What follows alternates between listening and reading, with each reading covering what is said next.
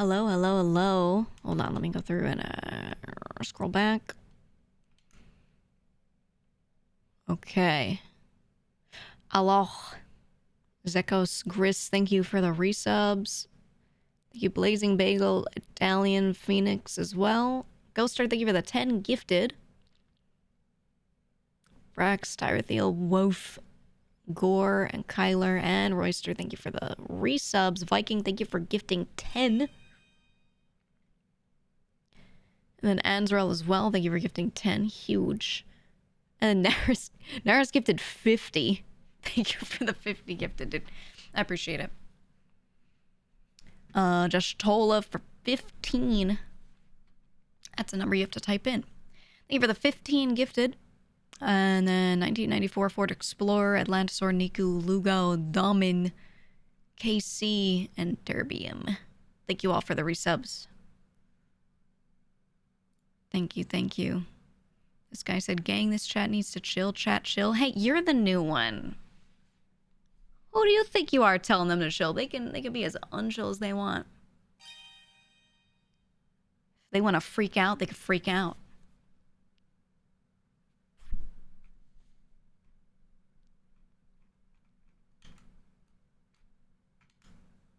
They can freak out all they want.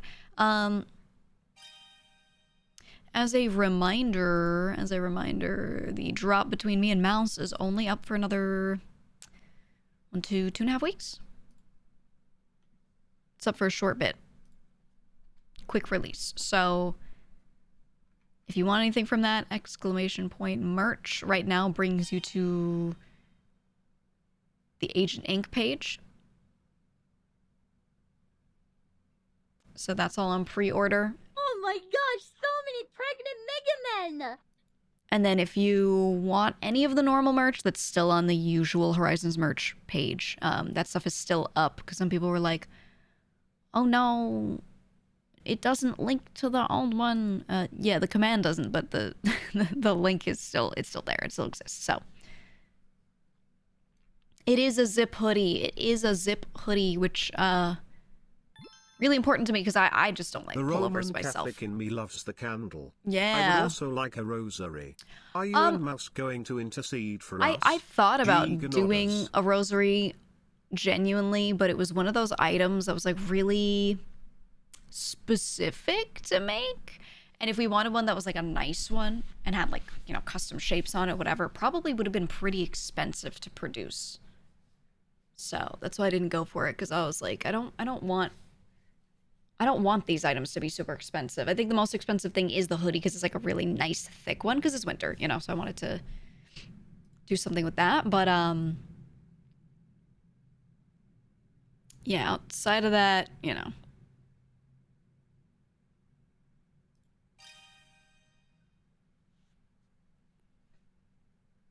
But yeah, I didn't do a rosary for that reason. I just felt like it would be a lot, and then it would have pushed the bundle price up a lot, which I felt like would be too much.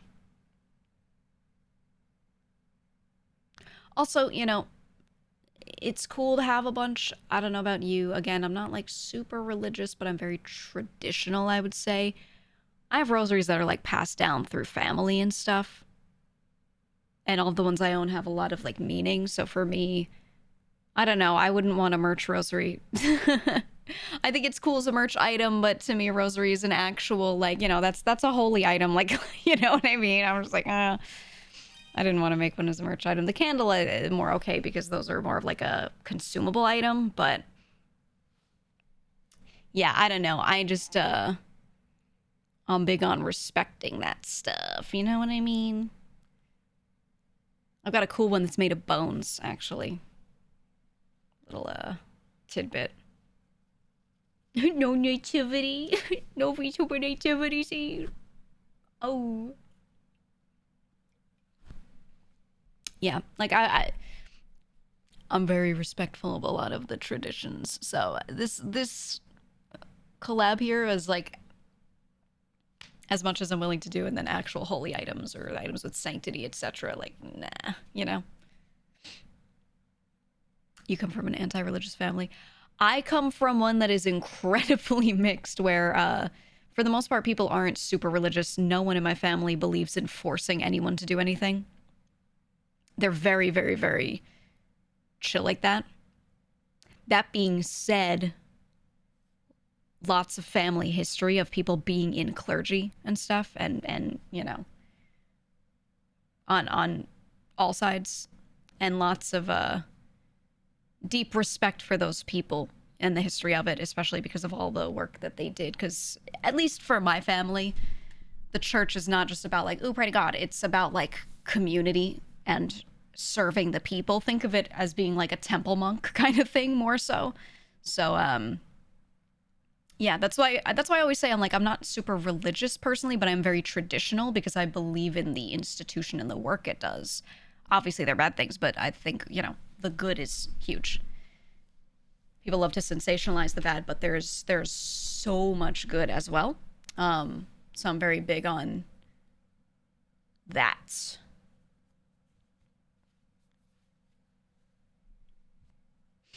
But yeah, but my family's very chill. They're very chill. They want people to.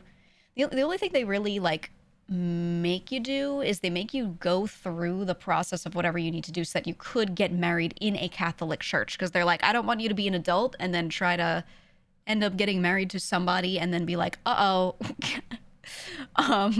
Because they're Catholic now, I have to go through this really long course taking process, you know, like that's the only thing that my family, they don't actually force that though. They just like are like, you probably should do this just so you don't have to worry about it later because it's easy to do when you're a kid. That's the only thing that they care about. Outside of that, you know, everyone's very like lax with it. As long as you're respectful, you know.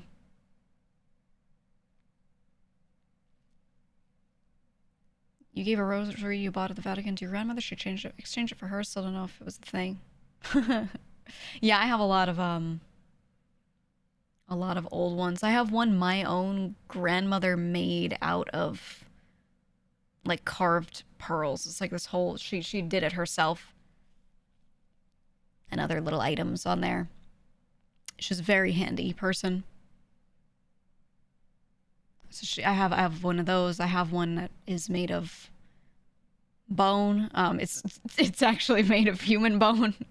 Obviously treated a certain way, but yeah, it was made of bone of an old family member that was very, very, very way far back, important clergy. So I got some weird relics, man. I got some weird relics. But it's cool and it's family history, so it's important to me to keep it and keep it in good condition. Especially, so I have a little, you know, I have a lot of stuff with it to keep it dry and, you know, all those sorts of things. What? Hey, look, it's really normal in, Catholic history to keep entire bodies even, which, you know, do I have an entire body? No, I don't. But, there are a lot of really interesting, really interesting exhibits you can go and see. There's this one place in Italy where like only one day a year because they have to keep it a certain humidity, but only one day a year they'll open the doors and let you go in, and it has just standing up the bodies of like 6 saints. It's crazy. Stuff like that. So isn't there that one Holy Skull in some Catholic church somewhere? There's a lot of those. There's a lot of those. Tons of those. Isn't the original definition of relic a body part of a saint, etc.? Usually something like that, not always. You often have it in a reliquary, right? Where there's like a box or a case. Let me see if I can get a good.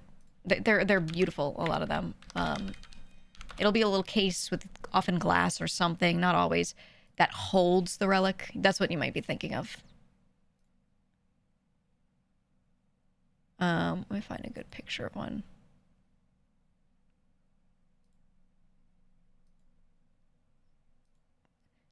What's crazy is a lot of these were made during the medieval era. But when you look at the handiwork, you think of somebody making this at that time, and you're like, how the fuck? Look at this. Look at that. Sometimes they're like this Sometimes they are something with glass. But it's usually a really, really, really intricate box or display. Sometimes it's not a box. Sometimes it's actually a wearable item too, like a staff that has a reliquary in the top, and then it has like a piece of bone. Things like that. Sometimes it's in the shape of a cross, and it just holds a thing. Oh yeah, here's another cool one. Here's one with a skull in it.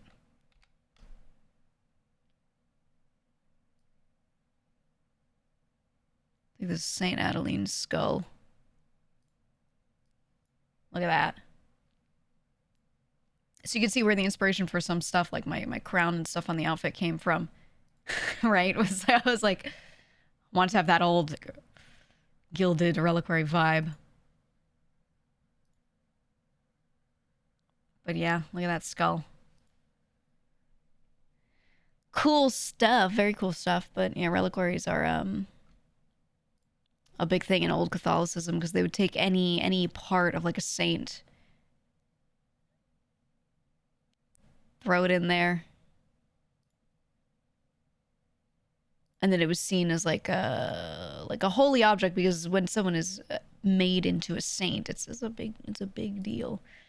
It's a big deal. They're like an ascended person kind of thing, so they would see it as like, you know, an object you could, I don't know if gain holiness from is the right way to say it, but you know, you would pray to it, to that particular saint and what they were the saint of, because you're usually a saint of a thing, or whatever your life's work was when you are then sanctified, often after death or when very old. Then you can sort of like sit there and give reverence and everything to the relic of them, and it's sort of like you are paying respect to the exact work they did, and in turn it inspires you to do this sort of thing. You know what I mean? Now some people believe they were like magic objects, which is obviously crazy, you know, and they thought like straight up you could take the thing and like bless someone with it, or you know, and it would do something. But more so, it was a lot of people just being like, oh my god, this is part of the person who did all this work in this place and did this thing and is responsible for this cultural shift or whatever it is, you know, or this type of work. And wow, how great. Yeah, many are controversial. There are a lot that people say, oh, this is this part of this saint, and it's just not. Yeah, detective, what the fuck? I was just waiting. You're good, you're good. Here, wait, I'll give you like a short timeout so it deletes your little. There you go. That's 4 seconds. Just so it wipes it. Just in case.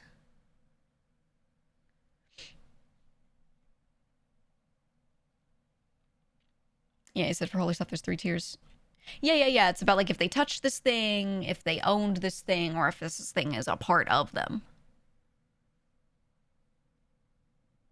But yeah, relics were cool. They were cool, and yeah, many were sold, which obviously when money's involved, shit gets weird, and it's always, you know, kind of hard to prove who owned what and all of this stuff. But it's cool, man. I like the design of them, you know, more than anything. I like the idea. I'm a big fan of, like, you know, becoming inspired by someone's work, whether that person's a saint or not, right? You sit there and like read through accounts of what a person did, check up on their history, blah blah blah, and then use that to sort of push yourself forward to also do good things. I think that's good, that practice, whether it's about saints or not, you know. So I'm a fan.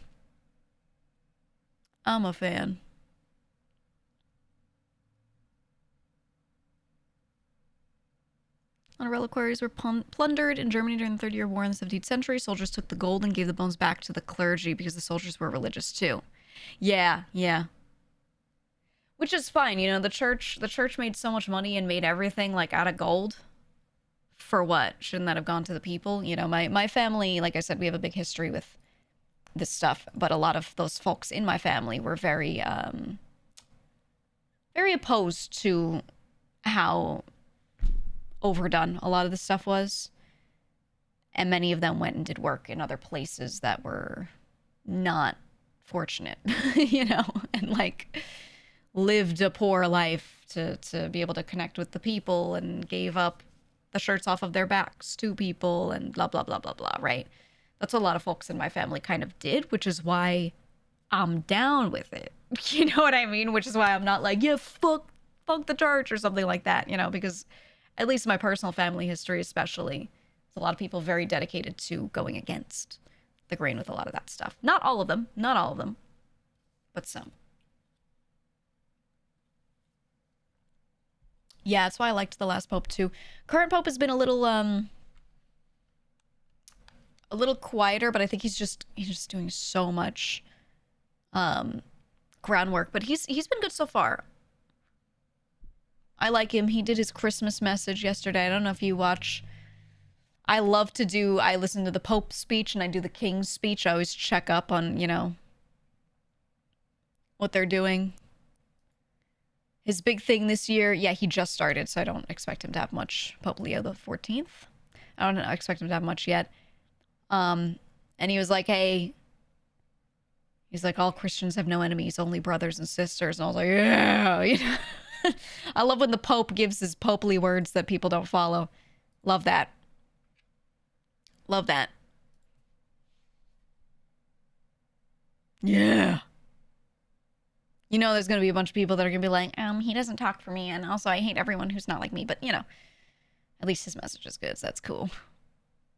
You watched the Mass. Yeah, I always watch all that stuff every year. Every year. Seems to think in similar ways to Francis, but his communications seem more deliberate as to not cause unnecessary confusion.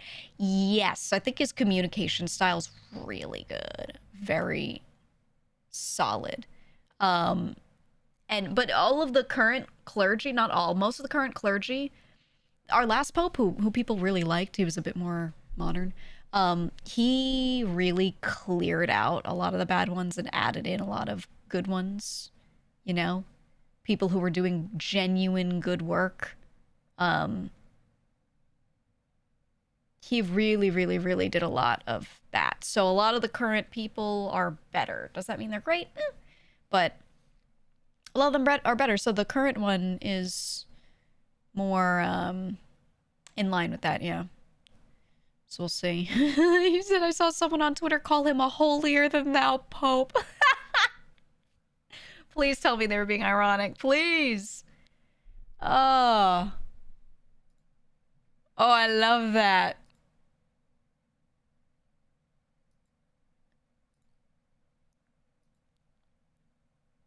They weren't. Oh. Oh. Oh. You know, I gotta say, the internet loves calling people like, you know what people do all the time? They see anyone say something, and if that person has any audience actually listening, they just start shit flinging. They start shit flinging because they don't have an audience. And they're jealous. It happens all the time. It happens to streamers. It happens to every content creator. It happens to the damn Pope. Every celebrity. Everyone who gains a platform even a little bit. In small communities, whoever the big fish is always gets that stuff too. Like someone says stuff and a few people listen to them and then someone's like, grrr, they think they're so cool because when they talk, 5 people like their posts. Grrr, you know, they start freaking out. People actually freak out so much. Even though like listening and changing your mind or whatever is all by your own choice, people freak out. It's funny though. They act like crabs in a bucket. I think it's a very human thing, which is why I don't really. Guys, let's adopt a Buddhist mindset for a second. No, we've been talking about Catholicism, or you could apply a Catholic mindset to this as well. Very religious mindset. Let's apply a Buddhist mindset to this though. okay? People acting like crabs in a bucket, people getting mad when people don't listen to them, someone else has a platform, whatever. Hey, that's very human. That's very human, and we can only wish that they sit there and look within and enlighten themselves. For only self-enlightenment will reduce their anger. Will have them understand the world, understand that they are merely being human and that they can let this go. They can let it go. The suffering can be lessened. It can be.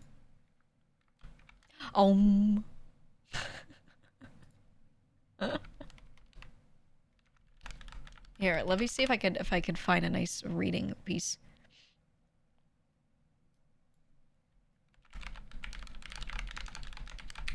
How to let go, Buddhism.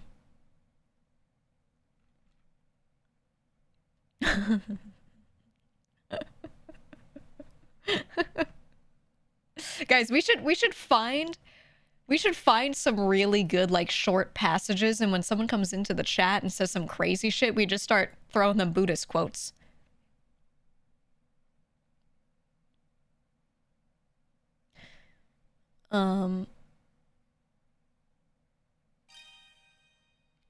Let's see. Let's see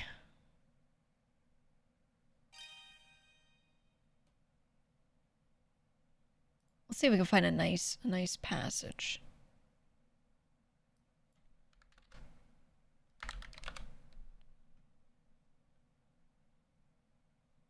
We gotta find a nice thing. Donate plasma type shit. That's what I'm saying. Fall down 7 times. Get up 8. GEEGA culture. Combo. Inspirational monk quotes. Okay.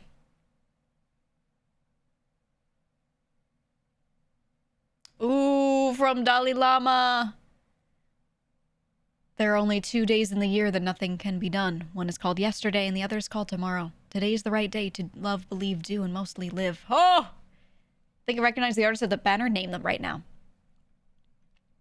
I'll tell you if you're right. Ooh. I like this one. This one's me. Ready? Many people think excitement is happiness. But when you are excited, you are not peaceful. True happiness is based on peace. Ooh. Me when all my clips are me being chill. Rowdy Dusty, you got it, Stan. You got it. Me when all of my happy moments are me when I'm calm. And people are like, why don't you scream in clips? And I'm like, because I am truly at peace. Combo. True happiness is found not through excitement, but through peace.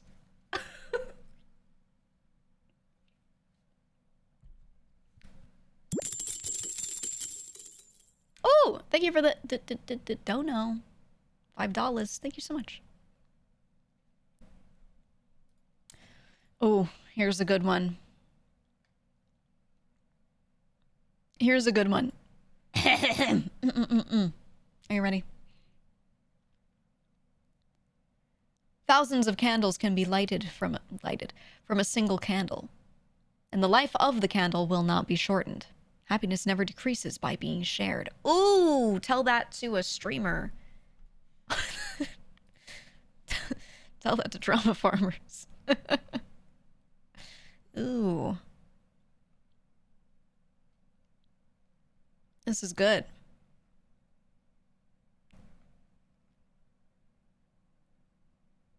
There's a lot of good ones here, man. We need to collect Buddhist quotes. You know, growing up, I've always been very lax, and in adulthood, I've always been very lax, very chill. Very much like this. Thanks for the $15. Same person. Thank you so much. Moo! And every time I be like ultra chill about something, some people would ask my mother, especially when I was younger, they would go like, why isn't she freaking out? Why isn't she, oh, she fell down, but she's not crying. And like, my mom never taught me Buddhism or anything, you know, as a kid, but she would always be like, oh, she's Buddhist, as a joke, right? Because it was just like the way my personality was. I was just kind of like that, and she would always joke and tell other people, "Oh, she's Buddhist." Whenever I like fall and not cry, she'd be like, "Are you fine?" I'd be like, "Yeah, I'm good." I'd be like 4, you know. I'd be like, "I'm chill." And other people would always, they'd rush over, "Oh my God, are you okay?" Like, I'm good. Fell down. Life is suffering indeed. It's only suffering if I choose to see it as such. Therefore, I breathe and move on. Oh, Philbro, thank you for the $10. Why is that alert slightly to the right? Do you see that?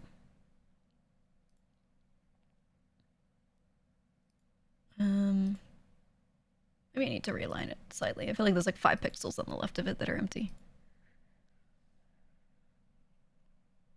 Anyway. Sorry, I don't have to be on the screen. I'm still looking at quotes.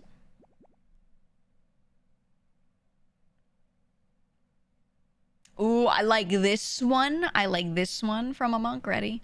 The seed of suffering in you may be strong, but don't wait until you have no more suffering before allowing yourself to be happy. Boom.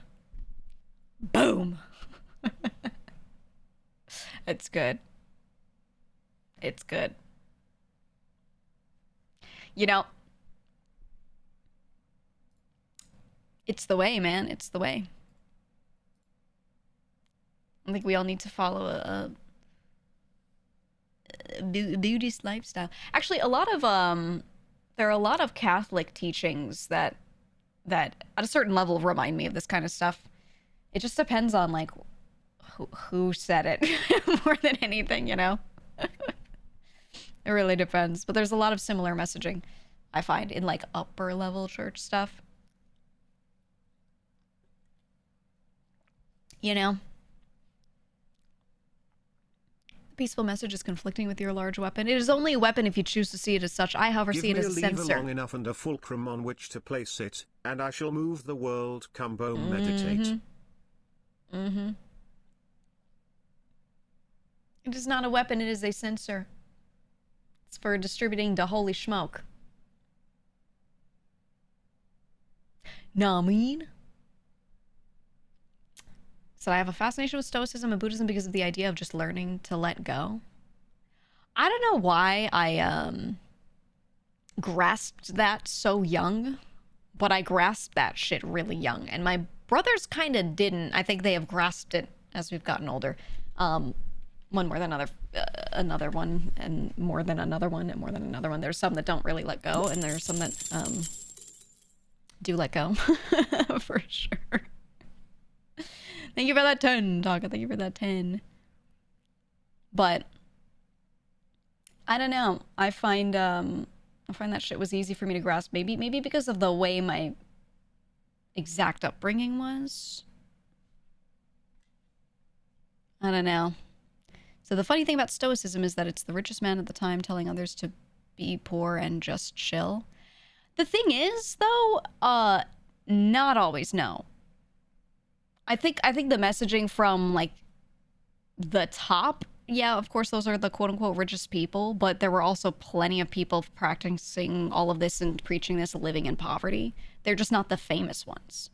But if you do research and you actually sit there and look at it, absolutely not. There are tons of monks. There are modern day monks that live in like pretty much poverty. They just live off of whatever food they're handed, and they're, you know, they've got like one temple that's very small to take care of, to live in. Sometimes they don't even have that.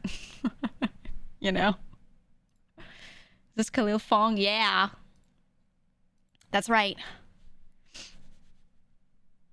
But I think a lot of the ones at the top, absolutely, yes. Not just Buddhism.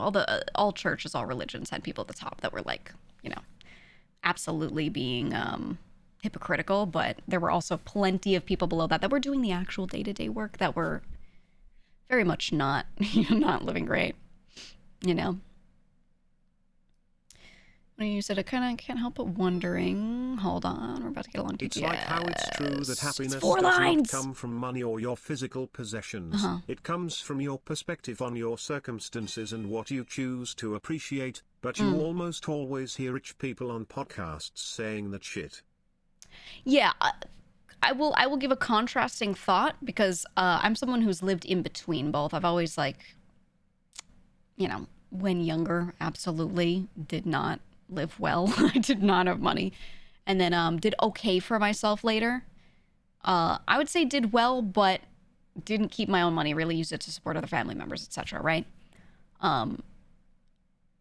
I've been there, and then I've also had, because of being in New York, I've had many rich friends as well, and many like super poor friends and everything. I feel like I've seen a lot of it.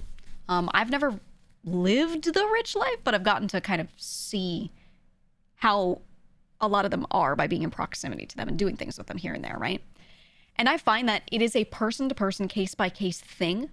A lot of the time when you hear rich people say that stuff, it is because they are aware that they are wealthy. They are aware that they have, and they're trying to say you should sit there and express appreciation for what you have instead of just being wealthy and being like, ugh, whatever. Because if you're already rich, that's the only high road you can take, which is why they say that stuff, right? Otherwise, they would just not say that stuff and not say anything about appreciation, and everyone would be like, oh, what a rich asshole. You know what I mean?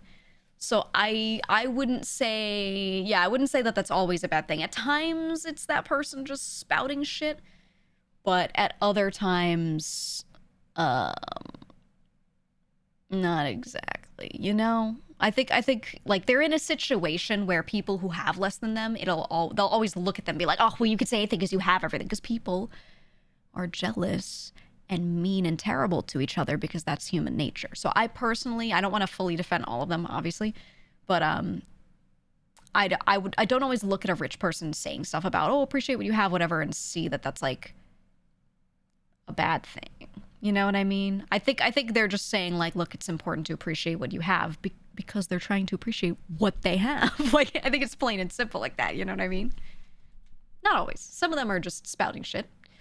Some of them say it, maybe they don't actually get it. Some of them say it, maybe they do actually get it.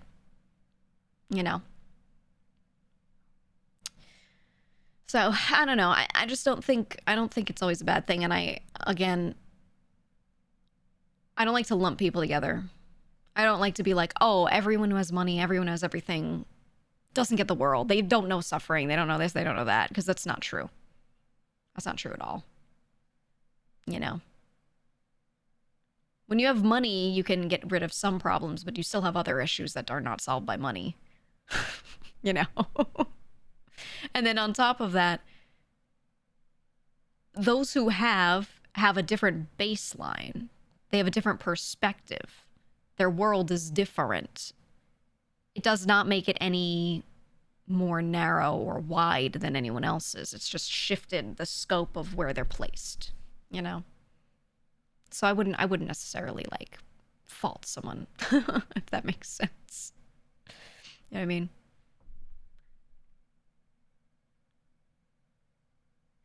You didn't have to ban that person, but I would tell them that they are weird and to stop being weird. Money can also bring in more problems, not less.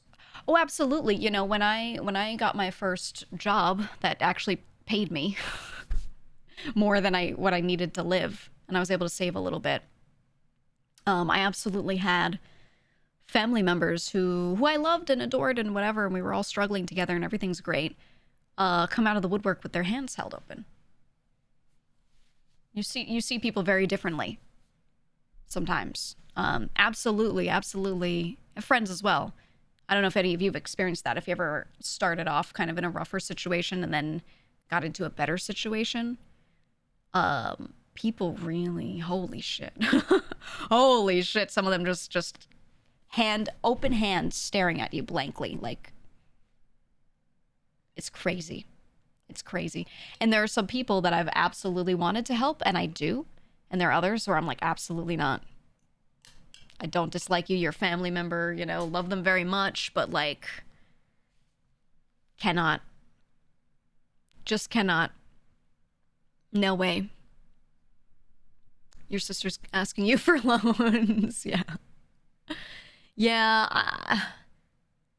I don't know. There's a difference for me between people who put in the effort and life just doesn't work out the way it needs to for them to be able to do the things they need to do, and then other people that think they're working hard but don't do shit or don't know how to be appreciative. I'm personally very okay just giving for some people and not expecting anything in return if they're like a family member especially or a close friend, if they truly appreciate it. That's all. That is all. You know, but you know, there's some who do and some who don't. You know. You said you give fat Christmas checks to the extended family and that's all they get. Yeah. I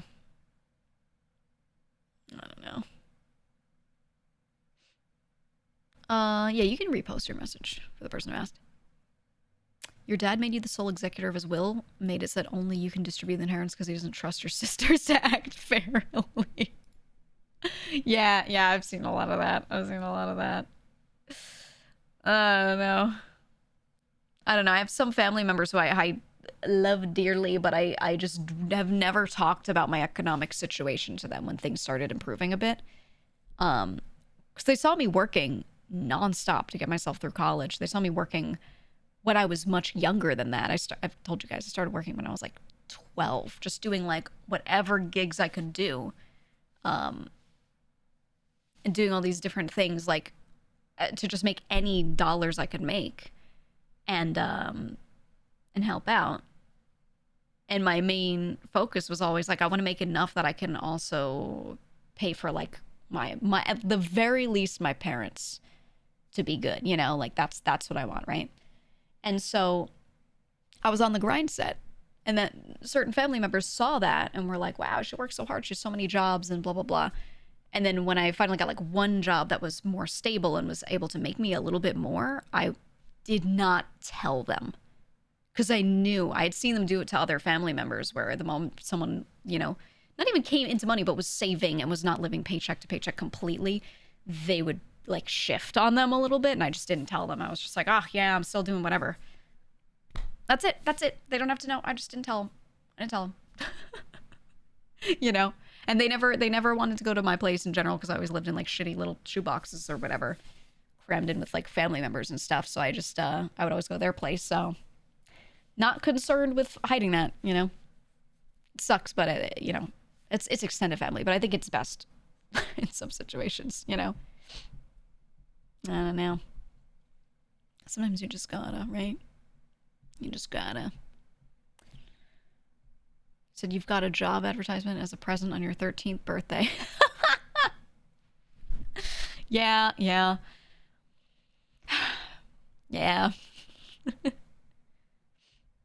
But yeah, some family members, it's not that I dislike them. It's more I just can't trust them with money. I know what their habits are. That's all.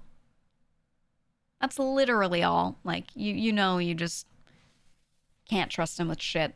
So, you know, don't put the carrot on the stick in front of them if you know they cannot handle it. Just don't even do it to save them from themselves, kind of thing. You know? And that's it.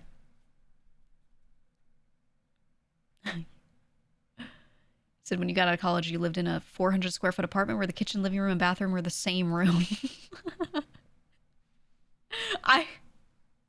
I've lived in some fuck-ass scenarios. I tried to live with family as much as possible, and if I got an apartment, I would try to have, like, one of my siblings or someone be a roommate. I've gotten better with it over time. I am now chill. I can live with other people so long as we have, like, separate spaces. If I was going to live in a shoebox with someone else, it had to be a sibling. I could not, or, like, a family member, you know? I couldn't do it. It was rough. It was rough. Did you have a shit-shin? Fight? Like toilet and laundry in the kitchen? Because that shit will never not be funny to me. When the plumbing is all in one location, so they make a shit-shin. Oh, it's so good. One of my friends had this apartment once that had a shit-shin, but what it did was they put the toilet in the shower. It looked like, you know those nicer, fancier houses where people sometimes do their cabinetry in a way where they have cabinetry on the front of all the appliance doors. They had that. So there were these two doors that looked like they would open to a fridge and freezer, But when you opened it, it was just a toilet and like a tiny stand-up shower in the kitchen. It was so weird. But it was hidden behind a door, which was great because some of the places that do that don't actually have it behind a door, and you're just flushing and throwing that shit in the air in your kitchen. Like, oh, ugh. So at least they had a door so they could like flush and close the door, which I guess is better. But if you tried to like be in there and have the door closed, you had to like tuck your legs in. It was crazy, man. It was crazy. Yeah. Full sharticle mode. No thanks. No thanks. You had a waterfall in your bathroom when you lived in the Bronx. Dang. Oh man. I don't know. It's very nice to be in a situation where you're beyond that, where those days are, you know, gone behind you. Oh man. My last place was like a little larger, but not that large. But I at least had I had a separate bedroom, and then my office was in the living room / kitchen, and the bathroom had a door, which was cool. Yeah, that was nice. But I didn't want to live in anything bigger because I wanted to save as much as I could. Thank God I did, because then I had like medical bills and stuff to pay. I think if I didn't live like that, if I was like, oh, I could afford a slightly larger apartment, ooh, and I went for it, I would have saved like nothing. So thank God. But we'll see. Also, ooh, now that we're gonna head into 2026 soon, I'm gonna have friends. I remember I had said like I was getting some places in here because I have not a lot of space, but I have like kind of on the other side, which is like very separate from like where I'm sitting right now. Like 2 small rooms that people could be in. There's some friends who really wanted a place to just sleep. They're out all the time. They work all the time. One of them actually does work from home, but just likes to hole up in a room. Some of them are gonna come and stay here and there. So it'll be nice. It'll be nice. Because I don't know, I feel wasteful. Even if they're like not huge rooms, I still feel wasteful not having like a really good specific use for them, you know? So I'm surprised there's no streamer house or small apartment building in New York. Do you know what that shit costs? Do you know what the real estate prices are like? I'm not surprised that there's no streamer house in New York. I think people could do maybe like living out in the suburbs and then taking the trains in or something, but like in New York, there's just no way. There's absolutely no way. It's impossible. Yeah, $1 million for 1 bedroom. Yeah. If you want to be in one of the nicest areas, maybe not even Manhattan. Let's say you want to be in like Queens or Brooklyn, right? And you want to live in a building and you want an upper level apartment or whatever it is, and you want to, or let's say you want to buy a condo, right? And make a streamer house.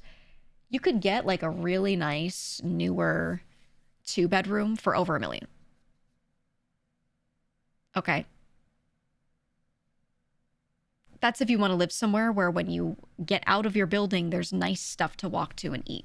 Which is, you know, if you're living in a streamer house in a city, like, that's the point, right? So you can like IRL stream or whatever, you know? Terrible.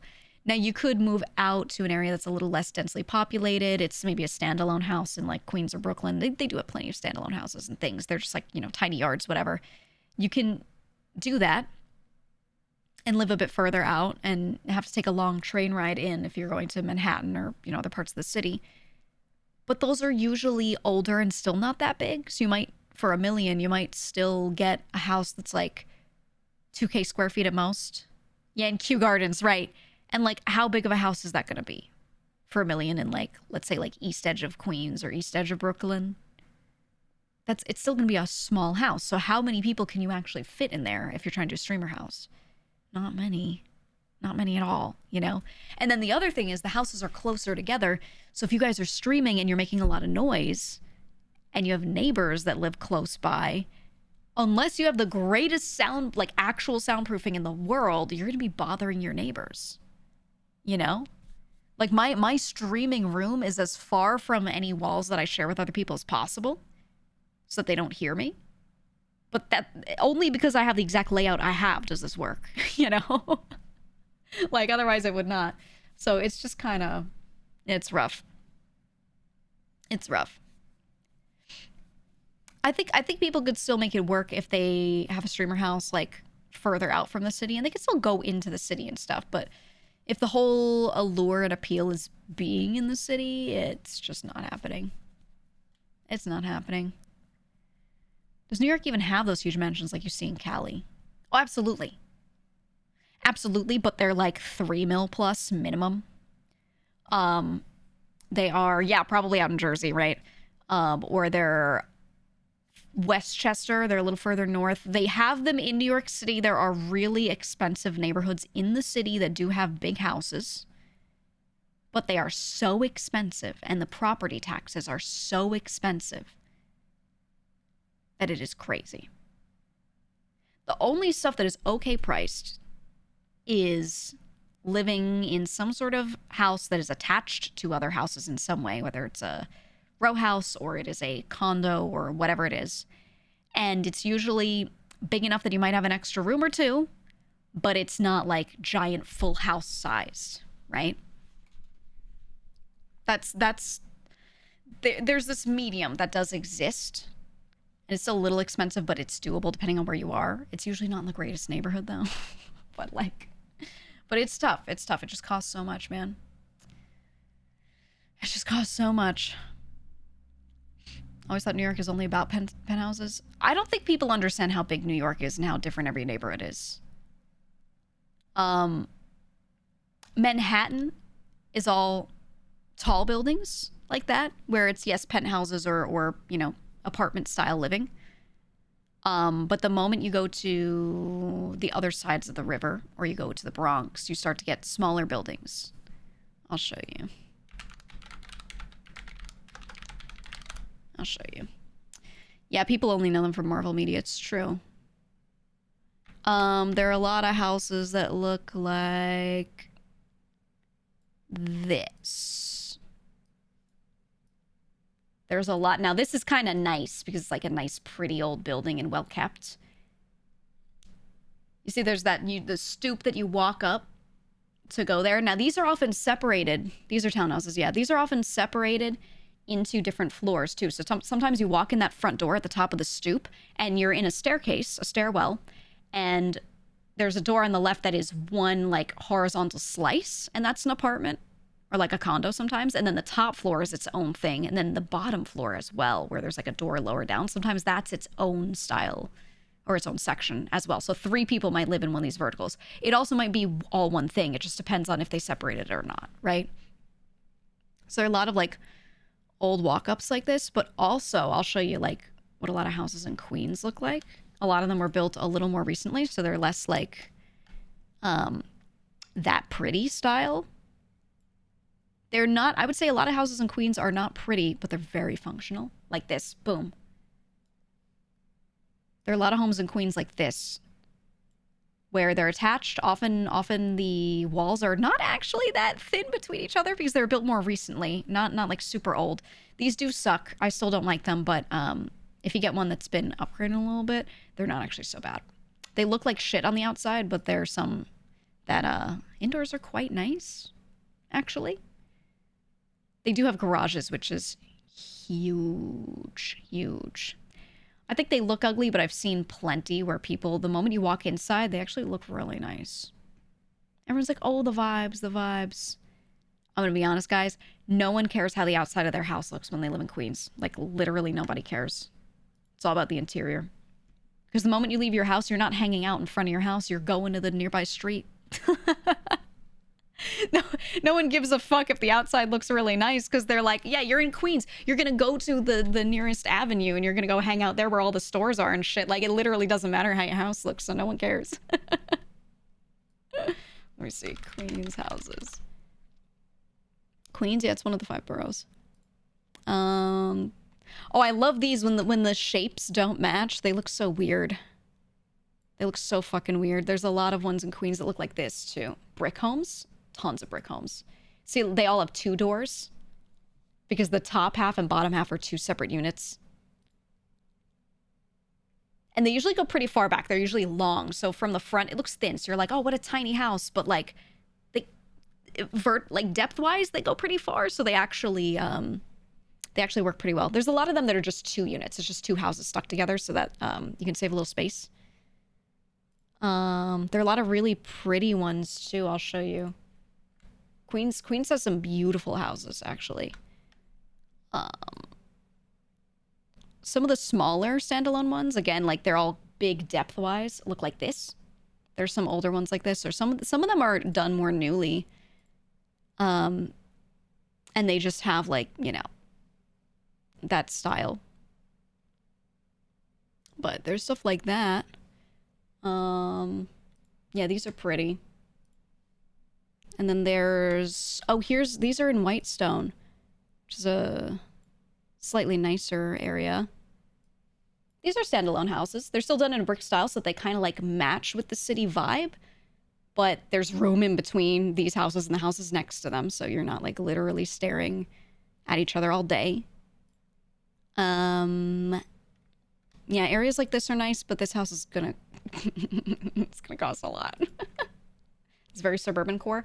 Yeah, tons of areas on the outer edges of New York City look like this. This actually isn't that far out on the edge either. If you live in Whitestone, you can get on a subway train, like a normal subway train, and go right into Manhattan. There are areas like this. This is Maspeth. There are a lot of areas with cute, like, little Tudor-style homes as well. So stuff like this. Yeah, I think Queens and Brooklyn have a lot of, like, standalone houses. Then they're a little close together. Sometimes it's, like, duplexes and stuff, but, the neighborhoods are actually really nice. Genuinely.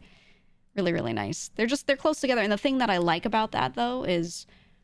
Personally, I never wanted a yard. I never wanted to have to take care of outside shit. So I like living in a scenario where, like, I'm not responsible for any of that. At most, you know, if there's snow, take care of some snow, right? And that's it. And then in general, because you're so close together, population density means lots of restaurants and lots of shops and things available in a walkable distance because there's population to support that much stuff being compacted into that avenue near you, right? So the amount of times I don't have to really go anywhere, I just have to walk a little bit, and everything I could need is right there, huge. So I personally really, really, really like being in a densely populated area. Oh, let me show you. There's a type of Brooklyn home that I really love. They're old and they're not really, I would not describe them as cute or pretty. But I love these. Because when someone upgrades the interior, they can be really nice. These, it's a little bit blurry. This style of house, okay. Let me tell you why this thing is goated. I'll tell you why this is goated. What they do is, now these have garages on the front. Not all of them do, actually, like the ones without. It has a garage on the front, okay? It's usually 2 units, top and bottom, but you tend to own the whole house, so usually there's a renter in one. They have a full porch. Yes, they have a full porch, but a lot of the time what they have is they have an alleyway behind them. So a lot of them don't have the garage on the front. Instead, they have windows on the front, and they have an alleyway behind them, and there's another row of this same thing facing the other side of the block. And everyone just drives behind the homes and parks their cars back there. So when you walk out of your house, you don't see tons of cars everywhere. You walk out and there's like a tiny strip of grass, you know, near the street, and it's just tree-lined streets and little brick houses, and it looks really nice. It looks really nice. I like these little, like, tiny Brooklyn neighborhoods like this. And it's nicely densely populated, but it's also not all tall buildings, so it feels less crazy, you know? I love shit like this. I love shit like this. A lot of them are older, so, you know, if you buy an old one that hasn't been upgraded, good fucking luck, but, you know. You know. You know. But yeah, there's a lot of stuff like this available in Brooklyn, too. Especially when you get further south. Do they have basements? Yeah. Yeah, they do. In New York, almost everything has basements. Even the stuff right near the water. The stuff that is like right near the water, even those still have basements because just the way the soil is, it's very like sandy, silty. So Brooklyn and Queens are on geographical Long Island. When people say Long Island, they think of all the towns associated in those counties, but geographical Long Island is basically a sandbar. So when things get flooded a little bit, it kind of drains really quickly because it's very sandy soil, right? It's not like hard, dense, packed earth that holds the water there for a while. There is normal soil, obviously, but like because it's very sandy and silty, it drains quickly. So you can just have these basements. You can, and they usually have like a sump pump type thing, in the back somewhere or whatever. That should water come in, it just drains all the water like to an outdoor area so it doesn't actually flood. So if they have a back door and they're like steps down to the basement level back door, there's usually a drain there with water, like a water pump that'll get it into the sewer system. And so even if there's like surface level flooding, it'll all pour into that thing and not actually get in the house, which is cool. It's very neat. That being said, if there's like a hurricane, yeah, you might get flooding, which is kind of rough, which is why I wouldn't want to live on the water personally, but some people do, I guess. I don't know. People are crazy. People are crazy, in my opinion, buying like a $2 million home with a basement on the water, knowing that Hurricane Sandy happened ever. I'm like, that's oof. They're also like, they're just so expensive. I don't know. But I just think that's crazy. Yeah, all of Florida. People will always do it. They will always do it. That's just insane. At least don't have a basement, right? At least don't have a basement. But they don't care, dude. They don't care. They actually don't care. I don't know. When Hurricane Sandy happened, I mean, this was back in like 2012. So this is a long time ago, but I still remember it vividly. When the hurricane happened, I helped with disaster relief. So I was putting on like basically a rubber suit, and I was wading through water and helping, on a boat at times even, and pulling people out of homes, checking homes, looking for pets, just going down streets up and down and like taking a tally of like everything we find, that sort of thing. A lot of people helped with this stuff because we needed to move quickly, right? And everyone, it was really funny. I remember at that time, a lot of people just knew that there was going to be flooding. So a lot of the houses we went into, we were going into the first floor or the second floor, depending on how high the storm surge was at the time. And we were going into the windows and stuff and like trying to, see if there were any people. And so many of those houses just had stuff stacked on their upper floor because they went into their basements and just brought everything up. And they were just like, yeah, my basement is concrete. It's going to get flooded. And then I'm going to use a dehumidifier. And then we're back in action. Like that's how people were ready for this. They were like, yeah, fucking whatever. I was like, that's crazy. They actually just were so ready. Some people didn't. Some people actually lost stuff because they didn't move things. But there were a lot of them that were like, yeah, that's why I left my shit tile. That's nuts. Just don't live on the water, dude. And then again, the storm surge went like really far in. But still. Dehumidifier takes months. Uh-huh. Yeah, especially with concrete, because concrete holds moisture like very heavily. It holds it, it breathes, Crazy. Never give up with the rubber suspenders. That was me. That was me standing in the water, going up to a house and someone being like, I ain't leaving. I'm going to stay here. Just bring me some food. I'd be like, ma'am, you have to leave your house. Just bring me some food. I got my cat with me. I don't want to leave. Like I had to like get so many people, like convince them to come out. I'm like, ma'am, sorry. It's not just water. It's kind of like there's sewage too, ma'am. You don't want to be here right now. Oh, it was a lot. It was a lot. Just bring me some food, ma'am. We're not a food pantry. That kind of stuff.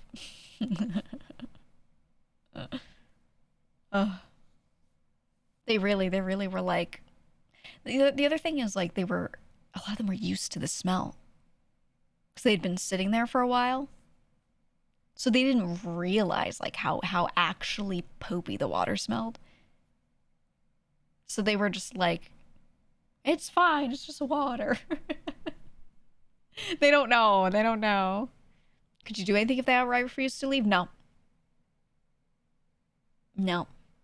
I could not legally, like, physically remove them unless they were consenting. So I would sit there and I'd sit in the boat and I'd be like, well, we could bring you here. Do you have any family? Would you like to call them? I had a phone.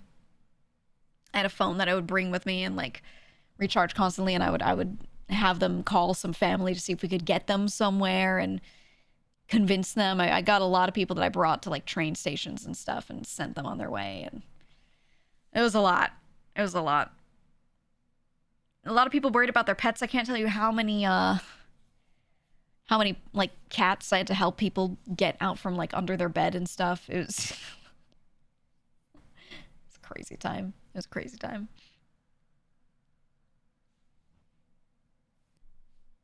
I know some of my own family members were like, I don't want to go. And I was like, if you don't go, I'll fucking kill you. You know, you're like, you have to go.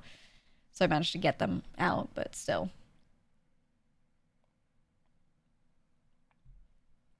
It was rough. Be rats swimming everywhere. Oh, yeah. Well, that's the thing, is a lot of like rats and things needed to take shelter. And so they all they could like sense, you know, the things were going to be bad. So they already fled.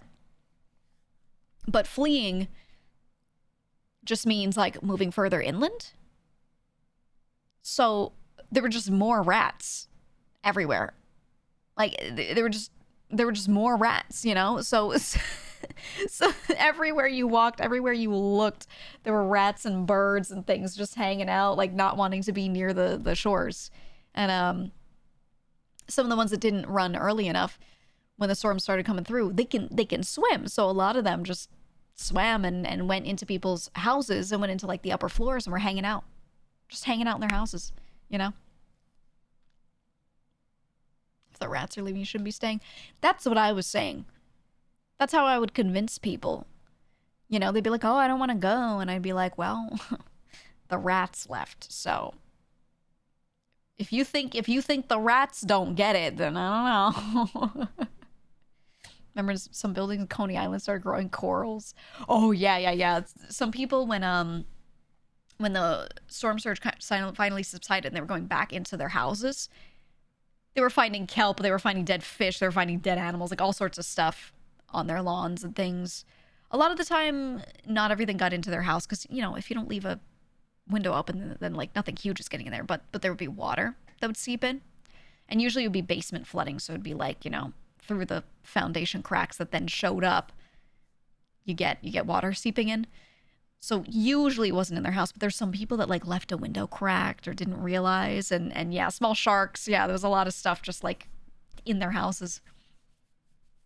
It's crazy. Absolutely insane. I think one of my friends, she's from like southern Queens. She lived in like South Shore, Queens. And she was saying that they found like shellfish. I don't remember what they were. It wasn't oysters. It was something else. Some sort of shellfish. They had some like on her lawn. You know, and it was like, she was like a tiny lawn, like a little patch, like a 10-foot by 20-foot lawn. And there were a bunch of like shellfish littering the whole place. And she was like, she wanted to leave it there to just, you know, rot away and turn into fertilizer or whatever, but it smelled so bad. She was like, I can't do it. So they actually picked up all the dying stuff and put it in one of those composters, the ones that like look like a big drum, a big plastic drum that you just throw shit in. You can like hand crank it to turn it, you know, flip the pile. She had one of those and she was just like throwing old stuff in there. Gross smelling, terrible. Absolutely terrible. I know so many people just didn't go out for a while because the smell was so bad. And they were just like waiting for the next rains to wash it away. Disgusting.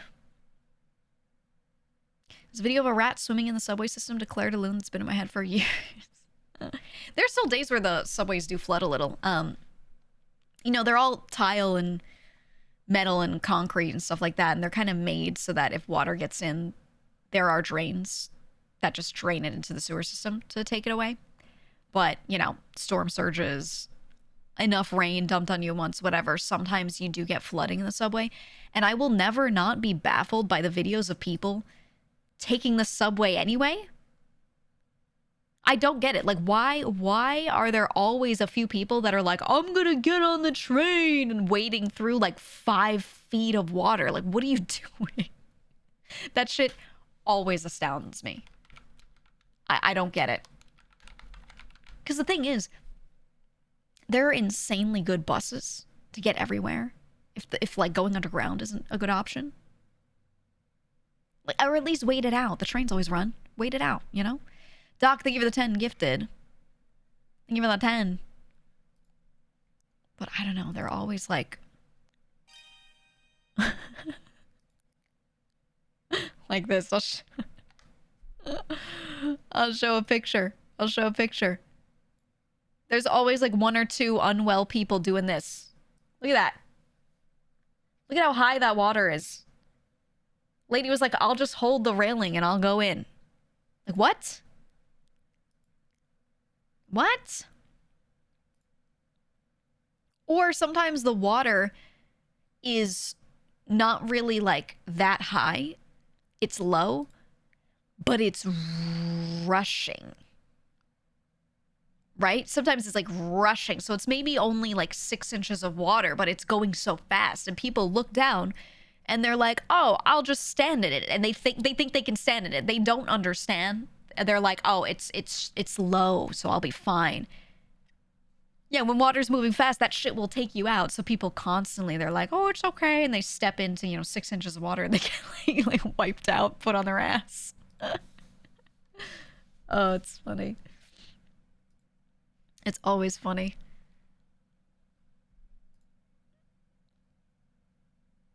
Now I'm seeing more pictures of it. I think it's funny when, they get on at a station that's not flooded and then they pass through stations that are. So you see all the people standing on the seats trying to like avoid the water that's coming in as they stop at the flooded stations. That shit's funny. I don't know. Look. New York's a 24-hour city.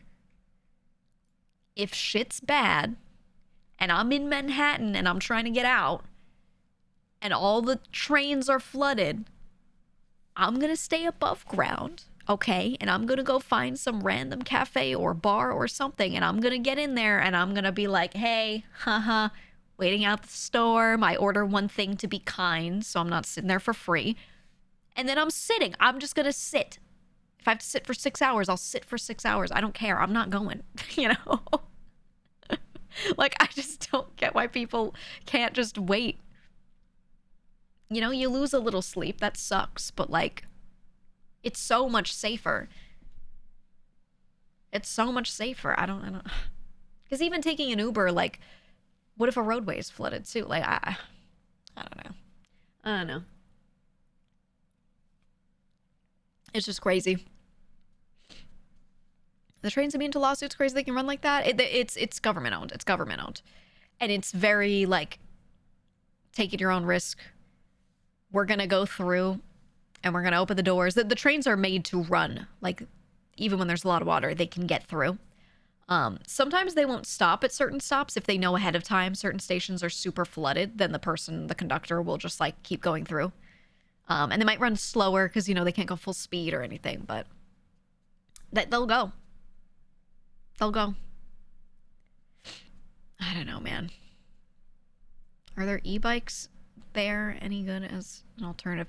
I mean, if you own one, yeah, a lot of people in the city own bikes or little motorized scooters or things like that. There's a good amount of that. But most people just take the trains and buses and walk. So, They do have the city bikes. They do have these little rentable bikes with little ports like everywhere throughout the city where you can take a bike from any one of those to any other of those and leave it. But you know, in times like that, everyone's using them, so no guarantee that you'll actually get one. Skateboarding is good in the city. It is. It is. There's a lot of people that board just to get around, not actually, you know, not doing ollies and shit. But there's a ton of people that skate and longboard. Or if you've ever seen boosted boards. Have you ever watched the YouTuber Casey Neistat? I never really watched a lot of him, but he's well known in the city because he's one of the few content creators that actually stayed in New York and didn't go to LA. And one of the things he would always do is he has a lot of bikes and boards and stuff like this, and he would take his boosted board, you know, and like go around the city. He was one of the ones that, like, if you watch his old stuff especially, you see a lot of him doing that. There's a lot of people that have that kind of stuff. And that's how they get around. They get around the city. You wanted a boosted board because of him. Yeah, yeah. I actually really like, there's a lot of people that have gotten into rollerblading. He did move back to New York. He did. Yeah. But there's a lot of people that have gotten into just skating with regular skates, you know, and rollerblading and stuff. Some with ones that are motorized, some without. And I think you got to be really brave to do that shit at high speed. But there's always been a huge community of people that did that shit for fun, especially back in like the 60s, 70s, 80s, like the roller disco kind of thing. Instead of going to roller discos, there weren't a ton of roller rinks. So people would just do that shit outside in the streets and parking lots, set down a boombox and just go. And there's always been a lot of that in New York. And so a lot of those people that used to do that stuff still have their skates and just skate around to get around, which I think is pretty nice. There's a lot of people with those ones that attach to the bottom of normal shoes too. You know, those ones that like clamp down on a shoe. I've seen a lot of people with those because then you can take them off when you have to walk around like a normal person instead of like being on your skates like an asshole in a business, you know? It's a lot of that I see. Your uncle used to rollerblade around the city a long time ago. I've got a really good friend. He's basically my uncle, but he's a family friend. He's basically my uncle, who loves like roller disco and stuff. He's an older dude. And he would always, he brings his skates everywhere. And if he has an excuse, like if we go eat somewhere or just hang out for a bit, if there's any like little parking lot or little street area that we're hanging out and like there's nothing to do, it's just at the point where we're just kind of sitting, or we go to a park and we sit and we're just talking, he'll just like put on music and put his skates on and start skating around. And he's an older dude, you know, and he's just like going full roller disco in the street. Always in his car, always on his person. Car or bag. He's always got skates on him, always. And he'll just start doing that shit. Just like out of nowhere. And the way he moves around and the way he looks, you'd think he's like too old to be doing that, but he just slaps him on. He's like, let's go. And it's so funny. Isn't that the guy from Mississippi? Yep. It's the one from Mississippi. The same one. Well, we say he's from Mississippi, but he moved to New York when he was like 9. And he used to shine shoes at the ball field for a nickel. Stories he would always tell. And, you know, he didn't have money, so all he had was like roller skates and a boombox. So he would just skate all the time for fun. That's all he did, you know? He still does it. It's great. Bros never change. Dude, everyone has like their thing. Funny how living somewhere for 50 plus years, but you're still from your childhood home. Well, you know, I think it makes the most sense if you have an accent from that place, or just culturally you do things that, you know, people from the newer area you live in, even if you've lived there for a long time, don't do. That's what matters. So it doesn't really matter, you know, where you're from or how long you lived there, but I think it makes a lot of sense to care about it if the person still has an accent or still does things. Like, he does southern things, quote unquote, a lot still, you know? Thanks for visiting my swamp state, Florida. It was nice to meet you. Dude, it was funny because everyone was in like shorts. Everyone was in shorts. Everyone was ready for that warm weather. And I was looking at the weather down there, and I was like getting snow I was literally like getting snow up north, and people down there were like, "Oh, it's so hot. Yeah, I wore shorts today." So it's like, dude. Actually, Northeast is supposed to get crazy snow today. Hopefully, let me check the weather. I don't know what time it's supposed to start. It kept changing. I was checking it yesterday. It kept changing. Yeah, it's in like the upper 20s. It's supposed to start snowing within the next couple of hours. They're saying heavy snow around like 8 p.m. or so.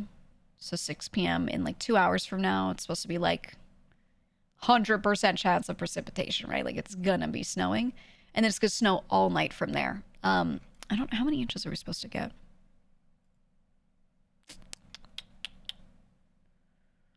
Let me see.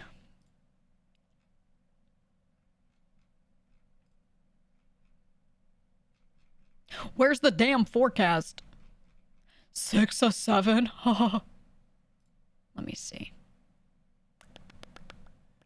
Heavy snow warning from 4 p.m. this afternoon to 1 p.m. EST Saturday. Oh, I'm not in that range. It's gonna be a little later for me, it looks like. Oh, it's a big storm too.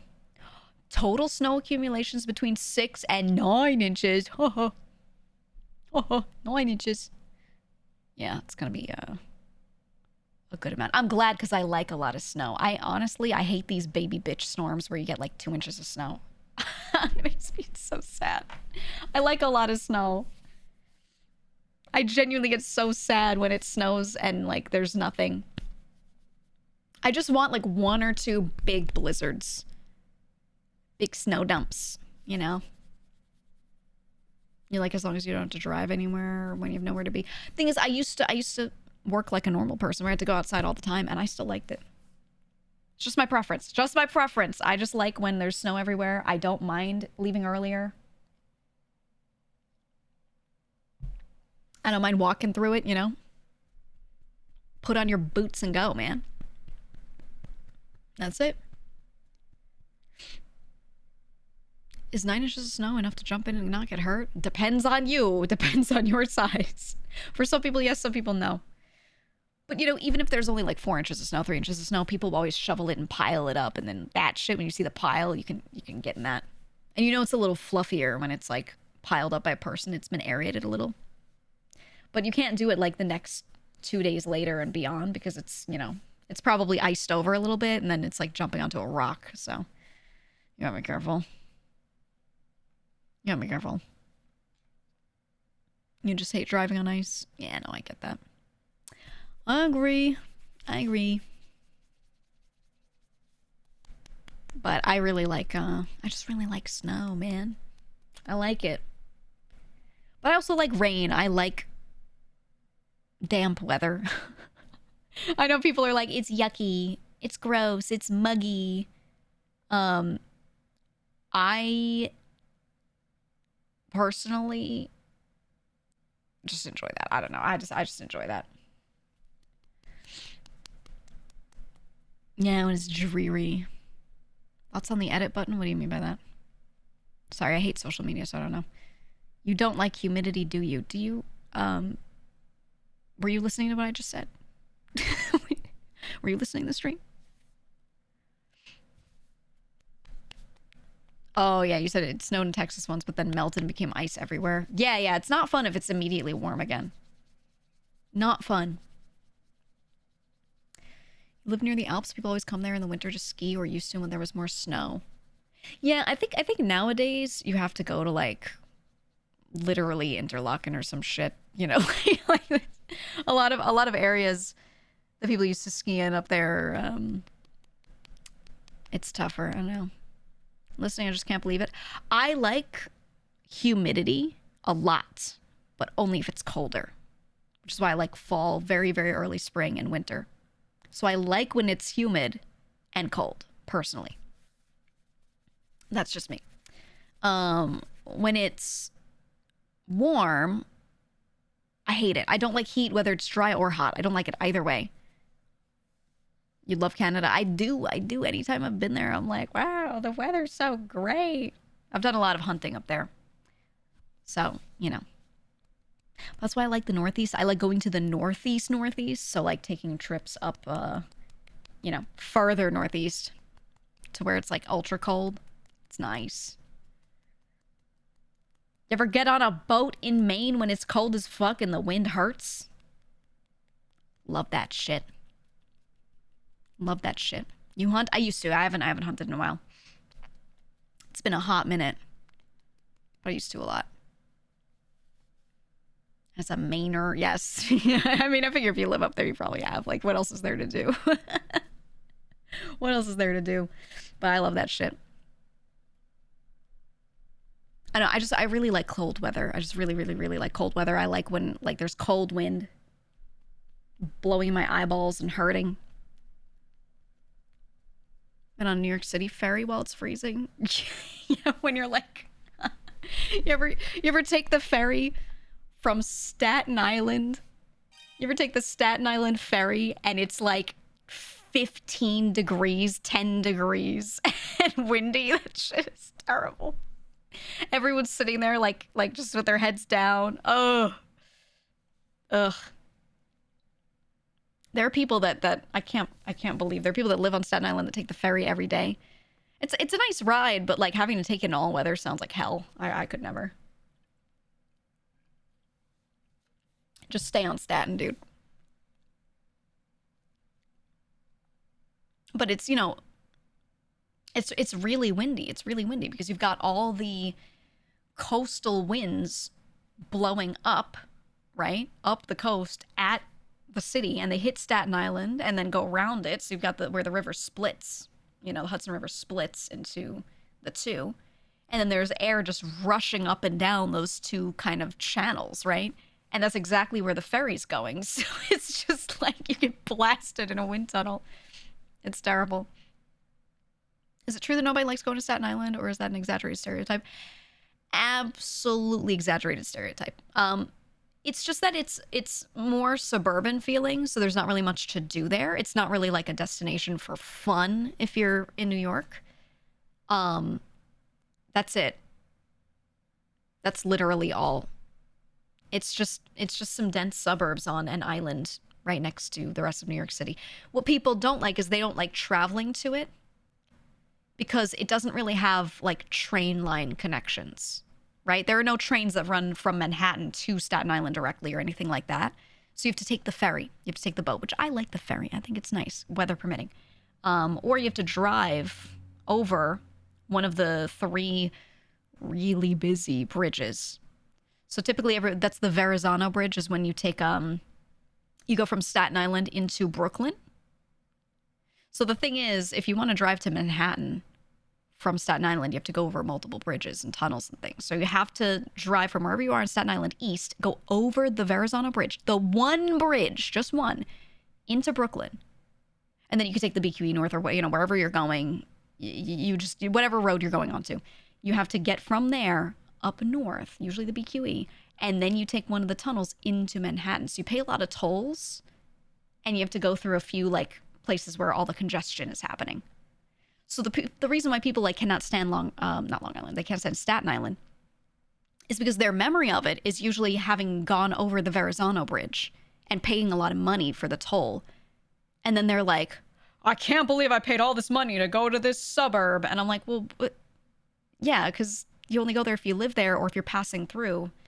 Maybe you live in like southern Brooklyn and you're trying to get over to like Jersey, to the mainland, right? So you drive through Staten Island. That's a very normal route too. Like, why are you mad at Staten Island? Like, you know what I mean? Like, people get so mad at the island, and I'm like, oh, what do you want from it? Like, what? The place isn't bad. It's just poorly positioned, and it's not its fault. It's just, it is where it is, you know? I don't know. People that don't live in Staten Island have to pay $5 or more to enter Staten Island. Yeah, that's the thing, is if you live there, the tolls don't cost nearly as much because it's understood that you are trapped on that island and you have to pay, you know, to go anywhere. So yeah, it's a lot less for you. But I don't know. The other really important thing is back in my day, when you drove over that Verrazano Bridge, if you were in Brooklyn and you drove over that bridge into Staten Island because you were trying to get over to, you know, the mainland, to the Jersey border so you could go to the rest of the United States, you had to go through Staten Island. Either that or you had to drive up above north of Manhattan and go across, like, you go up, like, I don't know, to the Throg's Neck or whatever. You go up into, like, the Bronx and above, and you take 95, one of the worst roads ever, west across the river, and then you're in, like, you know, Pennsylvania, North Jersey area. So if you wanted to go anywhere west of New York and you were in Brooklyn or Queens, you had that north route or you had the south route. So either through Staten Island or, like, above Manhattan over the river, right? So a lot of people would choose to go south through Staten Island because it was a little less congested than going north, like, through the Bronx.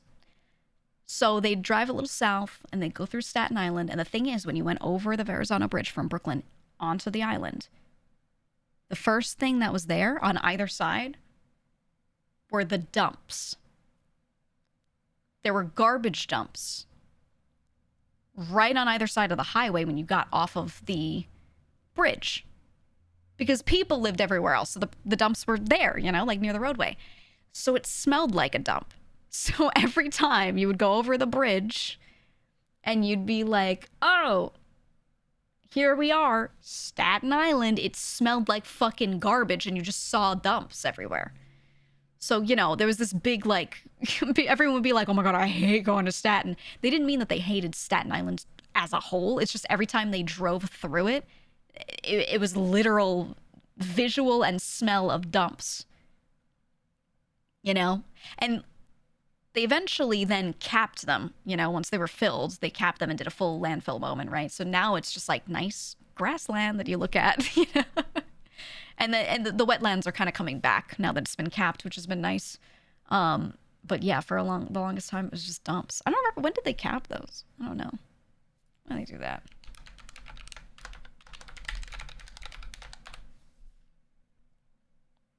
The Fresh Kills landfill. Once the world's largest dump, now being transformed into Fresh Kills Park. 2001 closure. Yeah, its last trash went into it in 2001. And then they made, like, those impermeable liners that they put over them and, like, systems create to collect the gas from it and everything so it doesn't, you know, explode one day. That's what everyone remembered, right? Is they would drive in, like, the 90s and prior. You would drive to Staten Island and you would just see this landfill and you'd be like, ugh, you know. But yeah, that was back in my day. The wind still brings out the smell of the landfills. Not too much. Is property in Staten Island cheaper as a result of all that? No, Staten Island's quite large. It's a lot bigger than people realize. It's not a tiny island. So there might be some people that live a little near the landfill, but for the most part, a lot of people live on the north edge of it because that's where the ferry station is to take the ferry up. And that's the most expensive part too. There are a lot of areas where you can just live in normal ass suburbs on Staten. I think it's quite nice. I think it's quite nice. But yeah, no, if you live closer to it, yeah, you can smell it. Or if you live on the beaches on the south edge, you're in fucking, I don't know, like New Dorp Beach or something like that. Like you might get the smell wafting from the east over to you a little. It's not good. It's not good. I don't know. I said you still smell it. It smells like a fart near me on windy days from the landfill here. Yeah, it still like has a little something. Not my favorite. Not my favorite at all. But if you're far enough from the landfills, I mean, the rest of Staten is like, it's a pretty big island, so there's a lot of areas where you're not gonna smell that shit. I wonder what it's like living on an island. When you're on Staten, you don't feel like you're on an island at all. At least to me, I don't. Nothing about it feels like you're on an island because it's pretty large. It's not small. It's just suburbs, yeah. It's just dense suburbs and then less dense when you get out to the western side of it. Maybe you live kind of near the coast of it, so you might be able to walk to the beach and look out and be like, wow, we are on the beach. But it doesn't feel any different than living coastal anywhere else, I feel. I don't know. I've had a lot of friends that have lived there, so I've, like, you know, gone and hung out and stuff, and it's just been, I think it's pretty nice, actually, because it's pretty expensive. There's a lot of tax dollars going in there, and the beaches are nice. The beaches are pretty good. They don't really have, like, super fancy touristy boardwalks and stuff. It's kind of like just beach, but if you're not there for the touristy stuff, then it's actually nice, I think. So the paper mills in Jersey were just as bad. Oh, yeah. Yeah, nice parks at the coastline. Right. I think visually it's beautiful there, I think. Personally. Not a fan of, like, some of the house types, though, and how expensive they are. If you want to live there, the housing prices are actually insane. And I feel like I don't understand why someone would pay that much to get a house there when they don't get the connectivity to the rest of the city that everyone else does, you know? Like, why would I spend so much? Like, I would just move out to the middle of nowhere if I was gonna live on Staten Island. Because at that point, the drive is annoying. Taking the ferry every day is annoying. Taking buses, they have buses that will also take you over the bridges and things if you don't want to do the drive yourself. It just feels like a lot of travel time. And I feel like I would rather live a little further out, but somewhere where it's a more direct straight line to get in. I don't know. Me personally. Just me personally. So I kind of feel like I don't understand why anyone would live there. But not because it's a terrible place, just because it doesn't make sense financially, I think. I don't know. Houses on Tot Hill and Staten Island are huge. It is one of the few places where you can get, like, really big houses. So I guess I get it if you are super rich and maybe you just have a driver, you know, or something. I don't know. I still feel like if you have that kind of money, I would rather live in, like, a really expensive building that's really accessible to everything. I personally don't understand the appeal. If you want to be in a city and you want to be in a dense area to begin with, I don't understand why you would choose to have a standalone house when you're still kind of, like, close to other people. You don't have a lot of land anyway, and now you're just making travel harder for yourself. Instead, I would pay that money, yeah, for the penthouse, right? Like, if you have that kind of money, I would just go for the penthouse in a really nice building right next to, like, all my favorite restaurants, and then live that lifestyle where I take an elevator down in my pajamas, walk across the street, and I'm eating from my favorite, you know, Michelin-starred restaurant. Like, that's, if you have that money, I feel like that's the way. I don't know.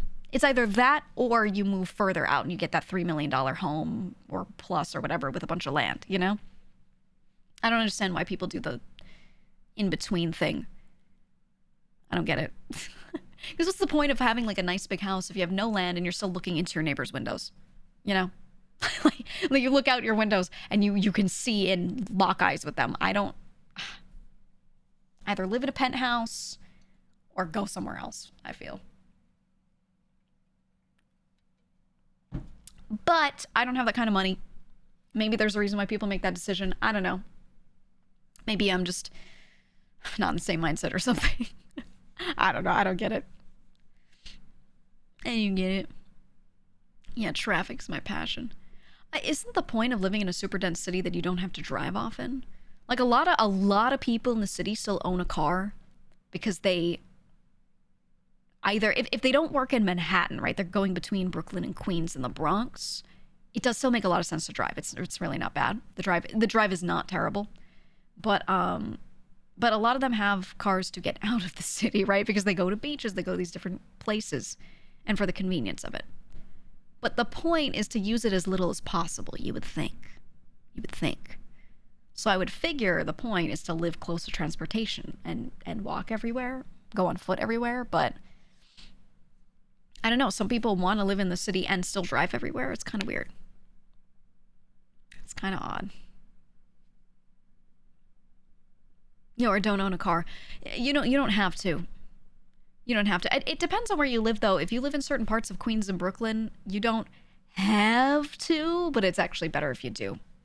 But I know a lot of people that have, like, one car for a lot of family members, and they don't even all live together, but they'll still, like, they'll be like, oh, I need to drive out to wherever. I'll take the bus to my mom's house and take her car, you know, like, so there's a lot of people that have a car, but it's shared.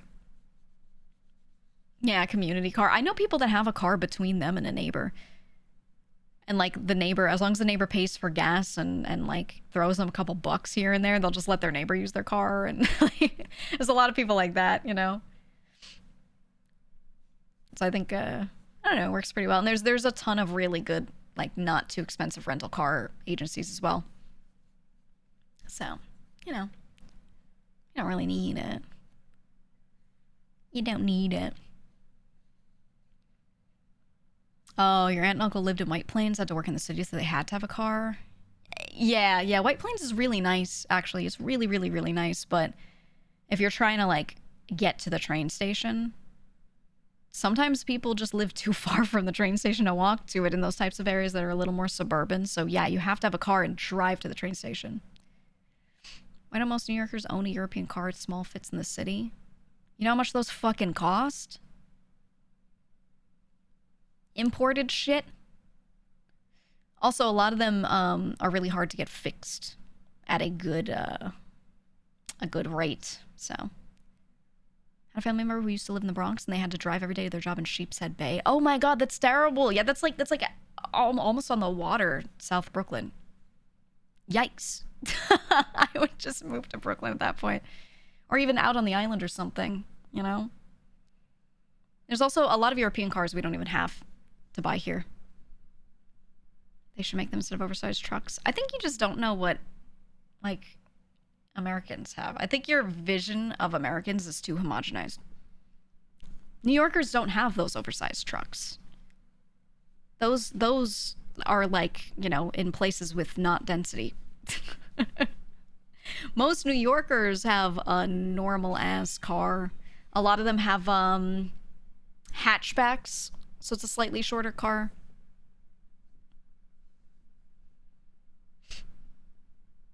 Yeah, sedan.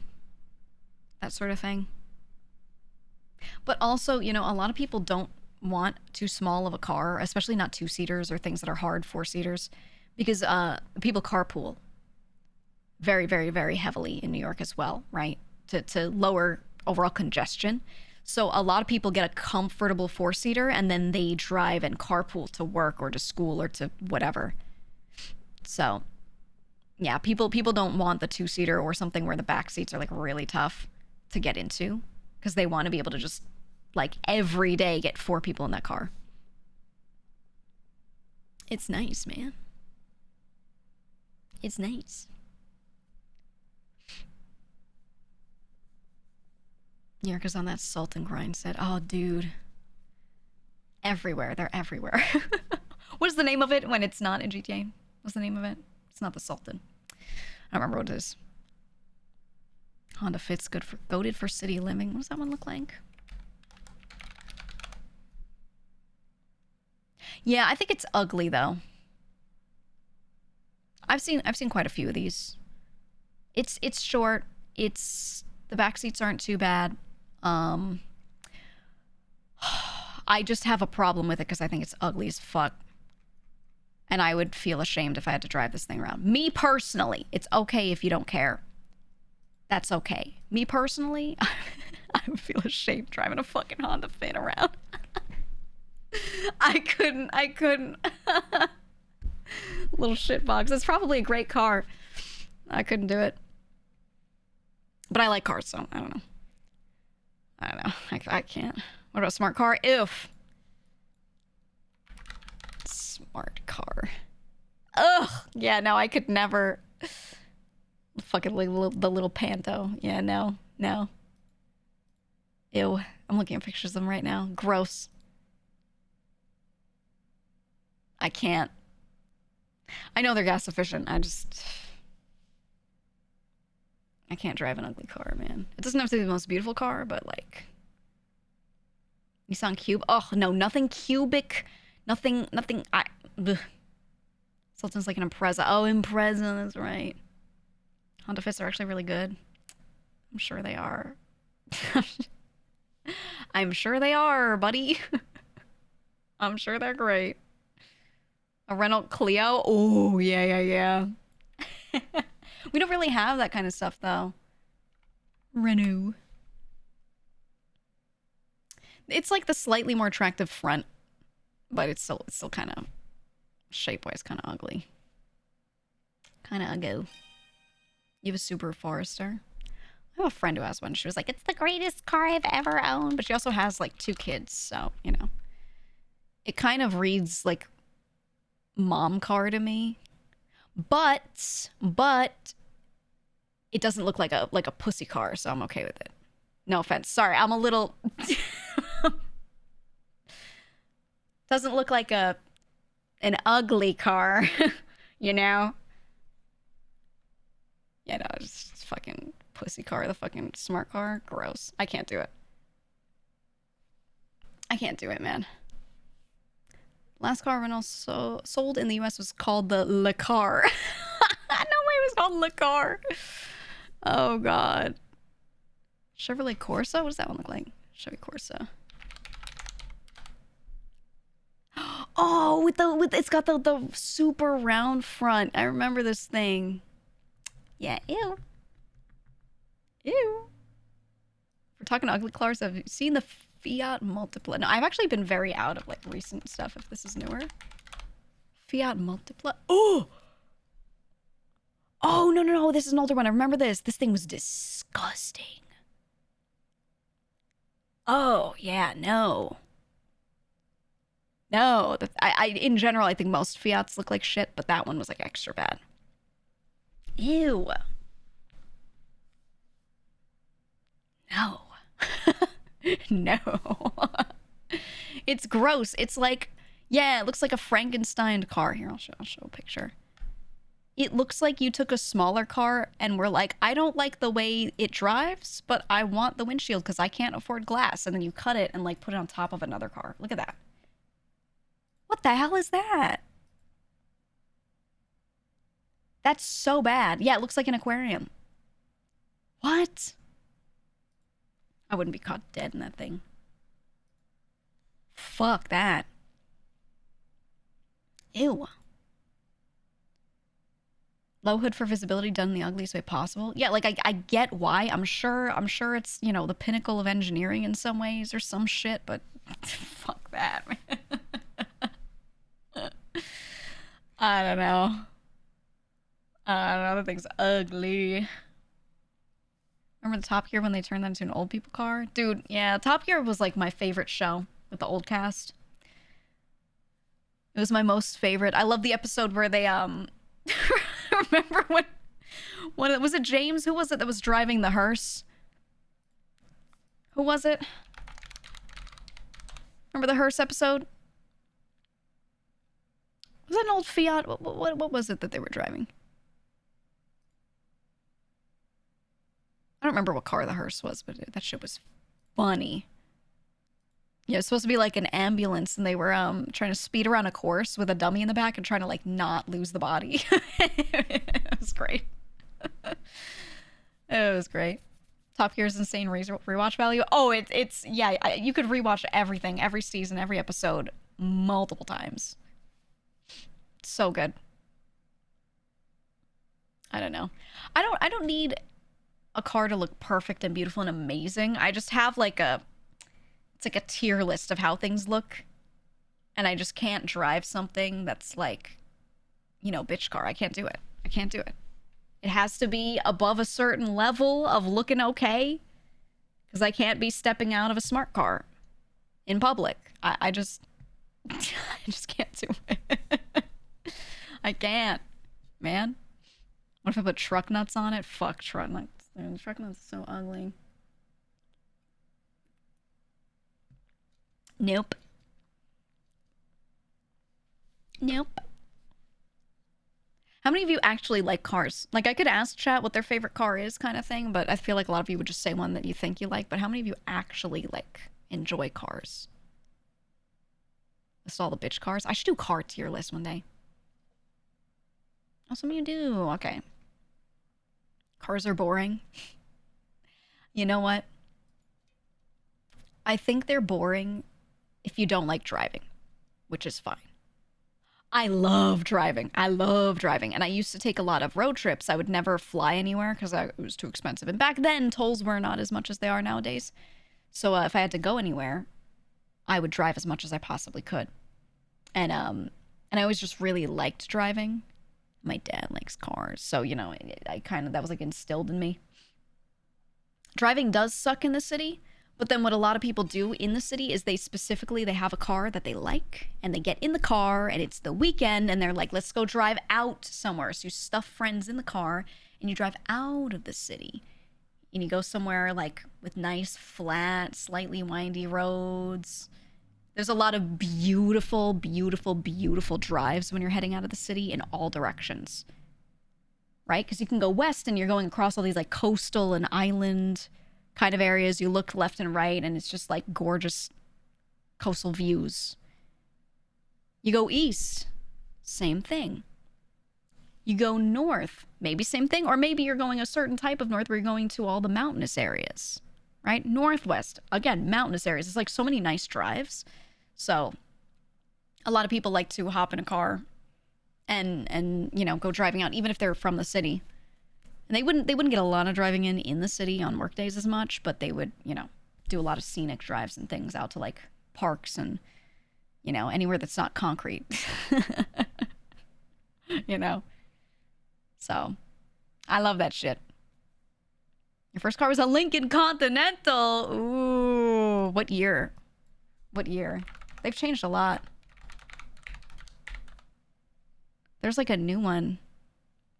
Yeah, the new one actually, you know, looks okay. It looks very much like a get down Mr. President kind of car. I like the old ones. There's like the Mark IV, the one with the headlights that had the cover, or they would like move. 77. Let me see, which one is that? Oh yeah. Yeah, that was good. New York is a good drive. Roads there are taken care of. Yeah, right. Like you'll still get potholes, you know, but they fill them as quickly as they can. New ones will always come in from all the trucks. Like that will always happen, but yeah. You miss rectangle cars. There are still some certain like Mustangs and stuff. It's mostly muscle cars that still have a somewhat rectangular shape if you like that, but it's not like that old bougie rectangular car, right? I think Mercedes has one. Hold on.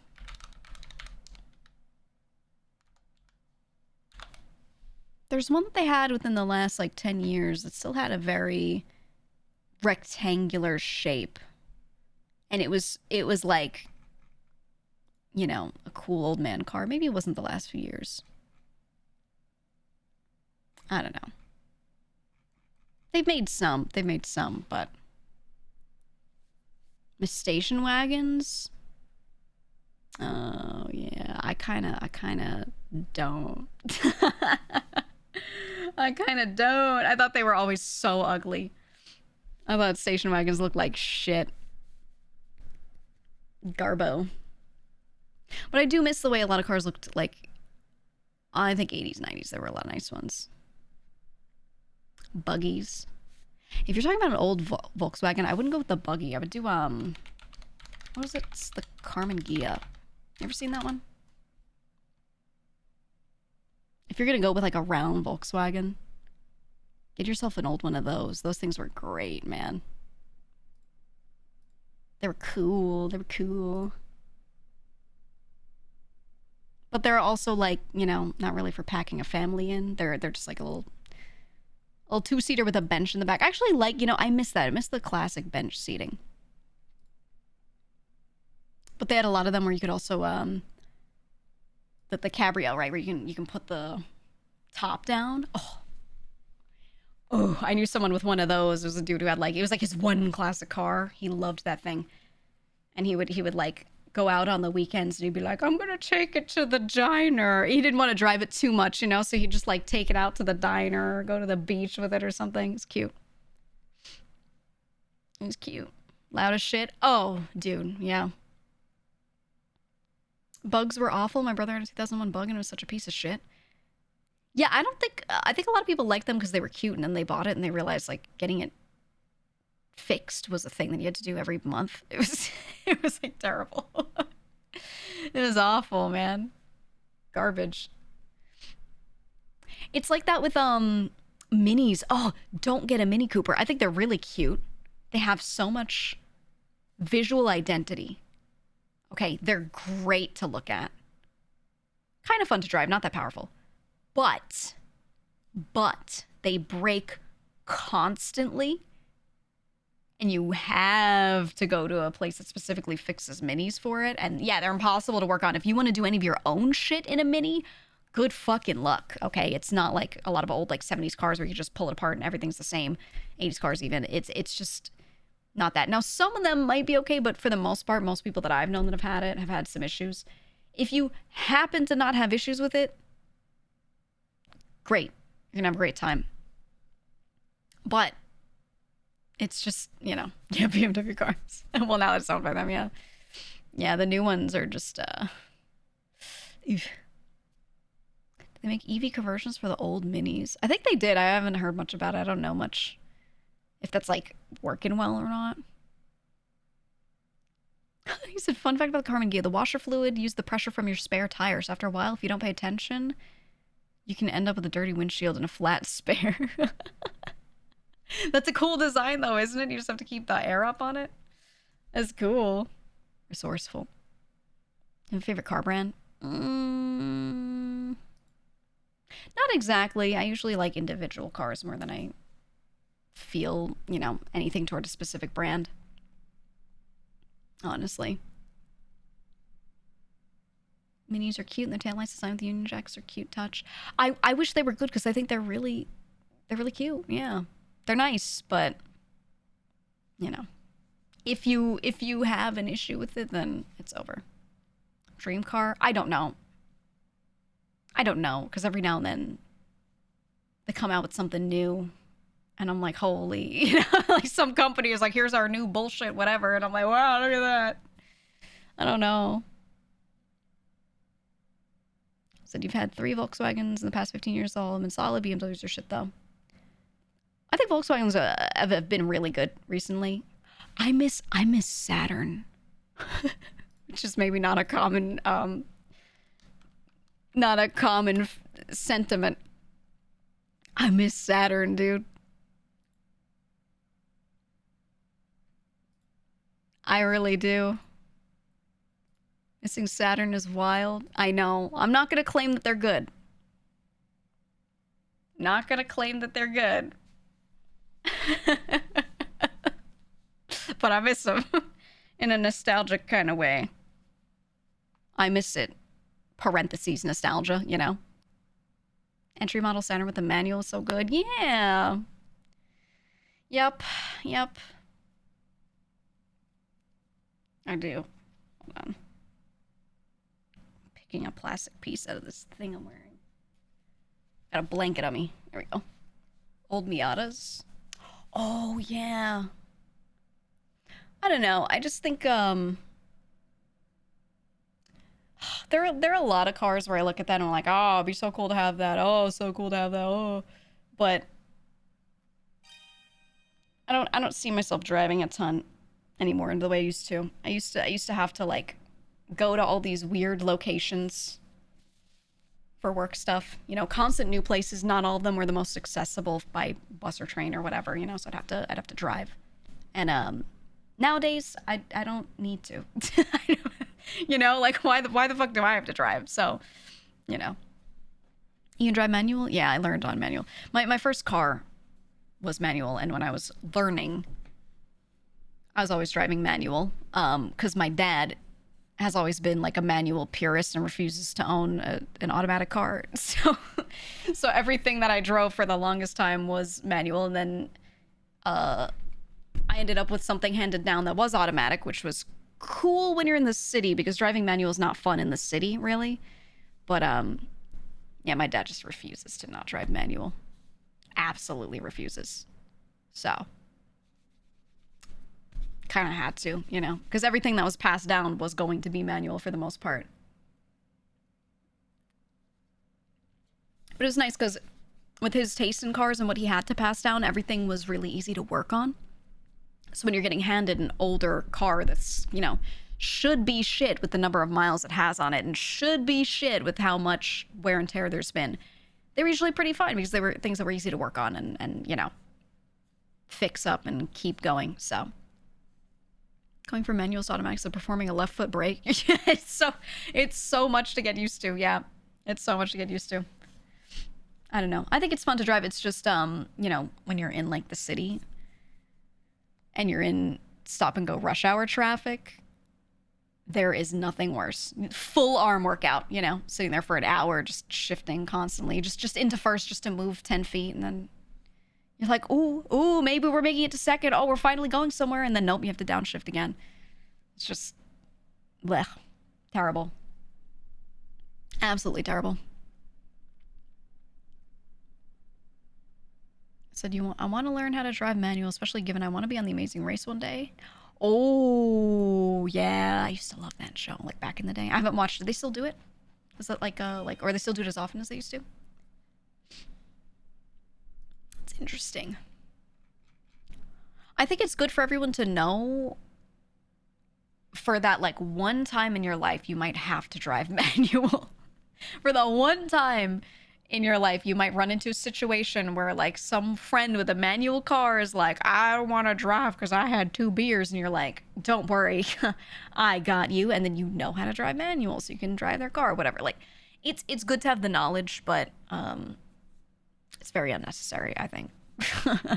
It feels like if you learn it nowadays, it feels like a flex for no reason. But I think learning isn't a problem. Just if you're like in the middle of the city and you want to get a car and you're like, I'm gonna get a manual because it's cool, I think you're just, no. Don't do it. Don't do it, man.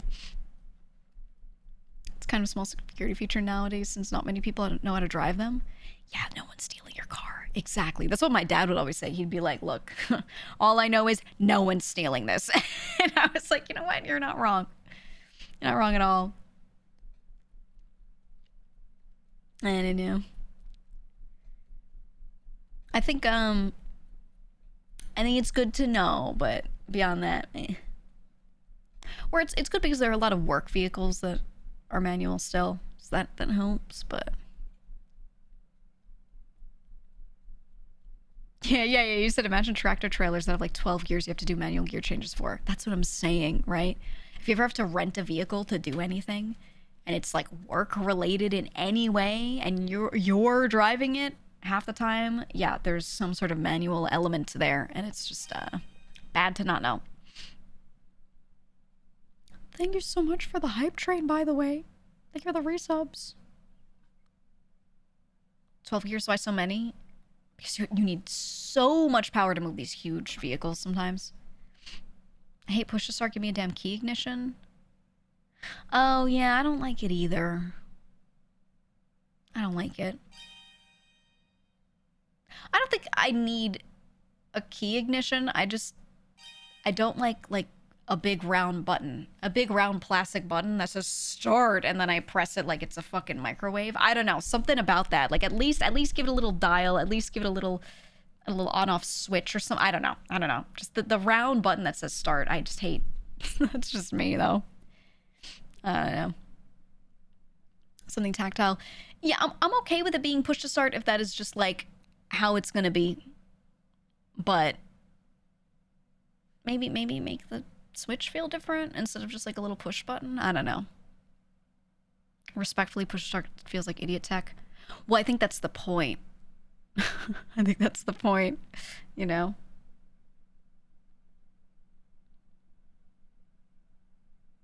The dial shifter makes you so mad. Yeah. I don't know. I'm trying to think of what they could replace it with if it weren't like a round button. If it's a round button that says start and you want to replace that, what would feel good that's still not a key? Ooh, like a missile arming switch in a jet. Yeah. You have like a plastic housing over it, right? That you have to flip open and then you can pull the switch down. Oh, yeah. Hand crank on the front. You have to spin the prop and then hand crank a bit and then get in the car. Or a ripcord. A ripcord would go crazy. You have to go in and just start yanking on a ripcord. Oh, yeah. Oh, yeah. That could be good. That could be nice. I think it'd be cool if it was on the ceiling. You look up on the ceiling and you open the plastic housing and it's one of those light switches, but it feels like a really old one. There's just like thunk when you have to like use your whole thumb and like really grip it and go to turn it on. A really like a breaker switch, you know, like that. There you go. Like a starship. I'm sure you could go to some like customs place and just have them replace your push to start button with like a full lever on the ceiling. That wouldn't be hard, but making it look nice and rerouting the wire might take a little bit, but it could be cool. We used to use coal. I used to shovel coal into the front of my car and blow on the cinders to get it started. Back in my day. You took out all the light switches in your house and replaced them with clankers. You regret everything. I do have smart switches everywhere. I do. I've got the, you know, phone app and or voice activated everything. I do not regret it. I do not regret it one bit. Because there's nothing better than being in bed and being like, oh no, I forgot to turn my light off. And then being like, computer, turn off the kitchen. And then it does it. Nothing better. Did it go down when AWS went down? No. Because the thing is, these switches are their own company, their own third-party thing. And you can hook them up to your voice activation. But you can also just pull up your phone and use the app. So, you know, if something is wrong and AWS is down, you can just press the switch button on your phone. So you're too paranoid for that shit. I just don't have anything to hide, you know, so I don't really care. Rudy, thank you for the 5 gifted. Thank you. Like, I get that everyone's like, oh, I don't know, I'm paranoid that, like, data's being collected on me or I'm being listened to. But I think we're so far beyond that, and it's already happening, that me having a smart switch isn't going to change much. You know? It's still privacy. Whatever. I'm not saying it's not a problem. I'm not saying I'm saying whatever because I'm like, oh, it's fine. I'm saying whatever as in I can't do shit, so I give up. I don't care enough. I don't care enough. What do they want on me? What do they want from me? They're going to hear me talking to chat? They're going to hear me talking to my cats? Right. There's nothing the speaker would hear that my phone wouldn't already hear. Exactly. So if I went paranoia mode on that stuff, I'd have to go full paranoia mode on everything. And I'd have to have my phone off, battery out, in another room, under a pillow, choked, you know? Just completely, like, covered in a titanium box. And then nothing with a microphone in my home. Nothing with a microphone in my home at all. It would just be like, I don't want to live like that. So I will just, I think for me, my opinion is it's either like full rejection or full acceptance, and I'm just full acceptance. Yeah, we're all nobodies. I just don't think anyone wants my shit. You know? And I don't do anything that they would need to watch me, you know? Or some shit, so it's whatever. The worst thing you can do is nothing, IMO. Yeah, you unplugging and disconnecting yourself as someone where no one wants your data is really going to make a difference. You know? Really going to make a big difference. I get what you're saying. You're sort of going the tragedy of the commons route. I get what you're saying, but it will be collected. I gotta say, as someone who has seen the back end of many things, you can't avoid it, even if you think you're avoiding it. So much of your information has already been sold and will be sold, whether you're like, unless you're completely off the grid, you know? Even then, someone is selling the fact that you're off the grid. It's just, everything they could want is already collected from third parties anyway. So, you know, whatever.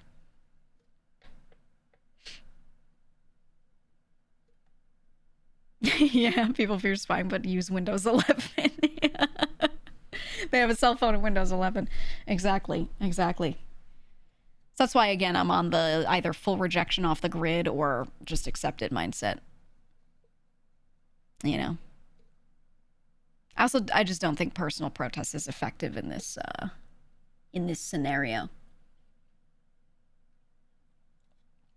There are other scenarios where personal protest makes a difference and it counts and it does something, in my opinion. I think on this one, it doesn't do anything because they will find ways around it anyway. So your little personal protest of like, oh, you know, I'm gonna not have anything voice activated or whatever. Trust me, it's not doing much. It's not doing much. You know. Do they have enough info to tie all your alt accounts to you? Oh, yeah, absolutely. Absolutely, man. I unless you are like a political figure from some other country, you're probably not protected at all. Even then, you know, it's tough. What are some examples of where you'd say personal protest has a low impact? I'm not going there. We're not going there. That's what I'll say. Go look it up, bro. Go read a history book. I'm sure you'll find great examples.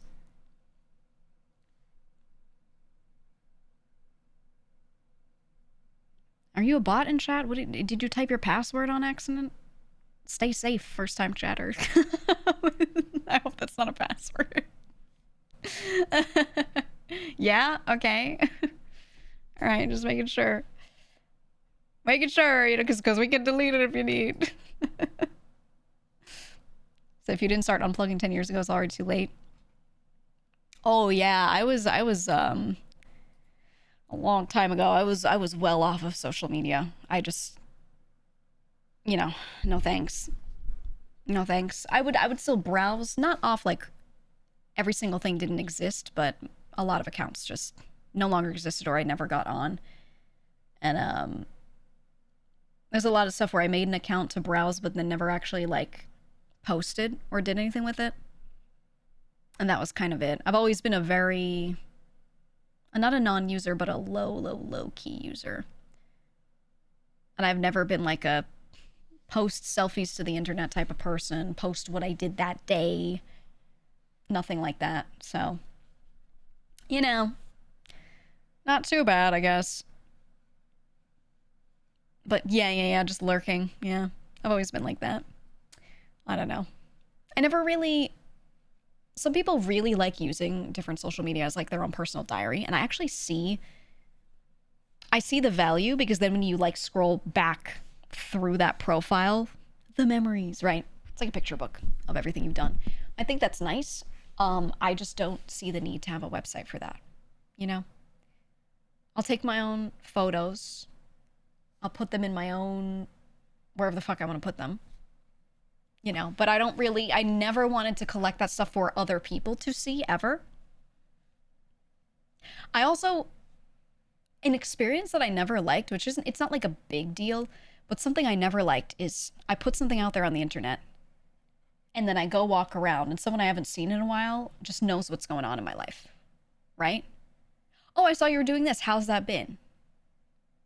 Because then I feel like you lose so much of the normal conversation people used to have, which is you go talk to someone that you haven't seen in a while and they have no idea what's been going on with you and they ask what's been going on with you and then you get to have a conversation about it. I don't like when you see someone that you haven't seen in a while and they have like the preface already, you know? and then like, you know what I mean? Because it feels like then all they talk about is what they've already seen. And maybe they have some assumption about it or some interest in it or whatever. Why? Because it drives conversations in an unnatural direction, in my opinion. It's a small difference. It's not huge, but I think it's less natural. It's less natural of an engagement than when you just sit there in front of someone who hasn't seen you for the past, 6 months, a year, 2 years, and they're just like, how have you been? How's work been? How's family been? How's blah, blah, blah, you know? I think it just, I don't know. It also, looking at things on social media gives you an unrealistic view of it, right? It's framed exactly as the picture showed or the caption showed or whatever. People have time to think about what to say instead of just naturally talking about it in a one-on-one conversation. So, yeah, it's tailored, right? It's not like a horribly negative thing. I just am like, it doesn't feel right? When I compare it to conversations I have with someone where they don't know anything about how I've been doing and we're just catching up normally, those conversations feel so much more normal and realistic, if that makes sense. I don't know. It's not to say the other stuff isn't real, but they already have some idea in their head of how things have gone. And it's, I don't know. I just don't like it. So I much prefer no one knows what's going on with me. No one sees me. And then I just run into someone and it's been years and they're like, oh my God, what happened? Where have you been? And I'm like, well, and I can regale them with, everything. I don't know. It's just better for me. On a related note, I was actually wondering if you ever had a fan bring up a personal anecdote you made on stream a long time ago that's made you feel like weirded out that they remember that, if that makes sense. I've kind of accepted that, everything you say has been said. Anyone could remember any little thing for any reason. And I kind of go into it with that mindset. So if someone remembers some random thing I said 5 years ago, I'm just kind of like, well, it's out there. I chose to say it, so it's whatever, At the same time, yes, I have felt that way, absolutely. But more so from people that have, they try to keep this information like a wiki. Yeah, I do remember a lot of what chat says as well. Sometimes people will be like, oh, I did this, and I'll be like, oh yeah, you work as this. And they're like, what? What's a good example? Oh yeah, Speakman's here. Speakman has done tax prep. Right? And you'll probably be like, ew, because I remember that. But I remember these things, So, you remember stuff. So if someone remembers something about me, I'm like, well, that's fine because I said it. If I remember something about you, that's fine because you typed it, right? I think we're in the same boat there. Yeah, detective, I'm not going to forget what you typed, right? I don't know if you do data entry or what, but stuff like that. Said you have a weirdly selective memory. Yeah. So stuff like that, I don't know. I think that's normal. But I think the thing that bothers me more so from that is when they how do I say this? They think they know me because they remember a lot of things I've said. If that makes sense. Knowing a really long list of facts about someone is not the same as knowing them. And I find personally, when I watch a streamer or I watch a content creator, I might know a ton about them. But when I finally meet them, they feel in real time, they feel completely different than when you're on the side of just knowing stuff and watching them, if that makes sense, right? So it's more so if people think they're like, oh, I could list everything about you like a wiki. I still don't think that person knows me at all. They know some factoids about me, which is cool. That's fine. I'm not uncomfortable with that, right? I say stuff on stream. I say it. It's okay. But yeah, if they think that they have any sort of understanding in a personal way, they would play out a scenario in their head, and then if they met me, it'd go exactly the same, they're wrong, Knowing color versus actually seeing that color, yeah.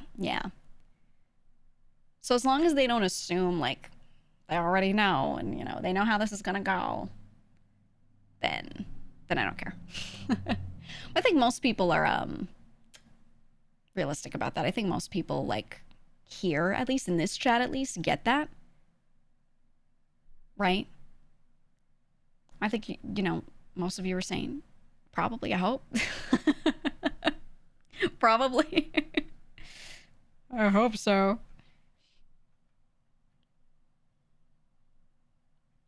And I feel the same way toward you guys. Even if you list a whole bunch of things and you say a lot of shit in my chat, I don't think I know you like that.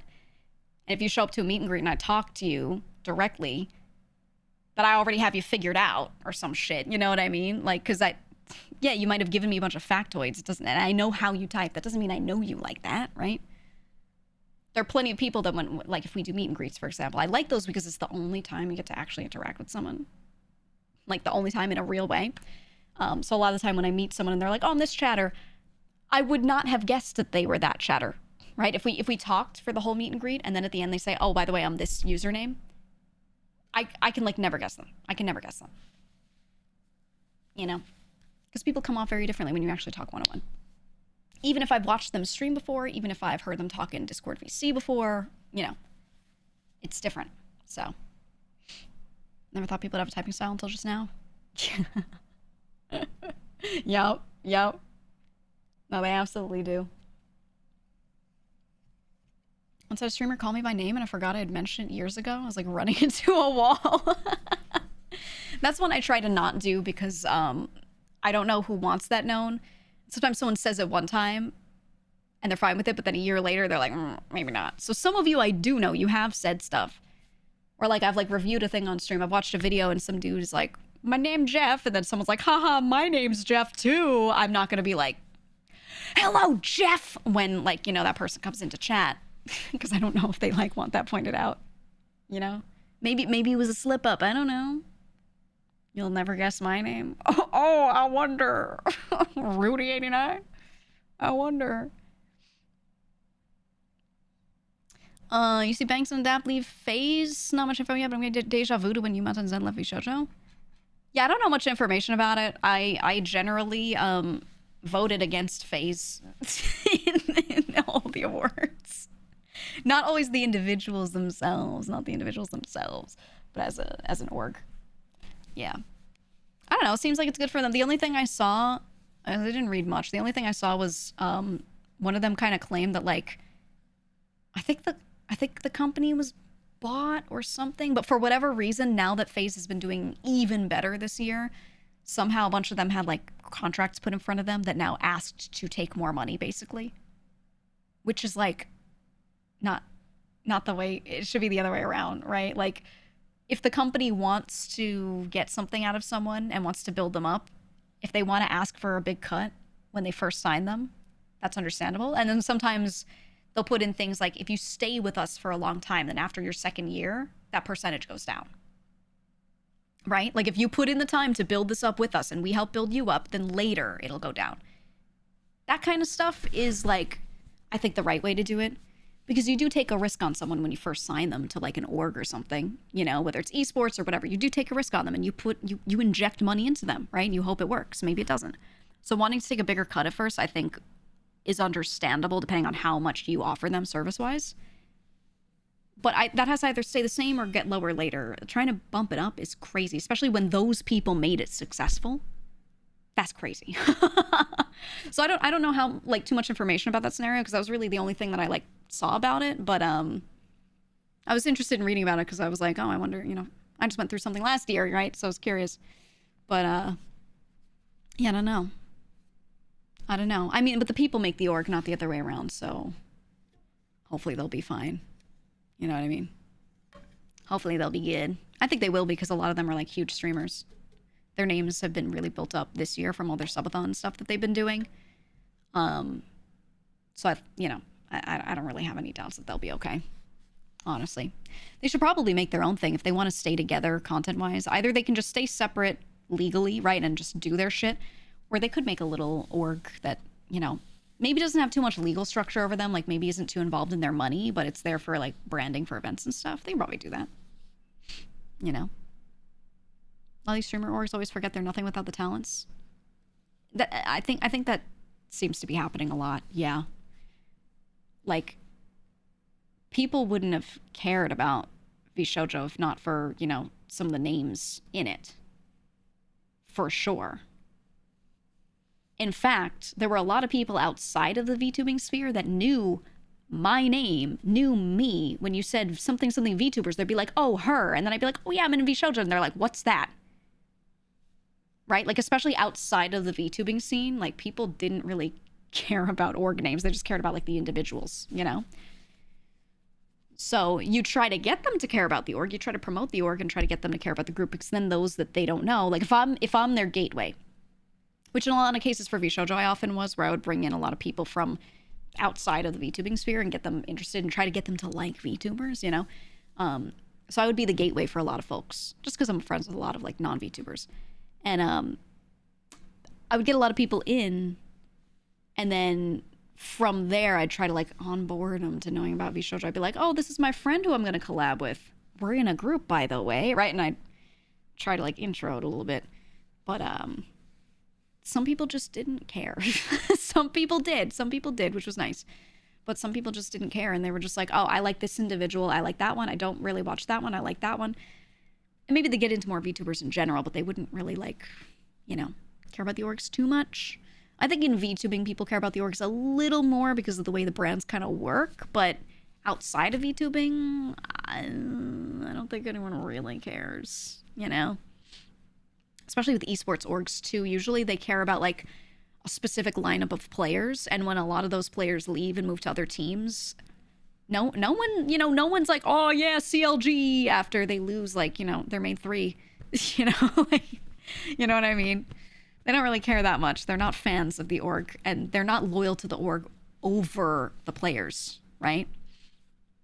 I was a CLG fan back in the day. I liked a lot of the orgs. I wasn't too like against any of them or anything, but yeah. Like my friend Nocturnal, who we played, he used to be an Apex player. Now he just plays a lot of Arc Raiders, but he was a pro Apex player for a long time. We just played Arc with him the other day. Noc was part of XSET. So what did I do? I was like, yeah, XSET! Every single time they did anything, I was like, holy fuck, XSET! Yeah! And I was like going for them because, you know, my friend Noc was there. My friend Fun was there, Fun FPS, you know? I really liked them as a team. And then he left, he went to Energy, and I was like, yeah, Energy! You know, like, I did not care what team he was in. I cared about, oh, my friends or these players that I enjoy are on these teams, so I'm gonna, you know? Like, it was about the boys. It was never about the team. So, you know, so the whole FaZe Clan thing, like, I think they'll be fine without it. All I remember is Jason doing that collab with Mouse that was like funny as fuck. It was kind of awkward because you could tell a lot of his chat like didn't really know what was going on, but they were playing that they were playing Roblox, and it was really funny. It was awkward, but like good awkward. I liked that collab. So it feels like a lot of VTuber orgs exist purely because they were copying the Japanese ones that are based on the idol industry.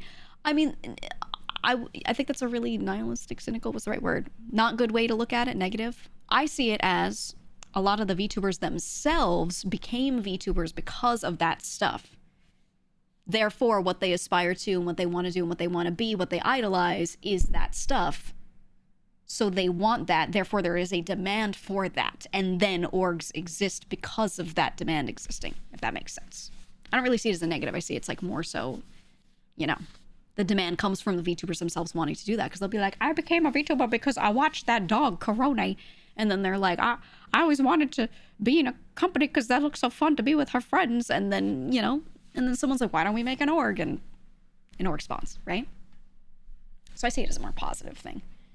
Whether or not they function well is separate, but, you know, I think they're usually born of good intent. Hi, Heavenly! Hello! But yeah, I think it's, you know, it's usually well-intentioned. I think, you know what I think the problem with a lot of orgs is? This is not just VTubing. This is orgs in VTubing. This is esports. This is general content creator groups, whatever. The issue is always a couple of check boxes, in my opinion. And like, if you check off 2 of these, it's doomed. Number 1, people think there's money to be made off of these creators when there really isn't. You have to be making shit tons of money. You have to be top 100 streamers to be making a lot of money and be making enough to support the salaries of a few other people. That's number 1.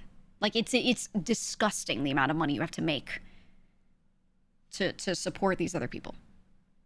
Okay, that's number 1. Content creators don't make as much money as people think. Okay. Number 2, they also mistake that anyone would ever care about the company or org over the creator. The viewers spend every day watching these creators, spend every day in their chat, hearing them talk, whatever, they're the face of it. It's not just a simple they're the face of it. They are it. They are the whole thing, right? Yet somehow these companies get it twisted, especially when they've been around for a few years, and they start to think that they're important. They forget that they are working for the creator, and they start thinking the creator works for them. Or they start recruiting people in now, you know, with the new people especially, they start treating them that way. That shit doesn't work, okay? Don't get it twisted. That shit does not work, right? It always crumbles eventually. You have to treat them like it's a half and half or you're working for them, right? That's number 2. In addition to all of this, the money isn't there, like I said. People start to think the org is too important, whatever. The third is that so many people in this industry just simply don't know what they're doing. They don't know what they're doing. So many of the people that work in talent management or as agents or as, you know, some sort of worker in whatever org or whatever in an entertainment business that's in streaming or YouTubing, so many of these people, full offense, are fucking useless. They're only in these jobs because they know somebody and they have no skills. No skills, no social awareness, no self-awareness, nothing. They don't understand how the world works. So many of them are just failed streamers who started streaming in college and dropped out of college and couldn't make it. So now they're a manager. What do they know about the world, dude? Full offense. Genuinely. They need to, I would much rather have someone who's had a normal ass job first and then gets into this industry. All right? And I'm not calling them like saying like they are terrible people or dumb or whatever. They just don't get it. That's all. They just don't know. What if they're fresh undergrad with no work experience? They are also probably going to be useless in this type of industry. Because this industry, to be good at working around talent, you know, be good at this stuff, you have to have life experience. You have to have normal life experience. And you have to be very professional. You have to understand how to be professional. You have to pull your ego back. There's a lot of like adult life stuff that you got to be able to do. And they just don't have that. And then they come out of college and make an org? Like what? What? What? I don't know. So many of the people in the industry are here because they fell into it. And I gotta tell you, so many of the people that I've met, something I always ask when someone wants to work with me or if someone from another company, this is something I do. Every time a company is trying to recruit me to partner with them on something, a brand, I talk to the representative and I go, what did you do before this job? I do it every time. I ask the representative who works for that company because I want to see how that company is at hiring. And I say, how'd you get into this industry? And I ask them about their entire work experience and how they got there because I want to see who that company thinks is okay to hire. And to be fair, do you need to have like a shit ton of crazy life experience to be a brand rep? Not really, but I want to know. I want to know, okay? And a lot of the time, they haven't done shit. They haven't done shit. And it's not just showing me your resume. It's like everything. I ask them a lot of other questions too. I'm sorry. I just don't want to work with kids that have no life experience, you know? Can I work with them sometimes? Yeah, sometimes. But a lot of them just don't know what they're doing. And then the thing is, like, they're well-intentioned, but when a really bad scenario happens and they have to clean it up, if they don't have general life experience, general job experience, they're not usually very adaptable, right? In those types of situations, because they haven't had to do like all this shit before. It's not like I need them to know exactly how to do every little thing off rip, but I need them to be able to adapt. And that's like not something you can just teach by throwing someone into one job. You know, like they need to deal with a lot of shit, right? Yeah, they need to clutch it up, which is tough.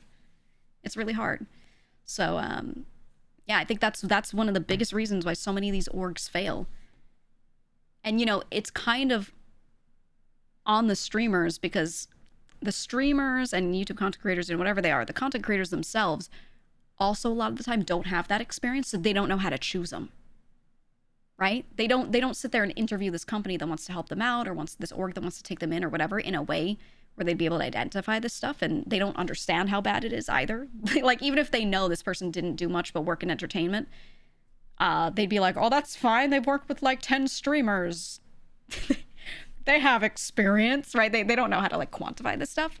So it's just hopeless, man. It's just hopeless. So it's always going to be like that. You know, it's just always going to be this way. It's just, it's not very skill-based, you know, when it should be. It's not very merit-based when it should be. It's rough. Resume review stream when? Ew, no. You. Reminds me of people having their spouses as managers instead of someone that's actually a trained or experienced manager. Yes and no. I think that sort of thing, it depends on what they want a manager to do. Are you just managing their schedule and just some basic communications? Not too bad. Are you doing like outbound brand outreach? Okay, maybe that's bad, you know? It depends, man. It depends. Life in general is filled with 10 really good, effective people and 1,000 fuck asses. Yeah. But that's the thing. When you join an org, you'd hope they'd pick through those people and find you the ones that are at least middling. But they truly just scrape off the bottom a lot of the time and get like a bunch of people that don't know what they're doing. It's not even those people's faults. They think they know what they're doing and no one's telling them that they don't. So they actually just don't improve over time, right? They'll be like, oh, I've worked with streamers for 10 years. That doesn't mean anything.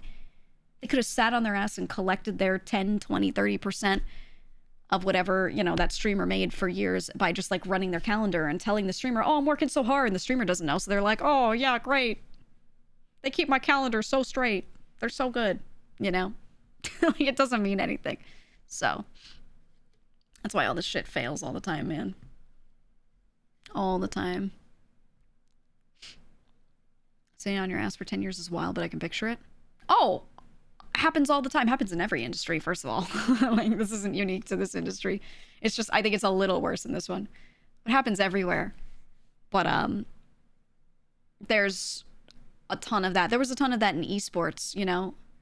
A lot of the people that would end up in different jobs around esports orgs were just like someone's friend that they played games with. And they'd be like, I'm super passionate about League of Legends. I've watched like every Worlds, you know? It was just very, you know, they'd say shit like that, like with their whole chest. I'm very passionate about League of Legends. I've been following the scene for a long time. I know lots of players. I know this guy. I played games with this one. And they'd be like, oh, yeah, you want to be a manager? You just have to, like, keep their schedule together and, like, answer emails. You're hired. Boom. Boom. But then they don't realize they have to wear a lot of hats and they have to do other stuff. And then they don't do the other stuff well. And everyone suffers because of it, man. That's literally how it happens. I'm sure the big VTuber orgs have pretty robust management, due to their success, but there's probably still some useless people. I think it's a mixed bag. I think it's a mixed bag. I think a lot of the people that make it in VTuber orgs that are doing well are people that have a good eye, a good aesthetic sense, a good eye for marketing, etc. They're not always good at like back-end management so much, but if you're just sitting with them in a singular meeting and you're like, I want to get this project off the ground and I want it to be successful, they can usually deliver a good end product, even if getting there was really messy. And at the end of the day, all you guys see is the end product. So, you know, there you go.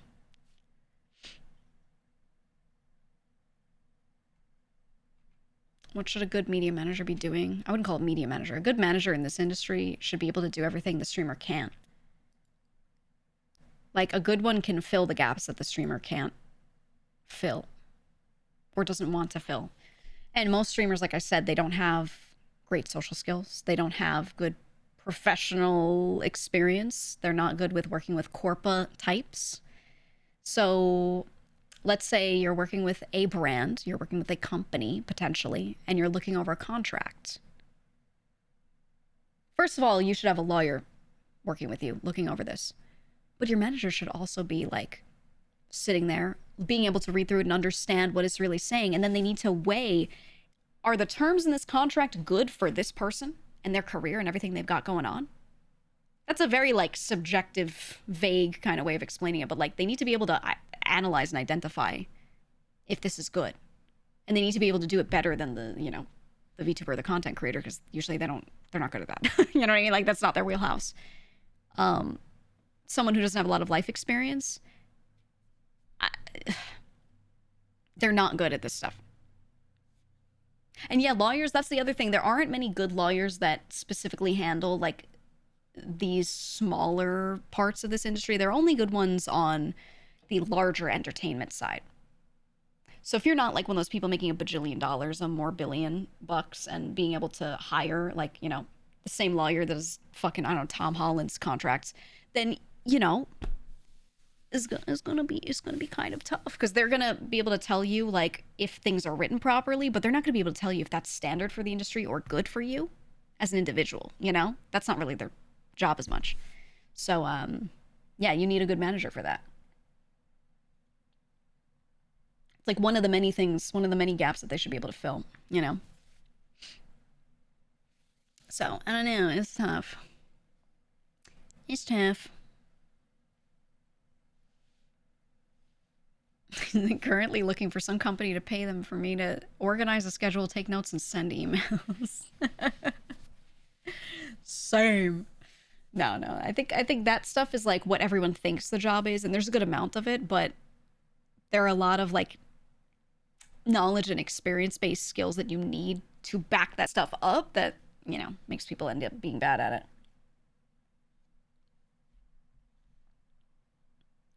Or, you know, there's one person that I was talking to about something, you know, business thing, and they were trying to like pitch themselves in something to me. And they talked so much. I almost just said no purely because they could not shut the fuck up.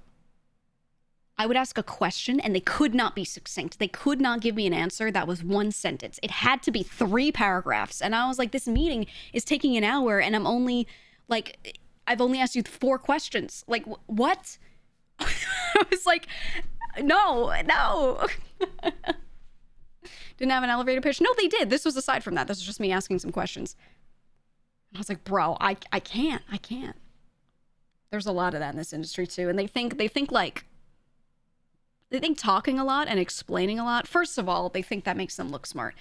It doesn't. Second, it wastes my time and it makes me feel like they don't value my time. I don't know. I was like, I don't like this. I really appreciate people who can clutch it up, you know, be succinct for a second, you know? That does not work in corporate. That's the thing, right? It tells me that this person would not survive. If I threw this person into a corporate environment, if I threw them in front of a bunch of people in suits and I said, I can't be here, can you talk to them about X thing? They could not.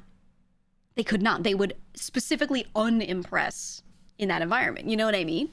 So that's why I'm like, oh shit.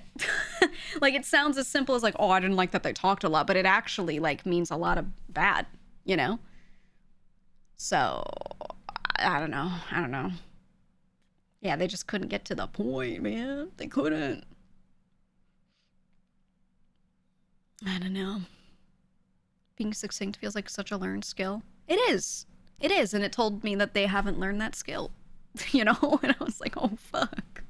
That's not good, you know? Corpos, yappers, have you ever met a scrum master? Yeah, have you met a good scrum master who doesn't talk too much? Holy fuck. Golden individual. Amazing. Amazing. No, unfortunately. Yeah, I know. There's yeah, I get it. I get it. Every senior leader you've had experience with this past 10 years was just word fluff. I'm so sorry, man. I can't. And I get impatient with people.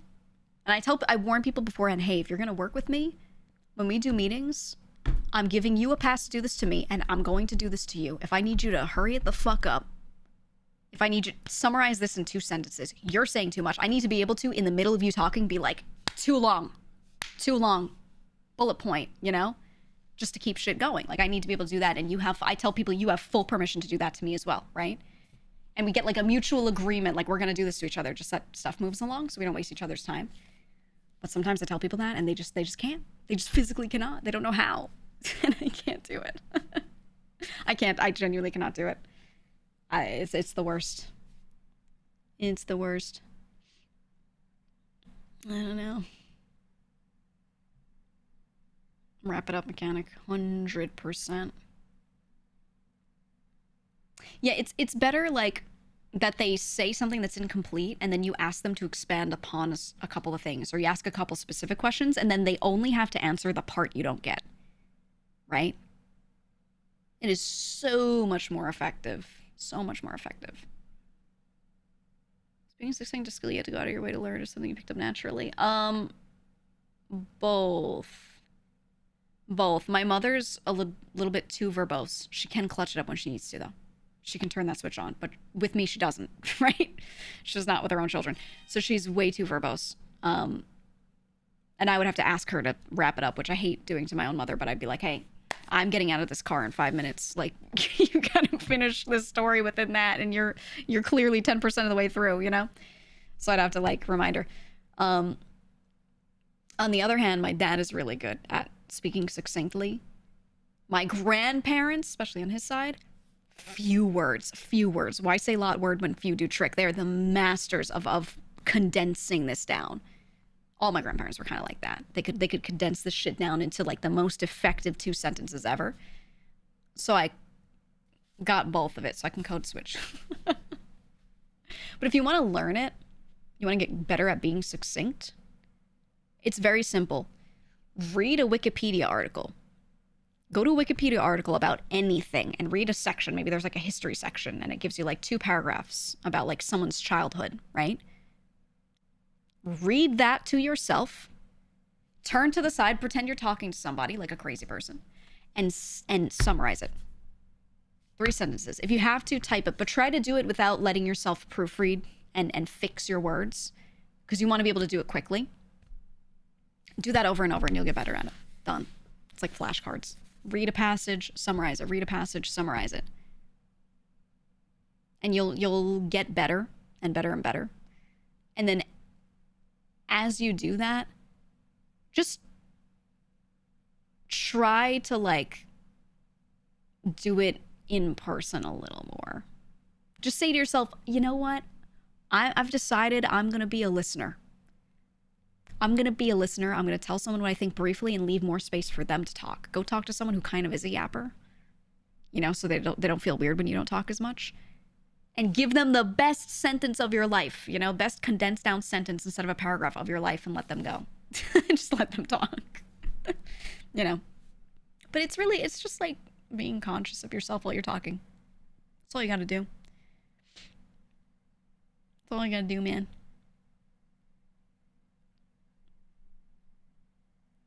You said I have the opposite problem. Sometimes it's needed to fluff things up and I cannot do that well. It's the same exercise, but backwards. Think of the thing you want to say and then try to expand upon it. You literally have to just sit there and try and do it. For you, is dialing back the nuance? Yeah. One of my brothers in particular is just so verbose. And I don't know what it is, but he cannot possibly not give you every bit of nuance. And he has to tell you in dialogue form what someone said. And he says because and then explains why all the time when telling a story. He'd be like, so I said this because, you know, I didn't want him to think this because then it would lead to blah, blah, blah. And I'm like, hey, you could have said, so I said this, and I could have inferred that because I'm not stupid, you know, like, and I know you, right? But even if I say wrap it up, he just keeps talking. He actually can't, like, focus in. He just can't do it. And he just talks and talks and talks. And I'm like, man, he just can't clutch it up. Because he has no practice doing it, because he's always just been verbose and he's never worried about being succinct. You know? I hate when people say the same thing over and over, but a bit differently. You get what I mean? I do that sometimes. It's important to be able to do that if you're like teaching, for example. So there are times when that's really good, but it just depends. You have a friend that talks like he's a main story quest NPC from 14. Yeah, I used to be a lot more succinct when talking in general, and then because of streaming, I've learned to like just let more of the nuance come through.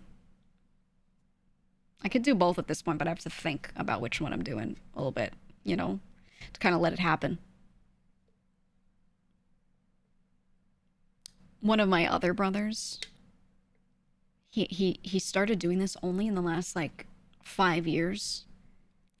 When I talk to him, I think it's because of his work and everything, but when I talk to him, if I say, I'm telling him something about my life. How's work been? Oh, it's been good. I did this. I did this and then that.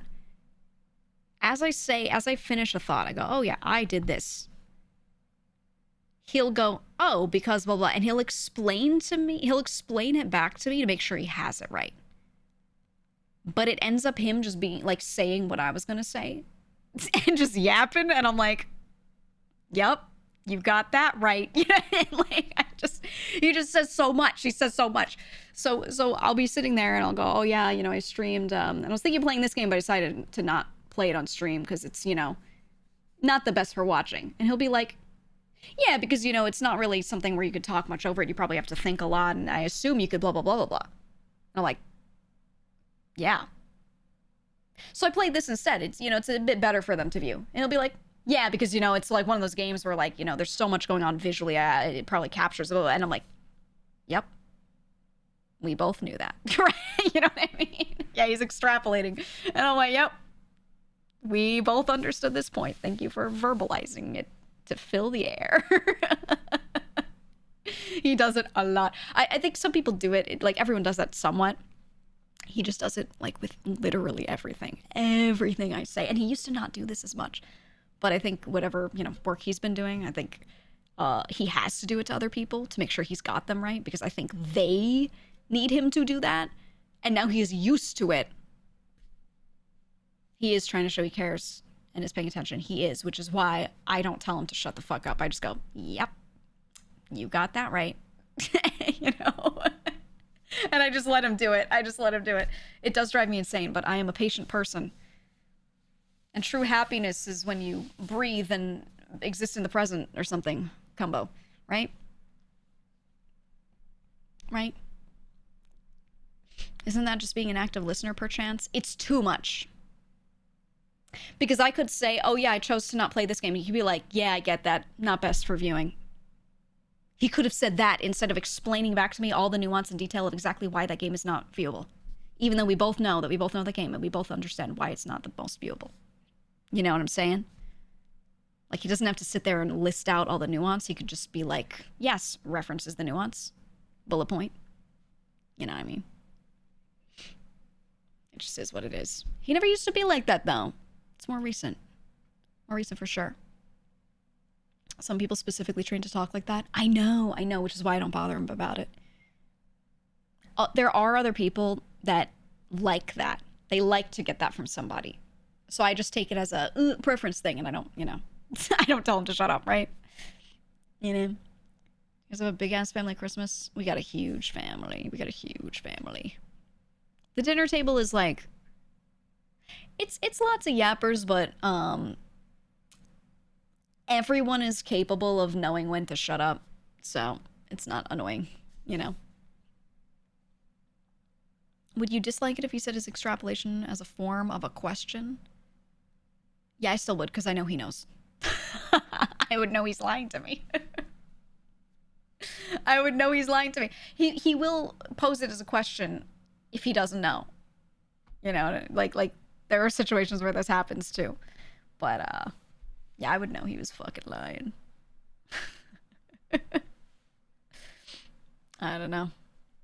I think he'd actually make a really good streamer. But he never will. He'll never do it. He just wants to chill. I don't want any of them to stream. I'd rather die. They're all content with watching. My dad's a big yapper. I call him the mayor because he loves to talk to everyone. Yeah, there's some people that are like that. They like to go around the neighborhood and say hello to literally every single person. I have a lot of those in my family. Very much like that. Did you see the VTuber Dracula Flow? Yeah, like 20 people sent it to me and were like, haha, did you see this? And you know what I thought? It's okay.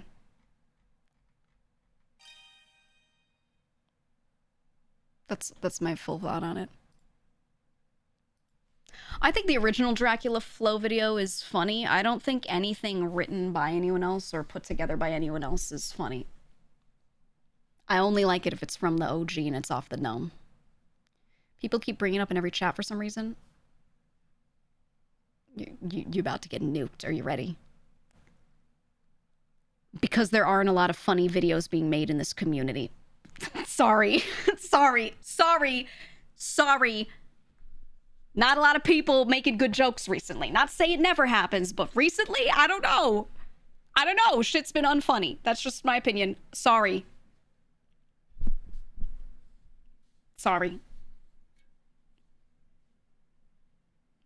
My bad. We suck ass. Well, a lot of you don't even make anything. So it's like not... You guys don't all make videos and memes.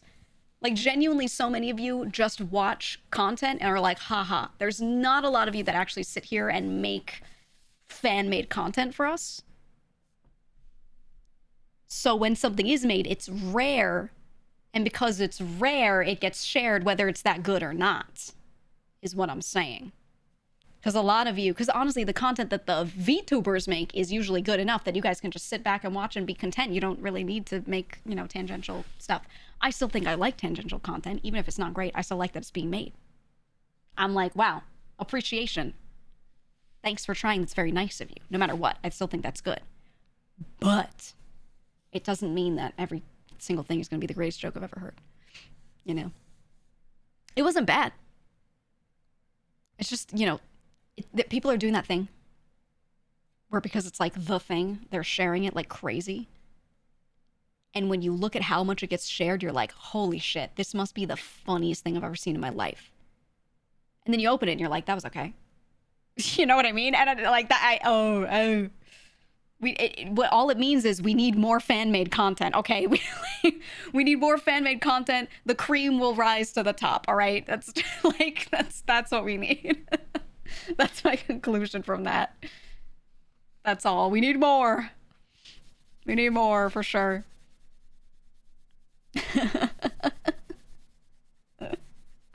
The cream of the crop shall rise. I don't know. It wasn't awful. It was just okay. Sometimes being mid is almost worse. It's not that bad. It's not that bad.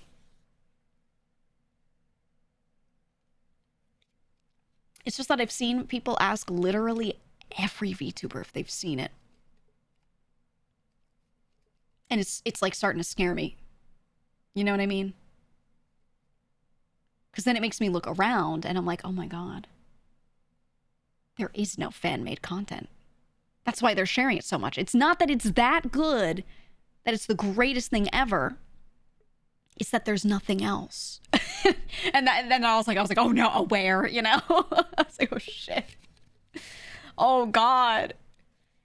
Yeah, we need more cursed memes or something. Doesn't have to be full videos. Just we need other shit. I don't know. Everyone's just busy. I think everyone's just employed. Everyone's just employed, dude. I have not heard of it until today. Can't be that good. It is Dracula Flow lines with pictures of VTubers with hard cuts, and it's like Dracula Flow, but VTubers. And it's fine. It's not bad. But it being mentioned in every chat builds up an expectation, right? It builds up. It gets put on a pedestal as the paragon of entertainment, right? Made you try that twice. Nice try. It is the ultimate entertainment based off of the way people put it in every chat, right? So you're like, holy shit, this must be great. And then it's like, okay. And the conversation here isn't about the video, okay? The conversation is about the lack of content not made by VTubers, the lack of content made by the community about them. There's like so little. There's so little to the point where like that video is like all we got, you know? And I look at it, I'm like, holy shit. Holy shit. Oh no. Oh no. It's not, again, it's not even bad. It's just like, it's bleak, it's desolate, you know? I think it's mostly just that people find Dracula Flow funny, like no matter what, right? So it's like hard for it to be a total miss because you hear him talking So it's not like, it's not the worst video ever, but, you know. You know.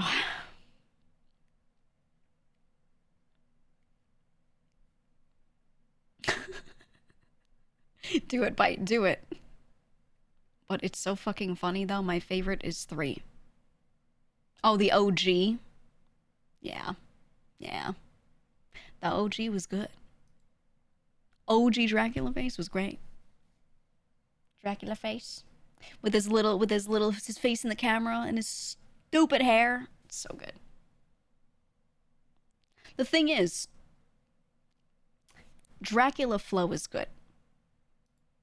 But counterpoint, I'd love to see him go up against my GOAT. The chairman, the head chairman of MLE, Major League Eating. All right? When he sits there and announces everyone coming out at the Nathan's hot dog competition.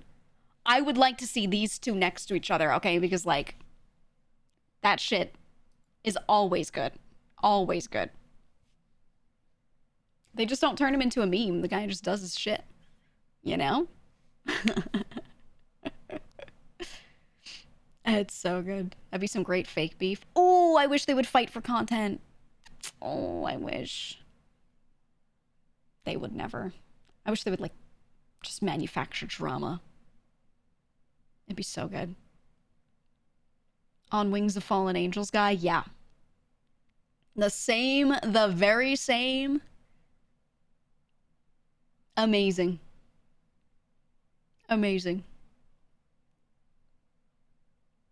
Can Dracula flow freestyle? I don't know. I'm pretty sure the stuff that he was saying was all read. But I don't know if he wrote it. That's the other thing. Do we know this? Has he talked about it? Did Dracula Flow guy write anything that he wrote, that he read out? Or was that all written by, like, his young, you know, whoever was taking the video? Because I know George Shea, who does the Nathan's hot dog announcements, he writes that shit. He's just a Craigslist actor. See? See? Look at this. Did I miss you reacting to VTubers described by Dracula Flow? There's another one, guys. There's another one. No, I won't react to it. Nope. Got another one. Did I miss it? I need to see it. I need it. I need it. Ooh, watch the video. Ooh. Hi there, GEEGA. I love Sorry it. to bother you, but how are you doing? Terrible. And in case you haven't heard it today, you are super cool Okay, and cute, look, you and don't need have to a give lovely me voice, and you are one of my bits favorite to tubers say, and like, have 2 whole sunflowers, giant rose emoji, sentences. hyacinth emoji, hibiscus Rose emoji, emoji, hyacinth lotus emoji. tulip emoji. Thank you for the bits. Thank you. You don't have to TTS things I know at me. So at this point, I'm going to avoid it out of spite. I think it's funnier, you know, I think it's funnier if I say I mildly don't love something. I think it's like neutral to slightly good. It's funnier if I don't defend myself. When people start taking that and then being like, she hates it, she refuses to watch it, she hates fun. It's funnier to be like, yeah, than to than to be like, fine, I'll watch it, whatever, you know. So when I see people start like freaking out, I'll always go along with it, man, because it's just ultimately always funny. Oh, yeah. Oh, yeah. This just in. You need an opinion. What's the thing? I'll give an opinion and we'll be like, it was okay. And they'll be like, she hates everything. Wilting flower emoji. Whoa. Whoa. Whoa. Let the rage bait rise. Yeah, the thing is, like, I don't, except for the Fahrenheit and Celsius conversation we had one day, I don't purposefully rage bait. But if I see the opportunity naturally appear, I will let it roll because it's always funny. I don't know. It's just so funny, right? like I give an opinion about a game and I'm like, it was all right. People are like, holy fuck, she's so sour. I'm like, grr, I hate it, you know? I just let it go. I don't care, man. GEEGA, I just wanted to say I like the part where you discuss the nuances of things. Yeah. Even though you and I both know nuance is lost on most people. Oh, you're so welcome. I appreciate how much nuance you put into all of it. Yeah. Though. Truly a champion of nuance and understanding nuance. So true. You are the goat of nuance. I cannot stand YouTube comments for that reason. I'll say something that I think is like a lukewarm take, and I'm just talking to my chat, and then someone will clip it, and they'll be like, wow, she's the only rational person in this community. And I'm like, well, that's how I know you're a clip watcher, man. Like, I don't know. You don't watch streams, do you? There's so many normal people in this community who would have the same take as me. I just am the one getting clipped saying it, you know? Like W Glaze, but come on, man. No longer sounds like a word now. Thanks for nothing but. Nuance. Thank you for the raid. Nuance. Yeah, I don't know, man. I would have loved to watch you play Expedition 33, only for how butthurt you would make a lot of viewers when you do not engage emotionally with the events in the game. Thing is, I was actually thinking of playing it on stream, because the thing is, since it came out, I have been saying to chat, it would be nice if I played it. I have never refused to play it or said, like, I hate this game, I don't want to play it. But I haven't glazed it, because I'm not going to glaze something I haven't played. Okay? That's weird. I'm not going to glaze something I haven't played. The only thing was, early on, I pointed out that people kept comparing it to Lost Odyssey, which is my GOAT #1 JRPG of all time. And I was like, I don't think it's a comparison, because the reasons why that game were good are probably not the same reasons why Expedition 33 is good, right? And what I love about that game, I don't know that we're going to find in Expedition 33. Not to say that we're not going to find other things that we like, right? But I was like, hold on, that's my GOAT. Let's not compare. And also, in general, I was like, well, I haven't played it yet. Somehow that turned into, she hates Expedition 33. I also said I don't like the way the character models looked, and I apologize for this. I called the game gay. All right? And I mean that wholeheartedly. I mean it in a good way. Wholeheartedly. All right? Doesn't mean that I'm going to hate it. Does not mean I'm going to hate it. If you're part of this chat, you know that doesn't mean a bad thing. But, you know what I mean, though, right? A lot of the aesthetics used and the type of writing and the type of, style of it, I was looking at it and I was like, I can see why a lot of people would really like this and would emotionally connect to this, especially. Yeah, from the bottom of my heart, right? I mean that. That doesn't mean I'm going to like it, though, because that doesn't always resonate with me in game writing. Yeah, it's actually just French, right? It's gay and European, which I think is wonderful. But when I look at games that are written to be that way, I don't always connect with them. So all I said was, hey, I haven't played it yet, but if I do, I think there's a good chance I will not emotionally connect to certain scenes the way other people do. And I was like, I'm not sure, because if I play it and I don't connect to those scenes, it's going to be the thing that I always have on repeat, where people are going to be like, she didn't cry during the scene, she hates the game. Ugh. Right? She didn't like the way the scene was written and complained that she didn't like the writing. That means she hates the whole game and she thinks it's terrible. Ugh. Right? Yeah, prepare to defend your mild opinion. Exactly. Exactly. But I've always said, like, oh, I might play it because I like JRPGs and people said it was a good RPG. But somehow I'll still get, like, chatters coming in being like, oh, I wish you would play it, but I know you won't. And I'm like, what? What? What? I don't know. It's always funny. It's always funny. You watched Henya play it? Yeah, she said she had fun with it. She did.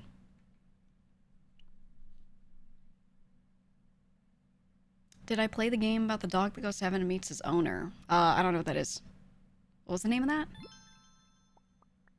My friend keeps calling it a JRPG, but I have to remind him it's a LARPG. LARPG?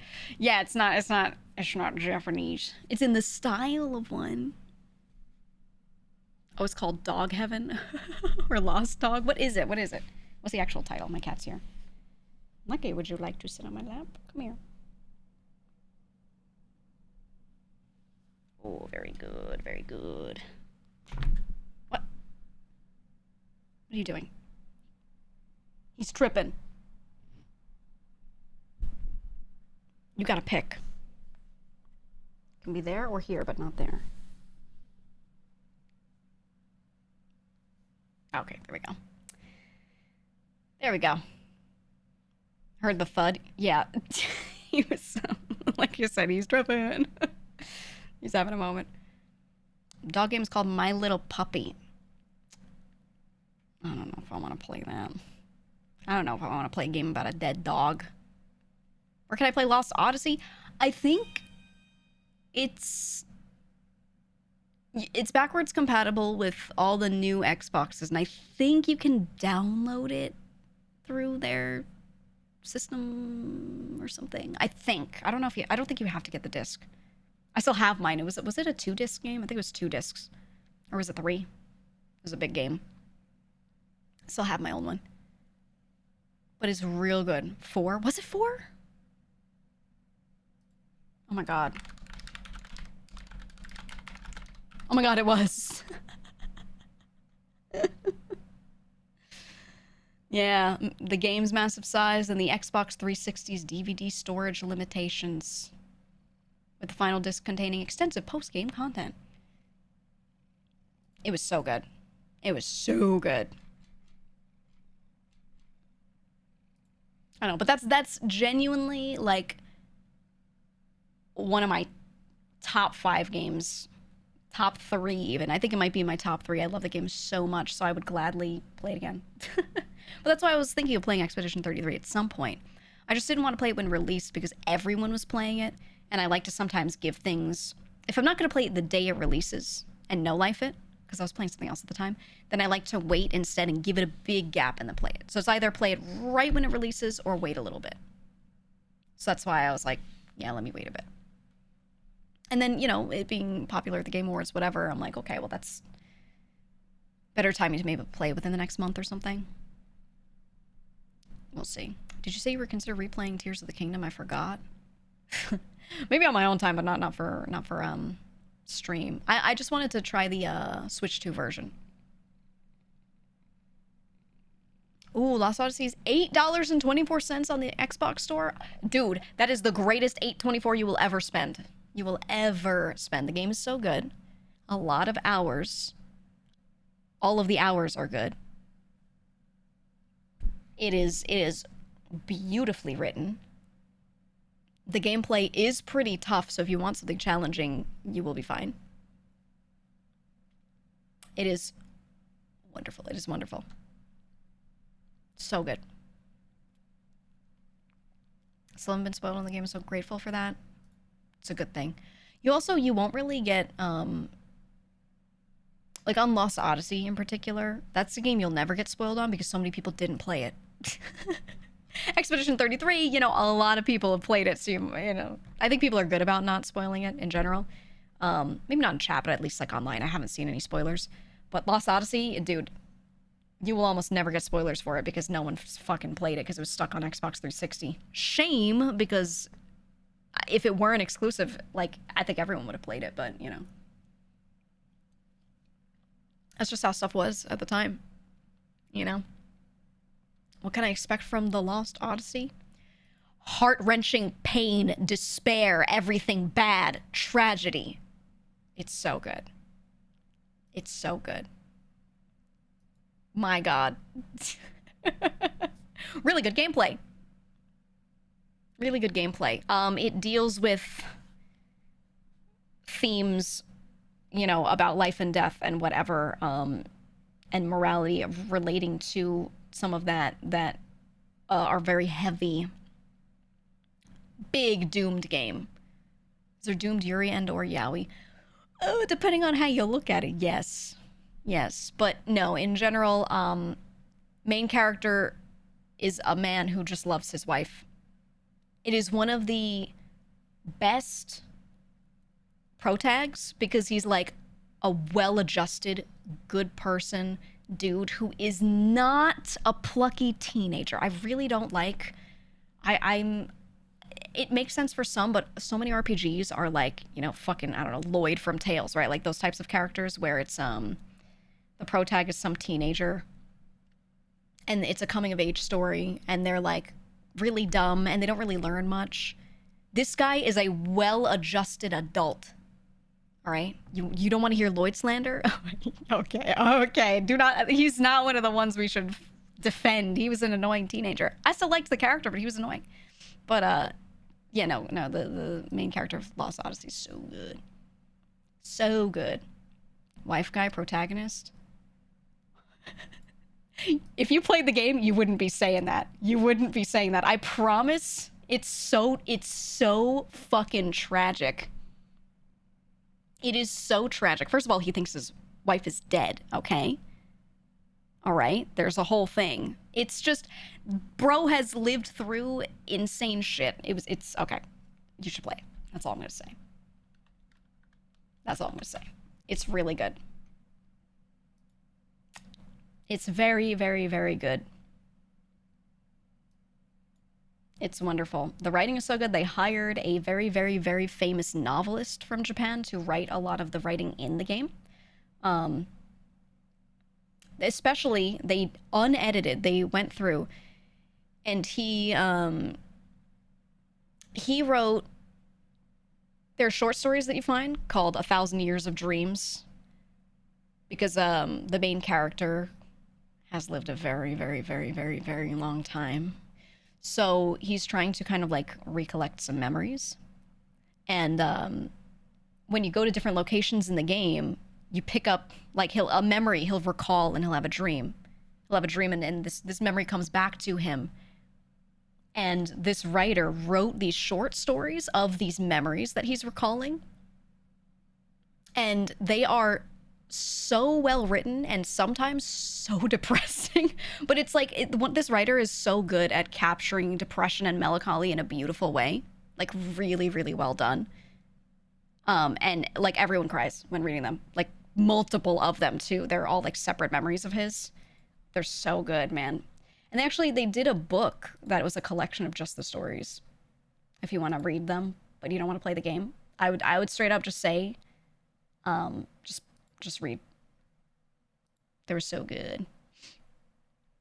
Hiring a writer has to be one of GEEGA's biggest green lights for games. 100%.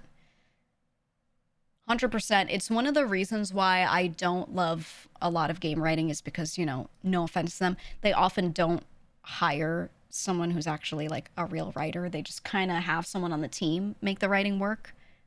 And then oftentimes they do hire a real writer, but they have the writer take what they already wrote and then fix it up. It's much better if they hire a writer early to make the story with them. Then it comes out really well. This is one of the reasons why the Outer Wilds story was so good. Was because they made the game physically work, and it was like a fun physics project more than anything. And then they bring in a writer early on, and they tell the writer kind of what they want, and the writer got in there and made that all happen. So the writer that they hired for the game, for Outer Wilds, is like the GOAT of making that game, you know, something that people like. And then they kind of fit the gameplay and the order of certain things around that writing. And it was a collaborative writing project. I feel like more games need to do that if they have the budget. You know? That's the kind of stuff that people really need.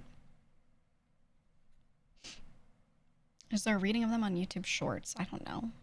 I don't look that stuff up. I already read it. I look it up. Look it up. Probably somewhere. Actually, I think the stories exist on YouTube. I wouldn't look on Shorts because they're often much longer than that. Say 1,000 Years of Dreams. Yeah, there's a playlist. I think were they voice acted? Wait, let me see. No, it's some dude.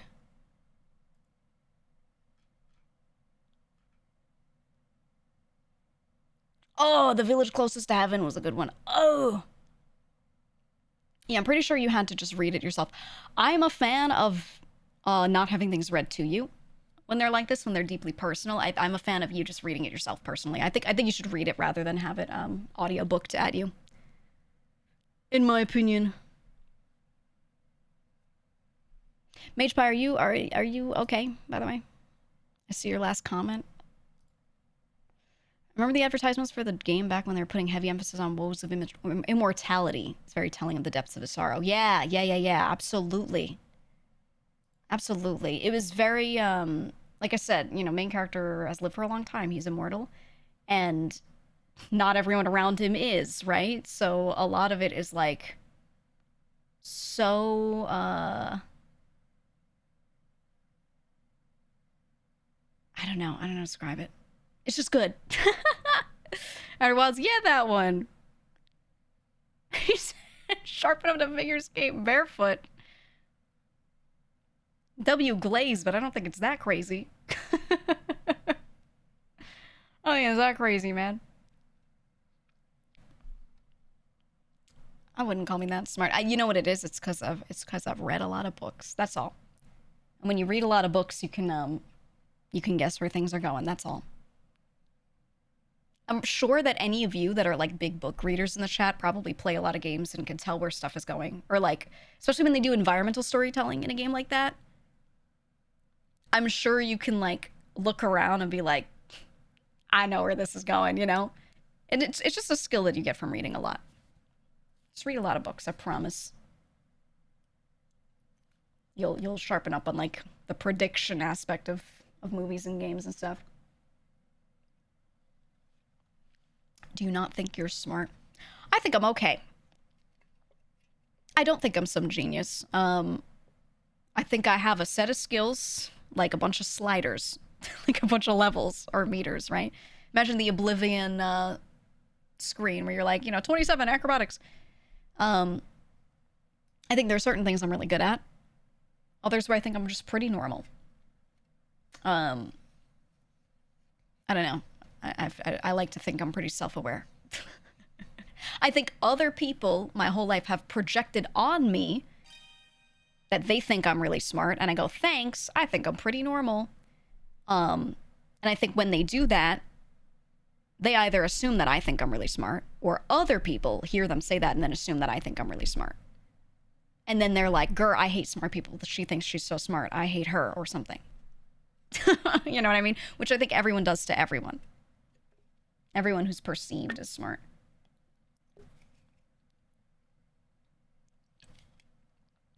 I think I'm just better at communication in particular. I think you're really knowledgeable. Yeah, which I think is different from smart. She doesn't know everything, she just knows what she knows. Yeah. Which I think is the case for everyone. And that's the case for like every moddie. What skill that you have to use at least semi-frequently do you think you're poor at? I don't know. I don't know. I don't think about it.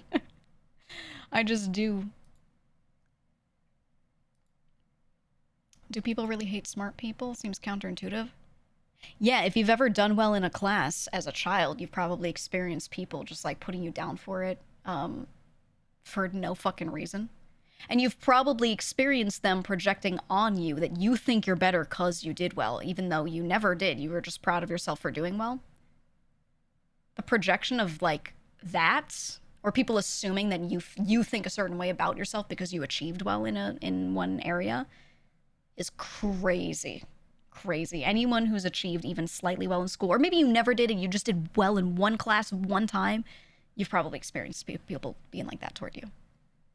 You know, people really, they really get crazy with it. So I'm not smart. My IQ is 139. Couldn't get into Mensa. IQ doesn't matter either. Like, it's a cool measure of some specific aptitude, but like, what use is aptitude if you don't use it? You know what I mean?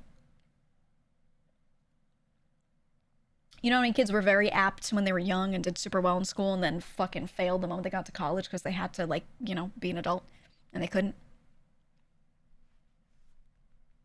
You know? They think they're worse because they do poorly, so they assume you think you're better because you do well. Yeah, yeah. Also, they, you know, you get praised for doing well in school and they don't. Therefore, you know. Right? Yeah, IQ measures how well you can take IQ tests. Yeah. It's realistically just how fast you can learn things. Right, but that doesn't even mean that it stays well, right? Because then there's short and long-term memory. There's people's general plasticity in picking things up, but then there's also other factors on like how well you retain it and can apply it. Maybe you can retain how this thing works, but can you apply it on a larger scale? IQ tests don't really measure that, right? So it's, it's like cool, but it doesn't mean that someone's going to be good at life or anything like that, Yeah, doesn't IQ measure aptitude for learning? Yeah, yes and no. Yes and no. It measures it in some specific ways, yes. But not other ways that I feel like in real life, in an applied environment, you don't actually use all of it like that. So, I don't know.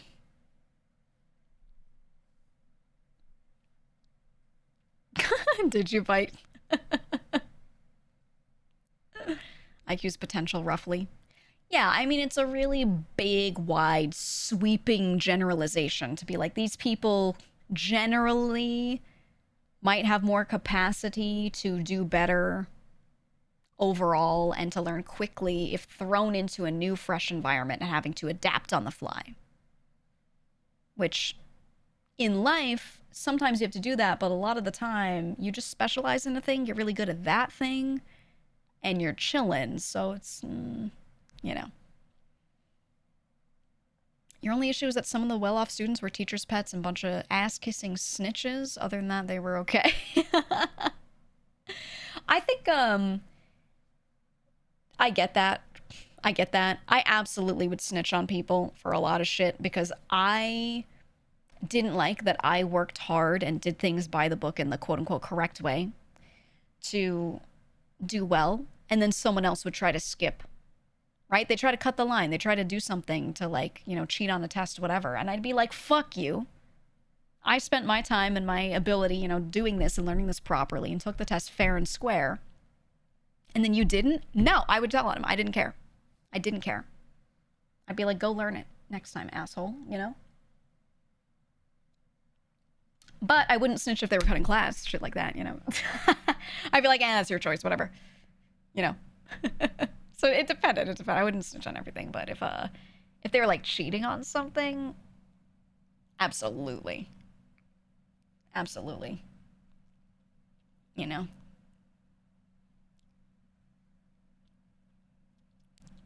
Said if you're not cheating, you're not trying. That's stupid. Sorry, that's stupid. That's actually dumb. Would you still snitch today? Yes. Yes, I know society will never properly be merit-based, but I believe in that being optimal and best for the world or whatever, something, blah, blah, blah. So I will do whatever I can to keep things like that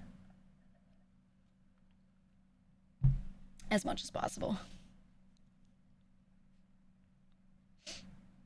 Yeah, it sucks to suck.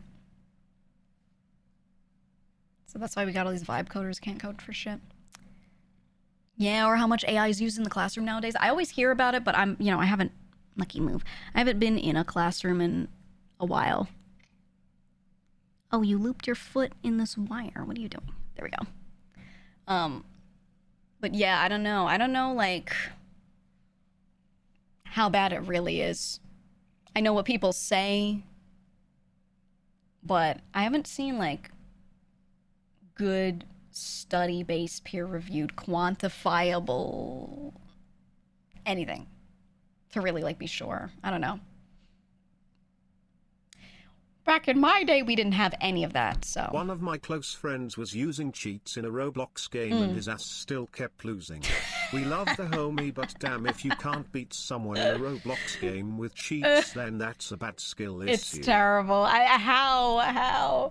I've seen that in Arc. There, in Arc Raiders, there's some cheating.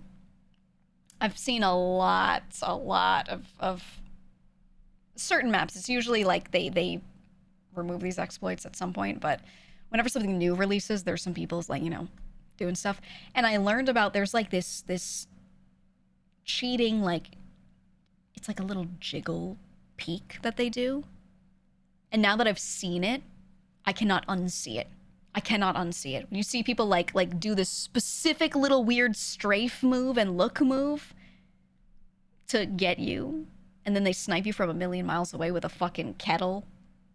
Yeah, like the Tarkov wiggle. There's like this wiggle that they do. Once you get used to seeing it, you can never unsee it. Now I can tell. I look at someone and I'm like, that guy's aimbotting. Like, there's just no way. You know? Crazy. So the high school kids talking about using ChatGPT for shit just makes me worry for the rest of the future. I think people should be banned from using any of that for learning and for assignments, whatever, until they're out of college. I think it's fine for people to then use it later, but I think you should have to develop without it. You should have to develop without it. And then after that, you know, because I don't really care if people use it to summarize something and then they go through and fix it, as long as they're capable of fixing it. You know what I mean?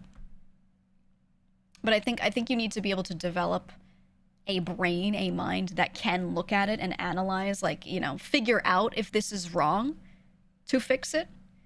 Because I see it as a tool. I see it as a tool, and if there are certain types of AI that are done well to help people save time, whatever, you know, just help someone save some of their own work hours, and I'm like, whatever. I don't mind that. I think it's a tool.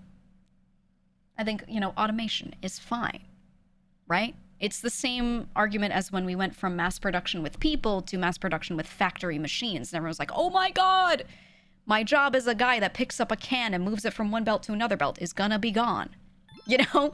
Like, I feel like it's the same thing, just modern. It was a Roblox game about fighting someone with a melee weapon, with skills with dodging and attacks. Oh. Bro had aimbot, meshes that predicted best actions, auto flee. Oh, and he's still fucked up.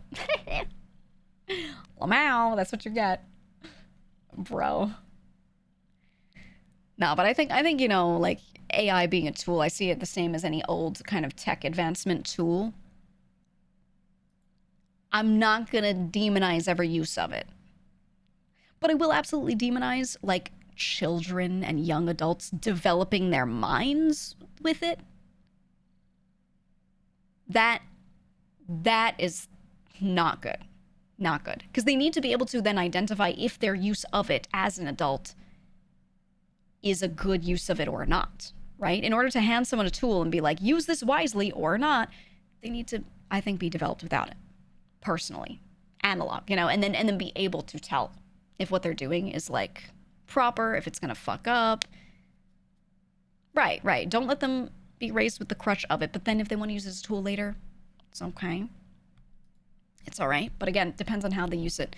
They also need to be able to identify like ethical use and stuff like that. And that gets harder and harder when you're more used to it and you grow up with it, right? Because as we know, there are some more ethical usages and then others that are way not even close to that.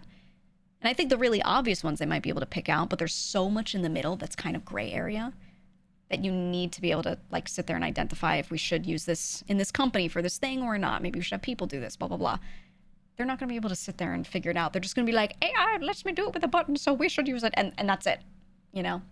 So I think it's important, especially if they don't know how to do it without it. They're going to be like, we have to use it, right?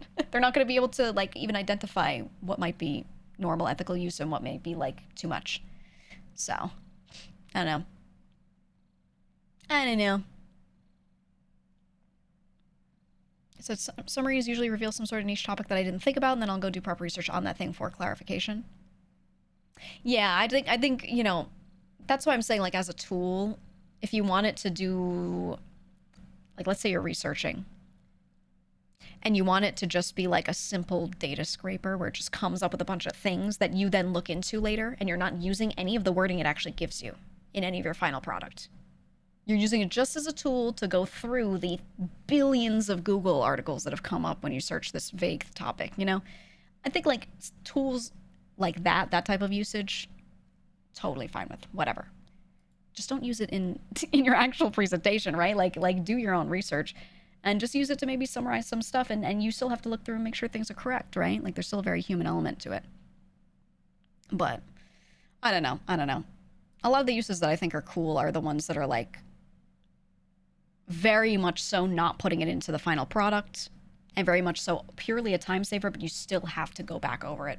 You know what I mean? Those are the types of usages that I'm usually like, oh yeah, that's great. A lot of other stuff, not a fan. Problem is, can you trust this Google placement? I don't think you understood what I said. No, you can't. That's why I'm saying it's cool to let it summarize stuff, and then you cross-check that with what you would have said, and maybe it comes up with something that you didn't think of, and then you research into that, maybe add it to your paper if it's a good idea. Ooh. You're using it to write, to prototype, to open up a possibility. But you're not using it to write something for you, and you're not using it to give you a final list. And you're not making your own list. That's not what I'm saying. You know? So I think it can be a really good additive tool. Additive being the key word. But never doing it completely for you, you know? But that's really it. That's really it. Advisor, not a guide. Yeah, exactly.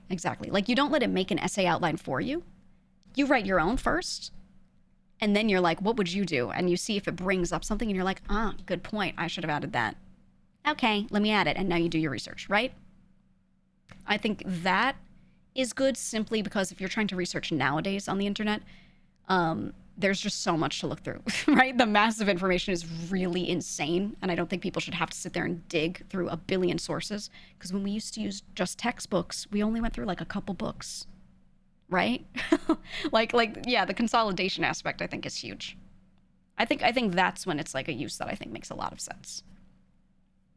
But it's like purely a data scrape, and you should still be going through every bit of it yourself to make sure that it's correct, that it makes sense, etc. Right? But I think that's the only use I would say maybe use it for. But I've never used it. I opened ChatGPT one time, a very long time ago, to see like what it was, how it worked, and then I said okay, and I've never used AI for anything since. Like I just don't see the point for me, and I probably won't. You know, even if I think there are uses that are okay, I personally take myself out of it, you know. I just think it's not good. It's not good. Use it to generate prompts about a brick. Just when I need to really get myself going, you know. Hey man, this AI is too chatbots long. are not good to use to generate code anyway. This is AI too chatbots, specifically long. All right. No offense, but thank you for the bits. This is... People can read it with their eyes. It's too much. So I don't put a character limit because I don't like to fuck people over that want to use, like, emojis and shit. But... Too much. It would have finished right then, by the way. Wilt a flower emoji. Thank you, Sakura. Thank you. But I get what you're saying, yeah. Like, it's I think nice to use as like a learning guide maybe when a textbook or something doesn't exist on a topic. I think that's one of the few times where I see the really unique value. Right? You're like, I want to learn how to do this thing, but there are no guides. There's simple, shitty documentation. Maybe it You can know help you. what? Fair enough. GEEGA Pregaman. Fair enough. Thank you for the bits, though. But yeah, I don't know. In general, I haven't used it. Do you think it would have helped with that one weird cert you had to do? Fuck no. It would have given me wrong information because the documentation on it was wrong. I got this one cert on this one thing, and the documentation of that own thing for itself wasn't even correct or updated. So even like ChatGPT or any AI would not have been able to like do it because it would have just had that as its knowledge base. So I had to learn by reading through all the documentation, trying to go along and figure out how to do everything myself and just vibing, dude. I just had to try shit. It was wrong because they wrote it when they first made this thing and then like never updated it. And it had changed so much since then. It was hell on earth. It was hell on earth, man, trying to do that. So no AI would have like been able to help me with my fucking stupid ass cert. It was stupid. I hated it. I'm glad I learned it. It was actually a very cool thing, but it was, you know, hell to learn, man. No thanks. No thanks. Yeah, this is one good point. You said, in a lot of STEM subjects, the amount of papers that are locked behind paywalls, it can be good to help find papers that are worth looking further into. That's true. That's what I'm saying, right? Like, the only time that it's helpful is when you needed to scrape some big database and there is no good, like, search or filter functionality pre-existing for you to use. That is, like, one of the few times where I'm like, okay, something that can just do that instead of someone having to build it is nice. That's the only time, really. Yeah? I have come to provide you hallucinations I had about the super niche topic you need to inquire about. Dude, nightmare. Oh, Garrick, you said, I don't fuck with AI, but I find it very funny asking it to make ASCII art of random shit because it's hilariously bad.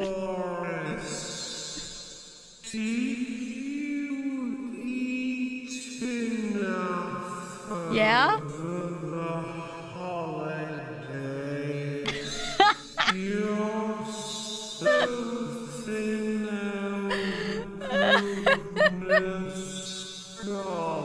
I don't think you meant for it to be, yeah, slurped up. Boris, are you okay? He's doing fine. He's doing fine. People are pumping him with bits, so he's getting his snackies in. He's getting his snacks in. What did you say, Soccer? You said you were skeptical of using AI at all, but your professors wanted you to use it ethically and intelligently to augment and speed up you learning how to do some of the already figured out parts of your work so you could focus on the actual critical thinking and learning for it. I think that makes sense, I guess, but I think it's very important to repeat those processes, even if you know them anyway, for retention's sake. So I'm still a fan of not doing that. But if it's something super tedious that you've done like a billion times, then I kind of get it. But I think that reduces learning to not including repetition, right? Which I think is bad.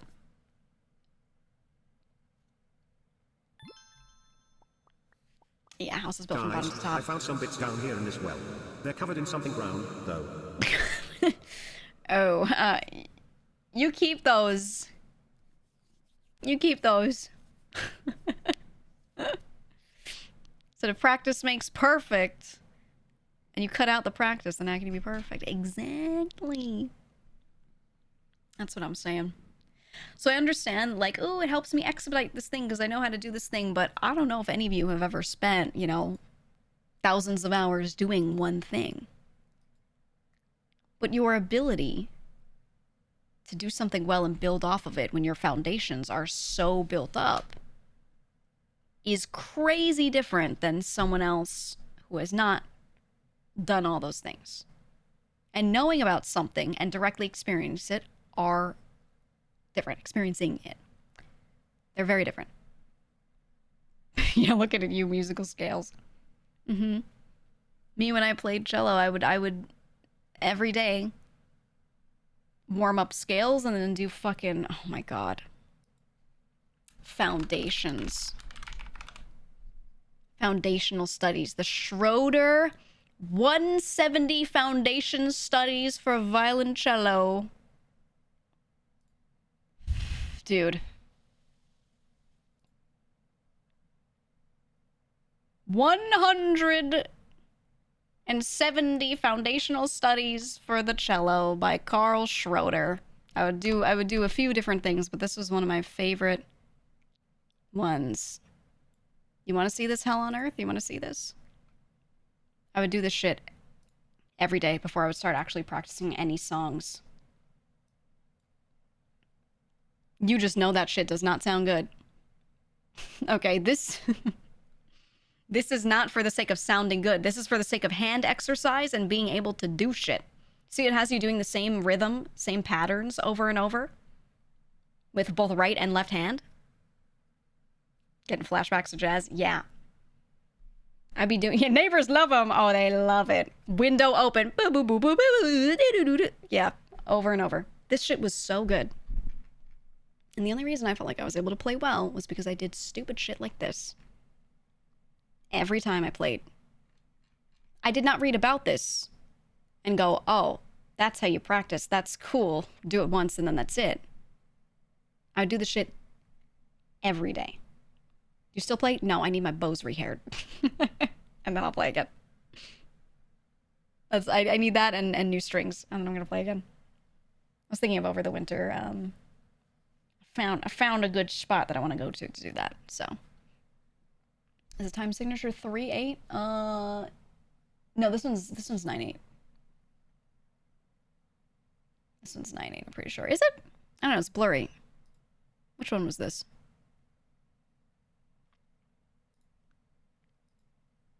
Oh my god. Well, I mean, if you look at, how many, it might be 3/8, because look at how it's broken down. Very short, very short. But yeah, Foundations, man. Foundations by Carl Schroeder. Amazing. Hiding PTSD. I'm thinking of picking up violin or viola, but I mostly just want to play music again. Pick up whatever. I think playing a string instrument with a bow sounds really scratchy and gross when you don't know how to. So if you say picking up as in you haven't played it before, there's going to be so much like this sounds like shit kind of time in the beginning. I think if you want to do it, do it. But it's going to be so many hours of practicing before you can get even mildly okay. Whereas you can pick up a guitar, and even if you're not that skilled, when you pluck a string, it sounds like a note, instead of like a dying cat. So, that or piano too. Even if you're not good at piano, look, you press the key and a little hammer smacks a piano string. And it sounds all right, It sounds okay. So as long as you're okay with that beginning sounding like shit, then yeah, go for it. It's easy to get like a violin for not too much. That sounds okay. Said you took 7 years to sound like not shit on violin. Yeah, I'm dreading practicing again. I'm excited but dreading it at the same time. For sure. 100% not excited. What is the secret to information retention? Is it really just repetition? Well, your brain. Your brain and repetition, yeah. I think a lot of it is initial learning too, like knowing yourself. Yeah, spaced repetition, like a little bit every day is better than cramming in one day. But that's the basis. Yeah, like spaced repetition always. But also learning it right the first way. Mindful. I got this. Hashtag R++. Oh.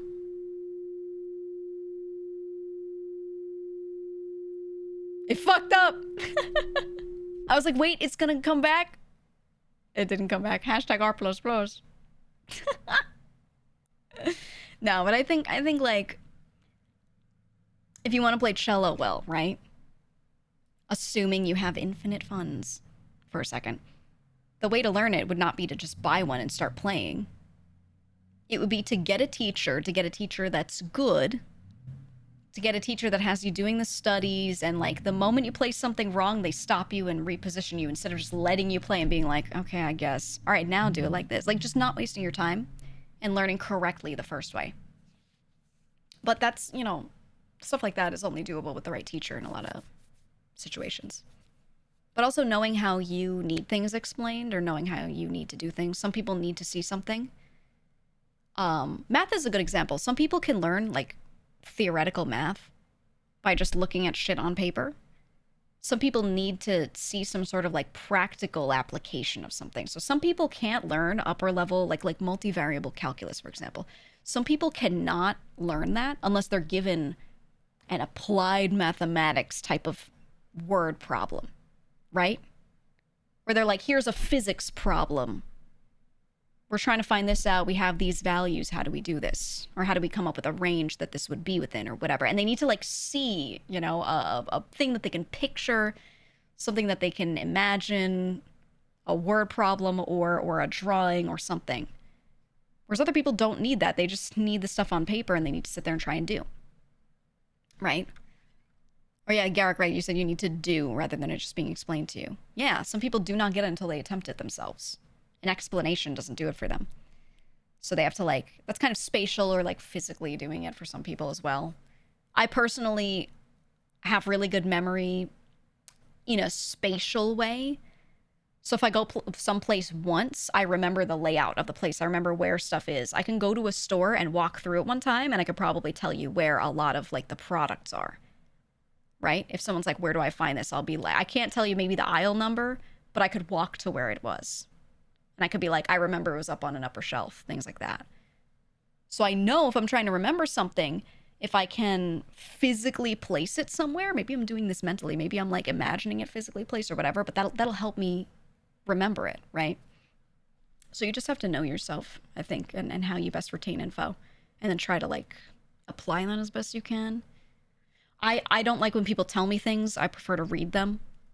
So I can read a textbook and I can absorb really well from a textbook, but a teacher sitting there and teaching me in class and talking to me does nothing for me. So I always hated school. And I would just be like, what chapter is this? And I would just read through while the teacher was talking so that it'd be, you know, in the same place as them.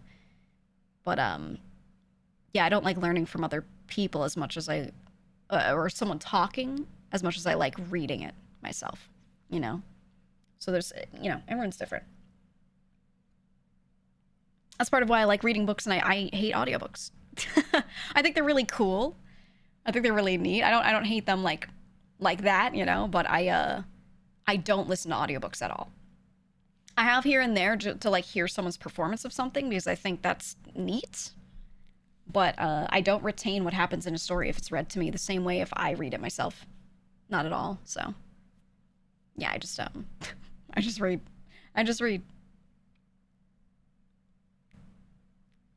You zone out when you hear someone tell a story. I like to pace it myself and I like to visually imagine things a certain way. And sometimes I need to sit there and let myself just like hang on a word because the visualization's happening. So if I can't do that and someone's reading it to me, I do not get the same imagery as if I just sit there and read it. And again, remember, I learn spatially and I imagine things spatially, right? Very, very strong like visual memory. So if I can't develop that while I'm hearing a story, then it just does nothing for me. Like it just literally, I go like, okay, well, I don't know where I am or who I am, you know? I'm not good with that. I just had sucky teachers. No, I had really good ones. I have really good ones. I just know I learn better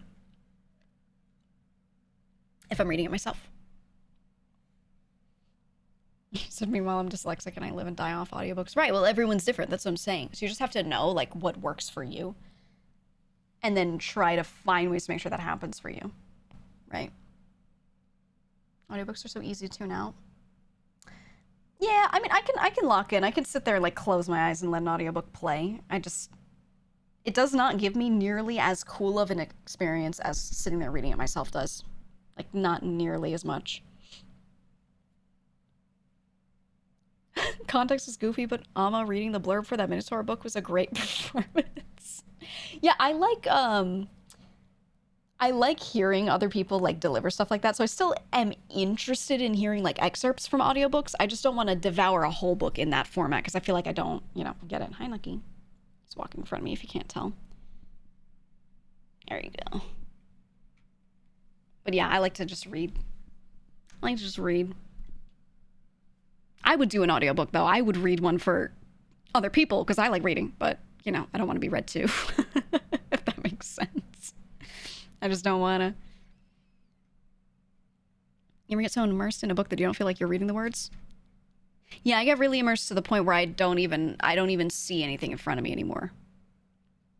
Like, my visual centers of my brain, I guess, are like firing off so hard that what's at the forefront of what I feel like I'm looking at is what I'm imagining and not the words on the page. And I'm still physically reading the words, but yeah, I get immersed to the point where I'm like, fully just, I'm not in that room anymore kind of thing, you know?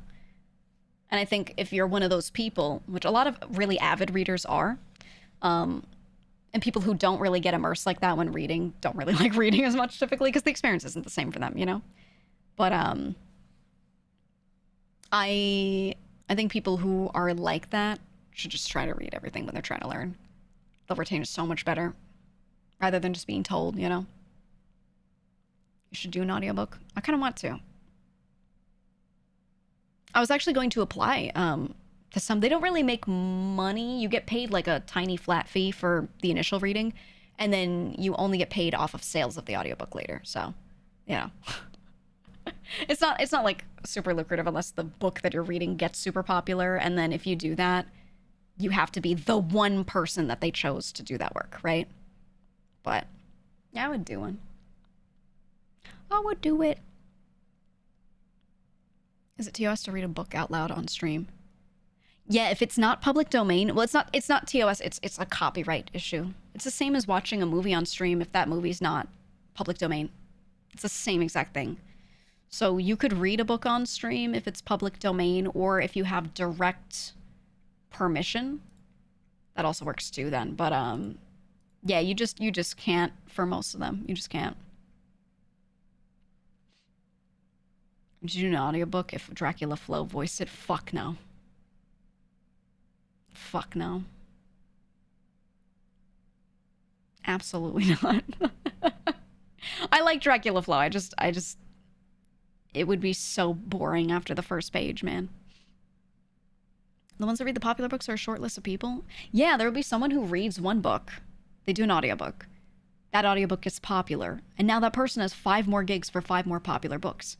How often do new popular books come out? There's like a few per year that are like that high sellers, you know, that you would actually make money on your audiobook. It's just, you know, not a ton of money in it if you're not like really on one of those books that gets picked up a lot. But it's passive income. So I feel like if you just apply for 1 billion of those and read 1 billion audiobooks, you know, probably gonna do okay. But again, you have to get picked. So you do a reading of an excerpt and send it in, and then the publishing company / author or whoever's deciding, they will sit there and pick one person to read the audiobook, you know? So the 40K dude that reads the orc books does such a good voice. Yeah. A lot of the Warhammer books, people have said they really like the audiobooks for them. Some have a whole cast for the characters. It's gotten really intense. Yeah, it used to always just be one reader. That was it. It used to only be one guy, one lady, whatever, and they would do the voices. And then, yeah, now it's turned into like a whole thing. He doesn't know, but he doesn't know. Spotify keeps pushing you light novel audiobooks and Che Guevara's diary. Really? Wait, as an audiobook? That's crazy. Tried a bunch of the most popular 40K books and holy fuck, those sucked. Sometimes you like the world building. That does not mean that you like the books, you know? I am like this with Star Wars. A lot of the extended universe has certain books that are so good and other ones that suck so badly. And the plot line is so interesting, but the writing that you have to sit there and read through to learn what the plot line is can be so bad sometimes. Like the guy who reads the Dresden Files. I haven't heard that one. Read the book, but I haven't, you know, heard the audiobook. I don't know, man. Audiobooks are cool, but not for me if I want to retain the story. I just like to read. Anyway, I will be doing an audiobook of Hop on Pop, a real literary masterpiece. Gonna be cool. Gonna be really good. The classic Hop on Pop. We'll see if they let me publish it.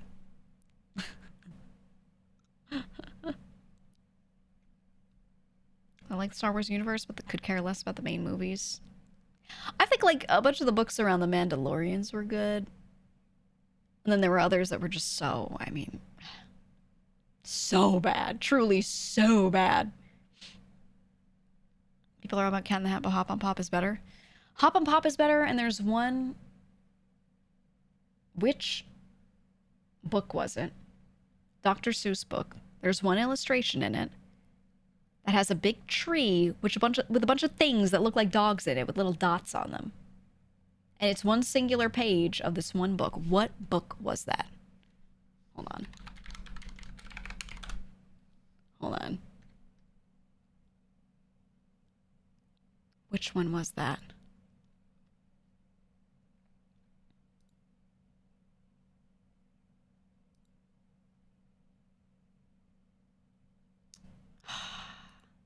I'm looking at like covers of them right now and I don't know. I don't think it was Fox and Socks.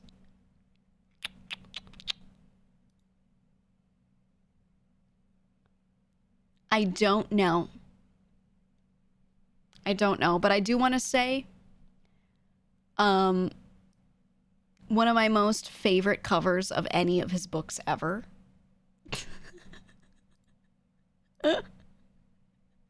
It's really good.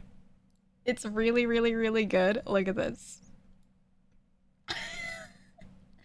If I Ran the Zoo by Dr. Seuss has one of my most favorite covers ever because he looks so evil.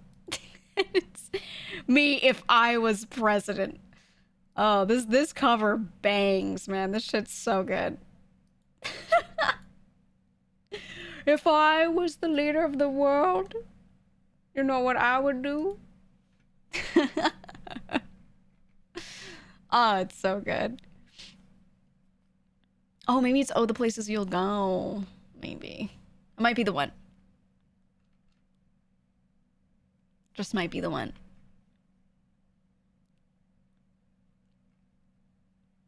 Yeah, I'm looking back at you guys talking about bad fiction. Ugh, I don't know. There's just so many bad books out there. In these universes, you know? There are bad books out there in general, but whenever it's like, you know, Star Wars universe, Warhammer 40k universe, and they allow different people to contribute to the same world or same general, you know, thing, you get so much shit. You get so much shit that is just so bad.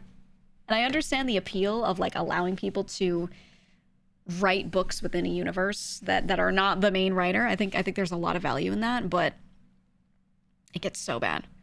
A great one is the D&D universe. The D&D universe exists, and most of the writers are very respectful about not putting each other's characters into their books. They try pretty hard to like not write someone else's character, right?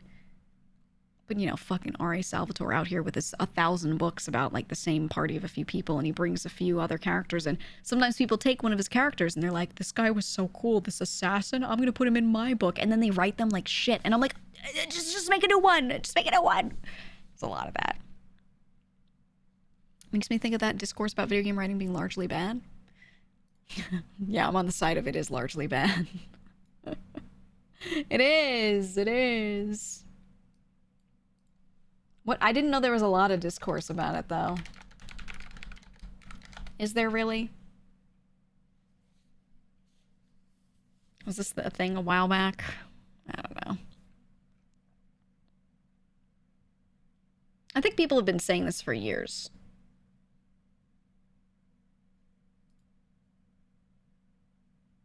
I don't know. Yeah, if I just search, like, video game writing bad, I see, like, articles from the past 10 years of people all saying this. Every year there's a new article. Yeah. Oh well. Oh well, if you have bad writing in your game, people will still play it if the gameplay is good. If you have bad writing in your movie, people will still watch it if the acting is good and the scenes are cool. Marvel movies, you know how much of them the writing is garbage? But they make billions. They make billions. Because it just needs to be baseline okay. At the end of the day. As long as you can deliver on the other stuff, it just needs to be baseline okay. That's why, even though I think a lot of games have pretty bad writing, I will still play them and I will still often rate them not bad. You know? Above a 5 out of 10 a lot of the time. I'll be like, I didn't like the writing, but... And then I'll list the other stuff I do like. You know? Because it's not like the standard for writing is super high, right? It just needs to be baseline enjoyable enough for people. You know? I say it's because AAA are trying to play to the LCD, but indie game writing is bad too. I think indie game writing being bad comes from two things. Like AAA, they could absolutely afford writers, but yeah, they know, like you said, lowest common denominator is the most important thing to them. They need to have mass appeal, right? But I think with indie games, it comes more out of budget constraints, or a lot of indie games are, story, gameplay, everything all involved. It's like one guy's baby. And those people have a lot of difficulty handing large amounts of their project over to someone else. So even if they do have budget, let's say a publisher picks them up and they're going to fund part of them or something, they often still won't bring in a writer that changes stuff because it's an imagined thing in their head. Like this is their one big project and they're not going to let anyone touch it, even if the writing could be improved, So I think that's kind of where that comes from, more so in indie games, right? Again, the reason why Outer Wilds came out so good is because it was so collaborative between the writer that they brought in early and the people making the game itself, right? And they both, the writer and the people creating the game, especially like the one lead, injected their own ideas into it and worked together to make something good, and did it early on before he was like so married to specific dialogue or the story being exactly a certain way, I think that's the best situation you can have, is like, the writer is brought in early into the project so that you can really like have a lot of their ideas on how to mix gameplay together with the stuff too. That's how you get like environmental storytelling that's actually good, right? Blueprints was like that too. Blueprints was like that. They made some gameplay and then they wanted to have some story, and they pretty early into building the final sort of version of it, or like, final before final _ final real parentheses correct dot 2.3, right? When they were like, working on the actual realized version, they had a writer, helping out pretty early on to really like put all of that into the gameplay and make sure those were melded. But you gotta do that. You gotta do that. Otherwise, it's not gonna work. A game where pro tag only has 3 lines, they're all death gasps. Dude, my favorite was fucking Lies of P. Lies of P. There's so much story, but it's like not all delivered in writing. A lot of it is environmental, or like little shreds of dialogue where you're sitting there realizing what's going on and you're just witnessing a scene. Ugh. It was so good. So tragic. So tragic. Blueprints got robbed. It did, but I also never really truly expect anything in the puzzle genre to win. If I'm being honest with you. If I'm being so real with you. I really, really, really don't think that will ever work on people, because there's so much barrier to getting to the story and getting through to like the deep parts that a lot of people won't get through. So, very interested to see what they do with the sequel to Lies of P. I'm really excited. I was watching someone play it earlier and they were fighting Romeo, King of Puppets, and I was like, oh, I love this fight. So good. Cocoon winning last year was a rarity. Oh, I loved Cocoon so much. I was so happy. I was just so happy. No, Cocoon deserved it massively. Cocoon was a game with no writing, no dialogue. They still had writing in the form of like, here's what environmental things we're going to put here to give some sort of, depth to what's going on in the game. But there was no dialogue, no written words, 0. And you just went through and did puzzles. But as you were doing it, it was, building on the depth, the gravity of what you were doing. It was really nice. I liked it. But it's also a game that a lot of people, like, definitely did not get through. It was hard. It was a hard game. But I loved it. Were your crazy theories about Cocoon ever proven true? Some of them, yeah. I also off-stream went through and 100% of the game, but it took me a long time to do it. And when I did that, there was a lot of stuff A lot of stuff that definitely like changed how I felt about the game, but it was cool. Average person win puzzles. Garrick, did you play Cocoon? Did you play Cocoon? That game was so good. It was so incredibly good. I loved it so much. I think you would like Cocoon. It was so visually beautiful, dude. I liked it a lot. Okay, good. When you started to get into like the recursion parts of stuff, oh my god. I had like euphoric moments playing this game.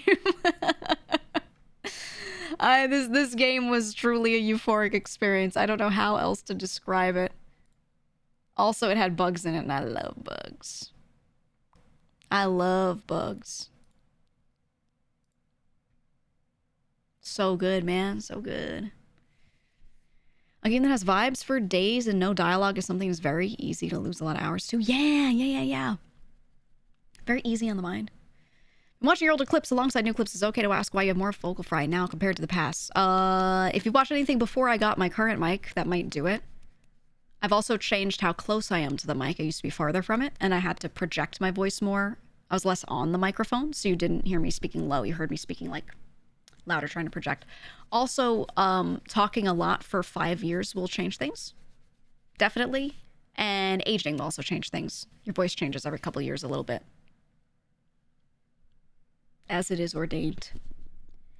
As is life. They changed the actress in season 3. I'm gonna be replaced soon! Talking a lot is an understatement. Yeah. I think it's more so the other stuff, but that'll definitely contribute. But I've always had vocal fry. I think it was more so that I used to be farther from the mic and I used to project my voice more. Straight up. That was probably the biggest difference. I just kind of got used to having it like closer to me, and I think I used to strain my voice more. A lot. Well, not even a think. I know I did.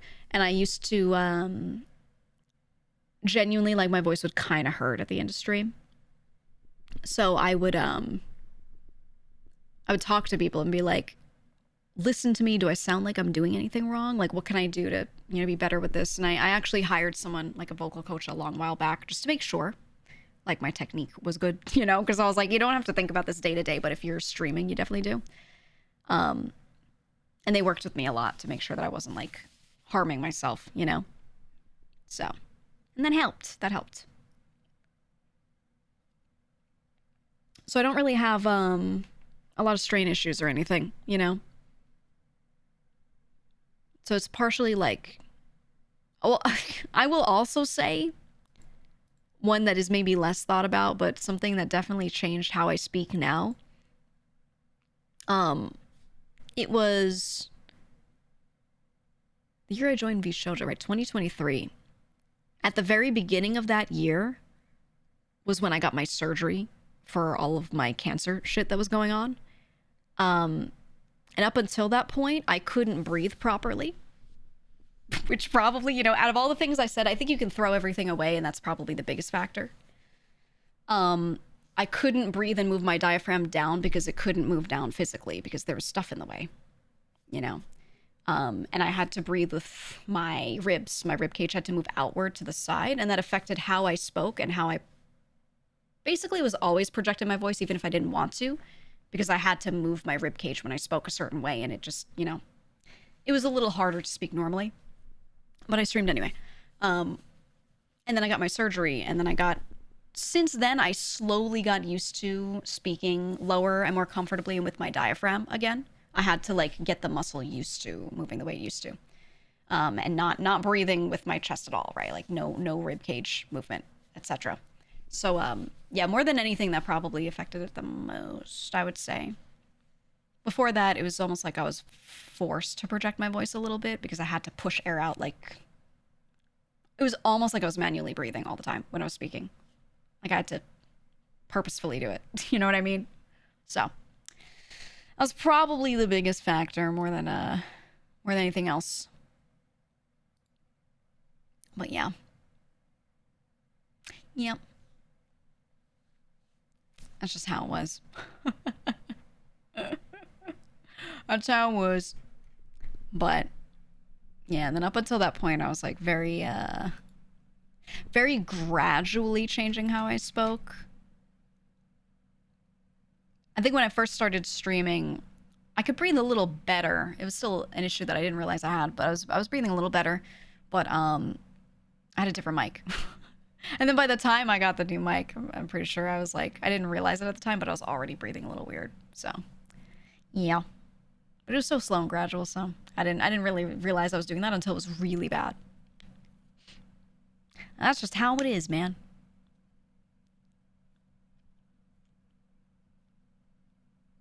Yapping with weights on. I mean, it doesn't count if you're working out muscles in a way that they shouldn't be used, right? That was like not good. It was not good. It took me a long time after the surgery to slowly change how I spoke again and how I breathed again, mostly because I had to sit there and like purposefully get my diaphragm to extend downward and to not let my rib cage move, but don't tense it though, right? Like keep it relaxed and stomach breathe. I had to sit there and like manually actively do that. It was a lot. That shit was annoying. Now I could do it, no problem though, but yeah. Yo. Yeah, now everyone's like thinking about how they breathe. Everyone's thinking about how they talk. They're like, oh, do I breathe right? Do I talk good? I think the thing that hurt the most, honestly, was just when I was laughing. I had to laugh a certain way because if I laughed like very normally, there was nowhere to move and it would like kind of hurt. So I had to like, I don't know, laughing felt weird. It felt weird. I don't know, but it's good now. It's good now. How'd you even poop back then without tensing? I couldn't do anything, dude. I couldn't do anything without being in pain or like it being difficult or whatever because it was just literally like the center of my body was all fucked up. And everything's connected or near everything else or everything's being pushed around. So like all of my organs were getting pushed up and back. So they were all like up in my rib cage or pushed up to there, you know. It was terrible, man. Everything was terrible. Reminds me when Mouse said she had to change the way she laughed. Yeah, yeah.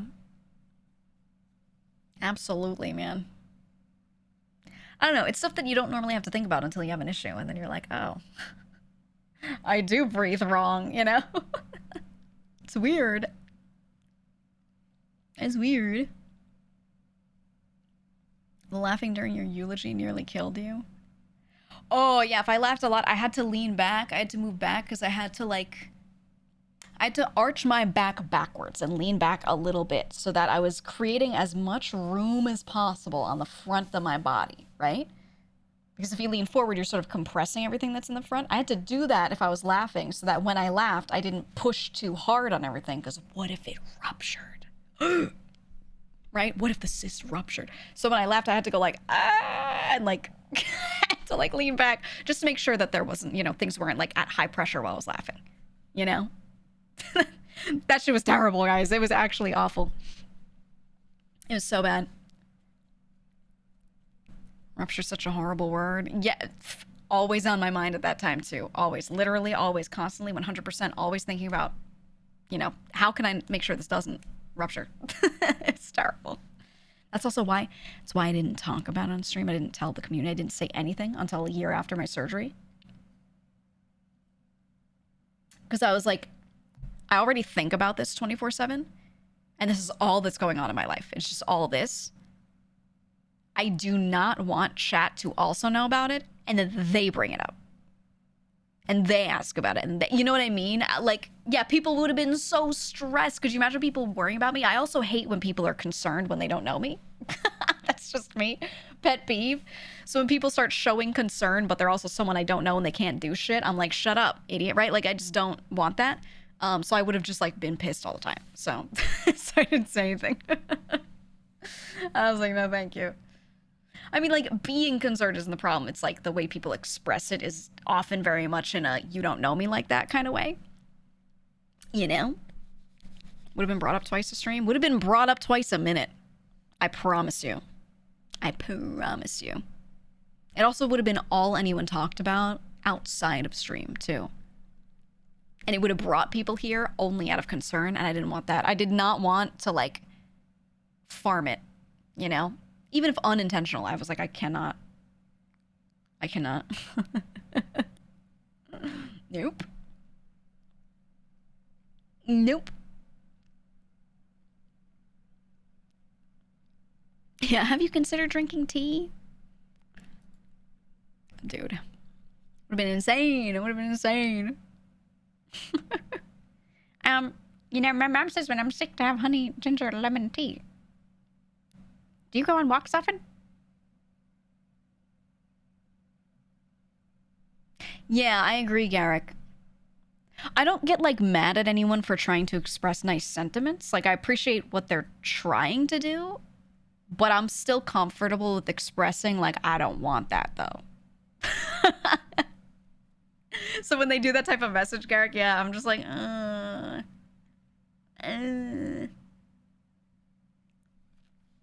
Did your friends know on stream that they shouldn't make you laugh too much? No. I told, like, 4 people what was actually going on.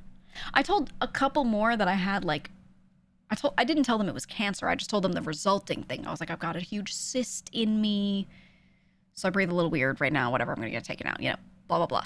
So a few more people knew that I had, like, something going on, because I was very public about, like, at least telling you guys, hey, I have a surgery, I have something going on that's quite bad. But I was very vague, right? But yeah, like, almost none of them knew what it actually was. I didn't say that because I was like, I don't want to worry them, you know? I don't want to do that for sure. He said, I'm a hater. No way they mean that shit when they say it to every streamer. I agree. Like, I generally wish people well. I generally hope everyone's okay. Blanket, you know, umbrella over everyone. But, like, I do not find the need to go type in people's chats that I don't really know, you know, those types of words and stuff. If I know them, I'll send them nice sentiments. But if I don't know them, I'm like, I feel like this is empty coming from me. That's how I feel. Right? Let me type it out so everyone knows I care. Yeah. Yeah. I just feel like as I'm saying it, I'm like, I genuinely do wish them well, but I feel like none of my sentiments will really be delivered. So I just hit backspace. You know? So then my interpretation when I receive that type of message from, especially someone who's like not a regular, they just come in and say it, I'm just like, you know? Yeah, it feels performative. Oh, you had someone lay their hands on you while you were at work and pray for you? Ooh. Yeah. Ooh. Yikes. That's like the equivalent of when someone's pregnant, some random person walks up and puts their hand on their stomach, is like, so beautiful. You know, like in public in the supermarket, they're like, wow, the gift of life. Ew. Hate that. That happened to your sister today? No. I hate that. First of all, don't touch people. Doesn't matter what's going on with them. Don't touch people. Second of all, if someone's pregnant, isn't that more reason to not touch them? I don't know what's going on with them. I don't want to get them sick. Like, isn't it more reason to not physically contact that person? They're probably stressed too. They don't need a random person being like, you know, ugh. That's right, Oshi.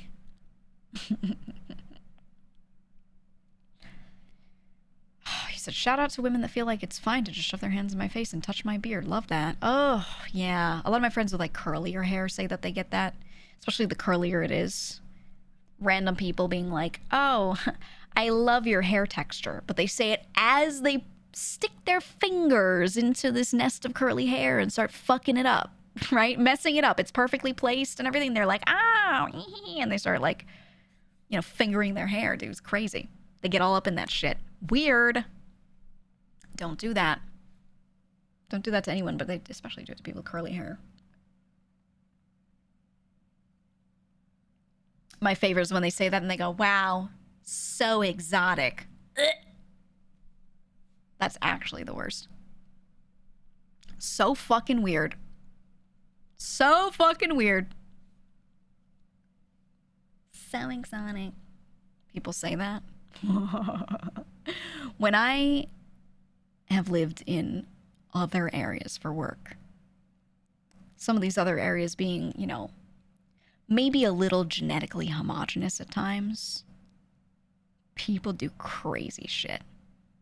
Crazy shit. I didn't know this was a thing my whole life. Because I'm from a place that's very diverse, and everyone knows not to do that. So I didn't know this was real. And then at times when living in other areas for work stuff, you know, you have a coworker, you go to like a place and then someone sticks their finger in their hair and it's like, wow, so exotic. One of my friends, she had someone say to her, as they stuck their fingers in her hair, they said, and I quote, "Your people are so beautiful." And it took everything. I have never seen someone express so much full Buddhist restraint. She closed her eyes and lifted her chin up to the ceiling. And I have never seen such a beautiful display of conceal, don't feel in my life. In my life. But she went, "That's nice. You shouldn't touch people, though." And I was like, wow. Wow. That was amazing of you. I was astounded that she didn't just actually take that person out on the spot. That was crazy. First of all, your people is crazy. That's insane. But like, with your hands in her hair, oh my god. Oh my god. And it was like a nice little old lady who meant well kind of thing. So you could tell she was like, I can't right now. I can't, you know. I don't know if I would have been able to do that if I were her. I really don't know.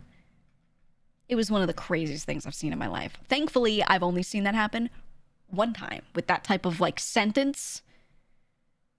That is like I've seen people do the, you know, grab someone's hair, touch someone's hair thing, but never like with a line like that, a one-liner like that went crazy. That went crazy. People are so beautiful. Ugh. Ew. Did they hit the Wakanda Forever X right after just to make just to let them know they're chill like that? Dude, you ever seen someone do that though? You ever seen someone hit the boom with their arms like right on the spot? Oh my god. Oh my god. I have a lot of things to say, but I don't think I need to say any of it. I don't think I do. It's just, wow, you know? People, everyone's so creative and people are so funny. That's what I'll say. Everyone's so creative. Oh, I don't know. You used to work with old people and you've heard some crazy shit? Oh yeah, you ever go to an elderly home to visit someone or anything, or work in one, and you just listen to how people talk? Oh, my god. My god. So it's always the olds. I walk and run in my neighborhood and there's this old couple sitting on their porch calling out to you to ask, "Oh, hello, how do you say hello in your language?"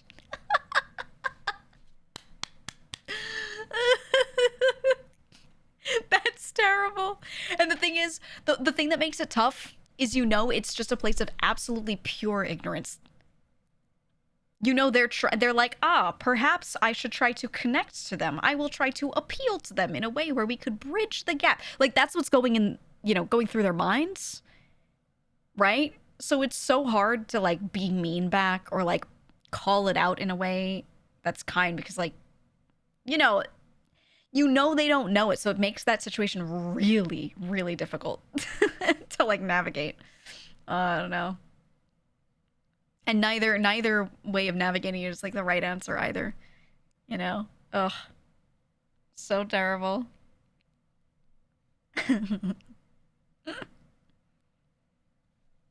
It's people are so funny and everyone's so creative.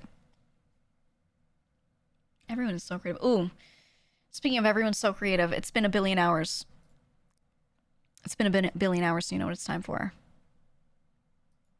It's time for judgment.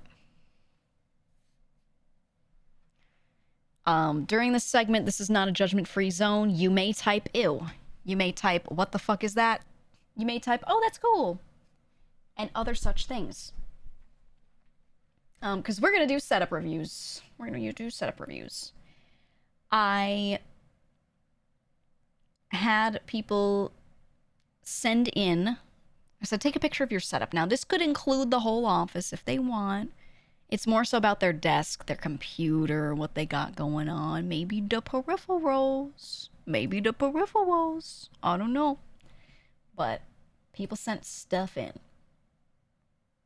And I wanted to look at it. Again, this is not a judgment-free segment. I will tell you if your shit's dusty. Okay? I will tell you if your shit looks like ass. Etc., etc.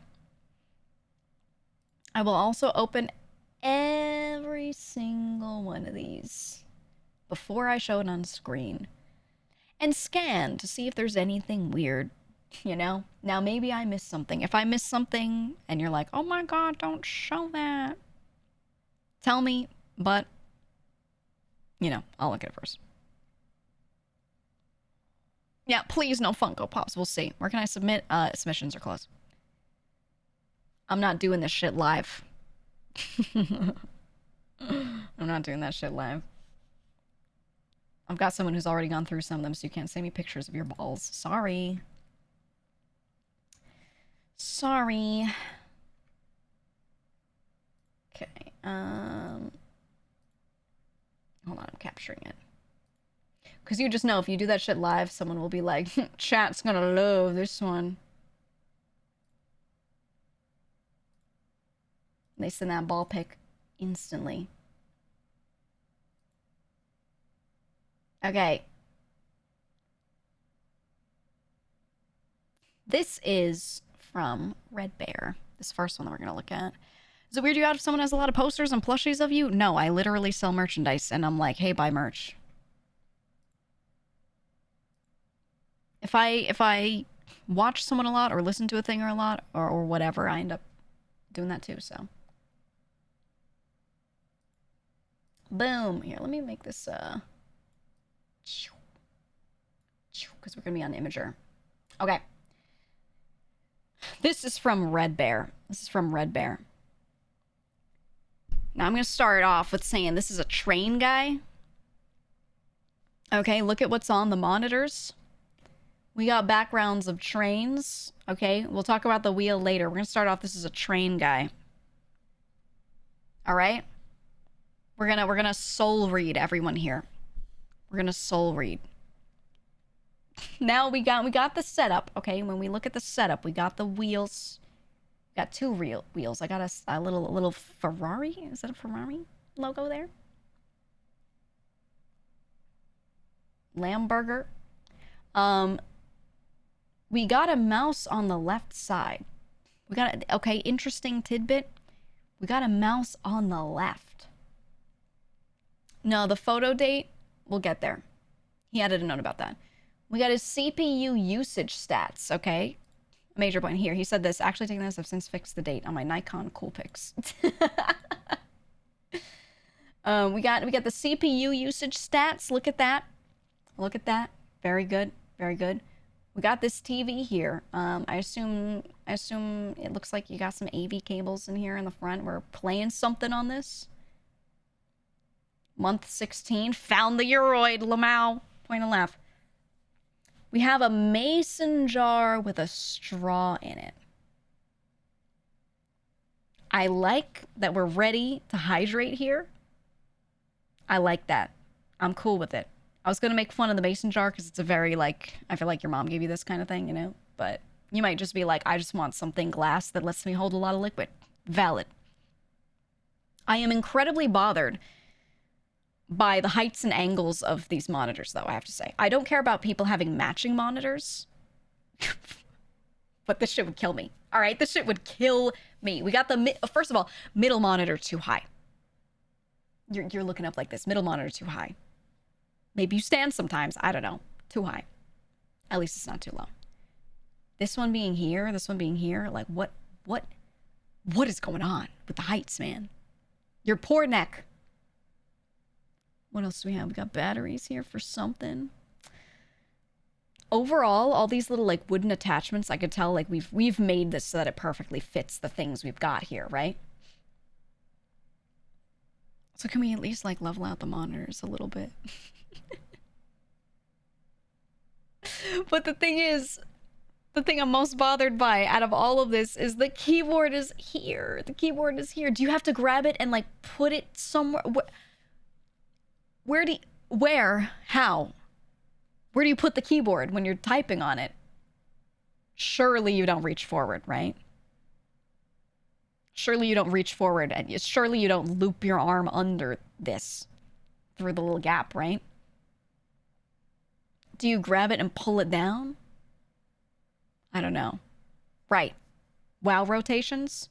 Maybe this stuff, they detach it and they do XYZ. Maybe this lower shelf here, they pull out when they're not doing anything with the racing setup. But I don't know. I don't know. Maybe he's doing his wow rotation with the buttons on the wheel. That's my counterpoint. Okay. The CRT does take a lot of space. If I don't know what his whole room looks like because it's only the one picture. If you could turn it somewhere, put it somewhere where like you can turn to face it, that would be so much better. So much better. I gotta say though, with all this stuff here, you know this desk does not get dusted. You know this shit barely gets dusted, all right? When it visually has dust on it is when we maybe approach dusting it. And that scares me. That scares me. We also have inaccessible drawers, my favorite. Drawers shoved in the corner that you can't even open. Great sign for, you know, our prospects of whether or not we dust when we have inaccessible drawers. And we got the PC here shoved into this thing. Is your airflow okay? Is it open on the other side? I don't know. Again, this scares me. Is that a cow on the window? This looks like a giraffe. This looks like a long, like a... Is this the neck? Is it... What is this? What animal is this? It's got a more like antelope-y kind of ibex-y face, right?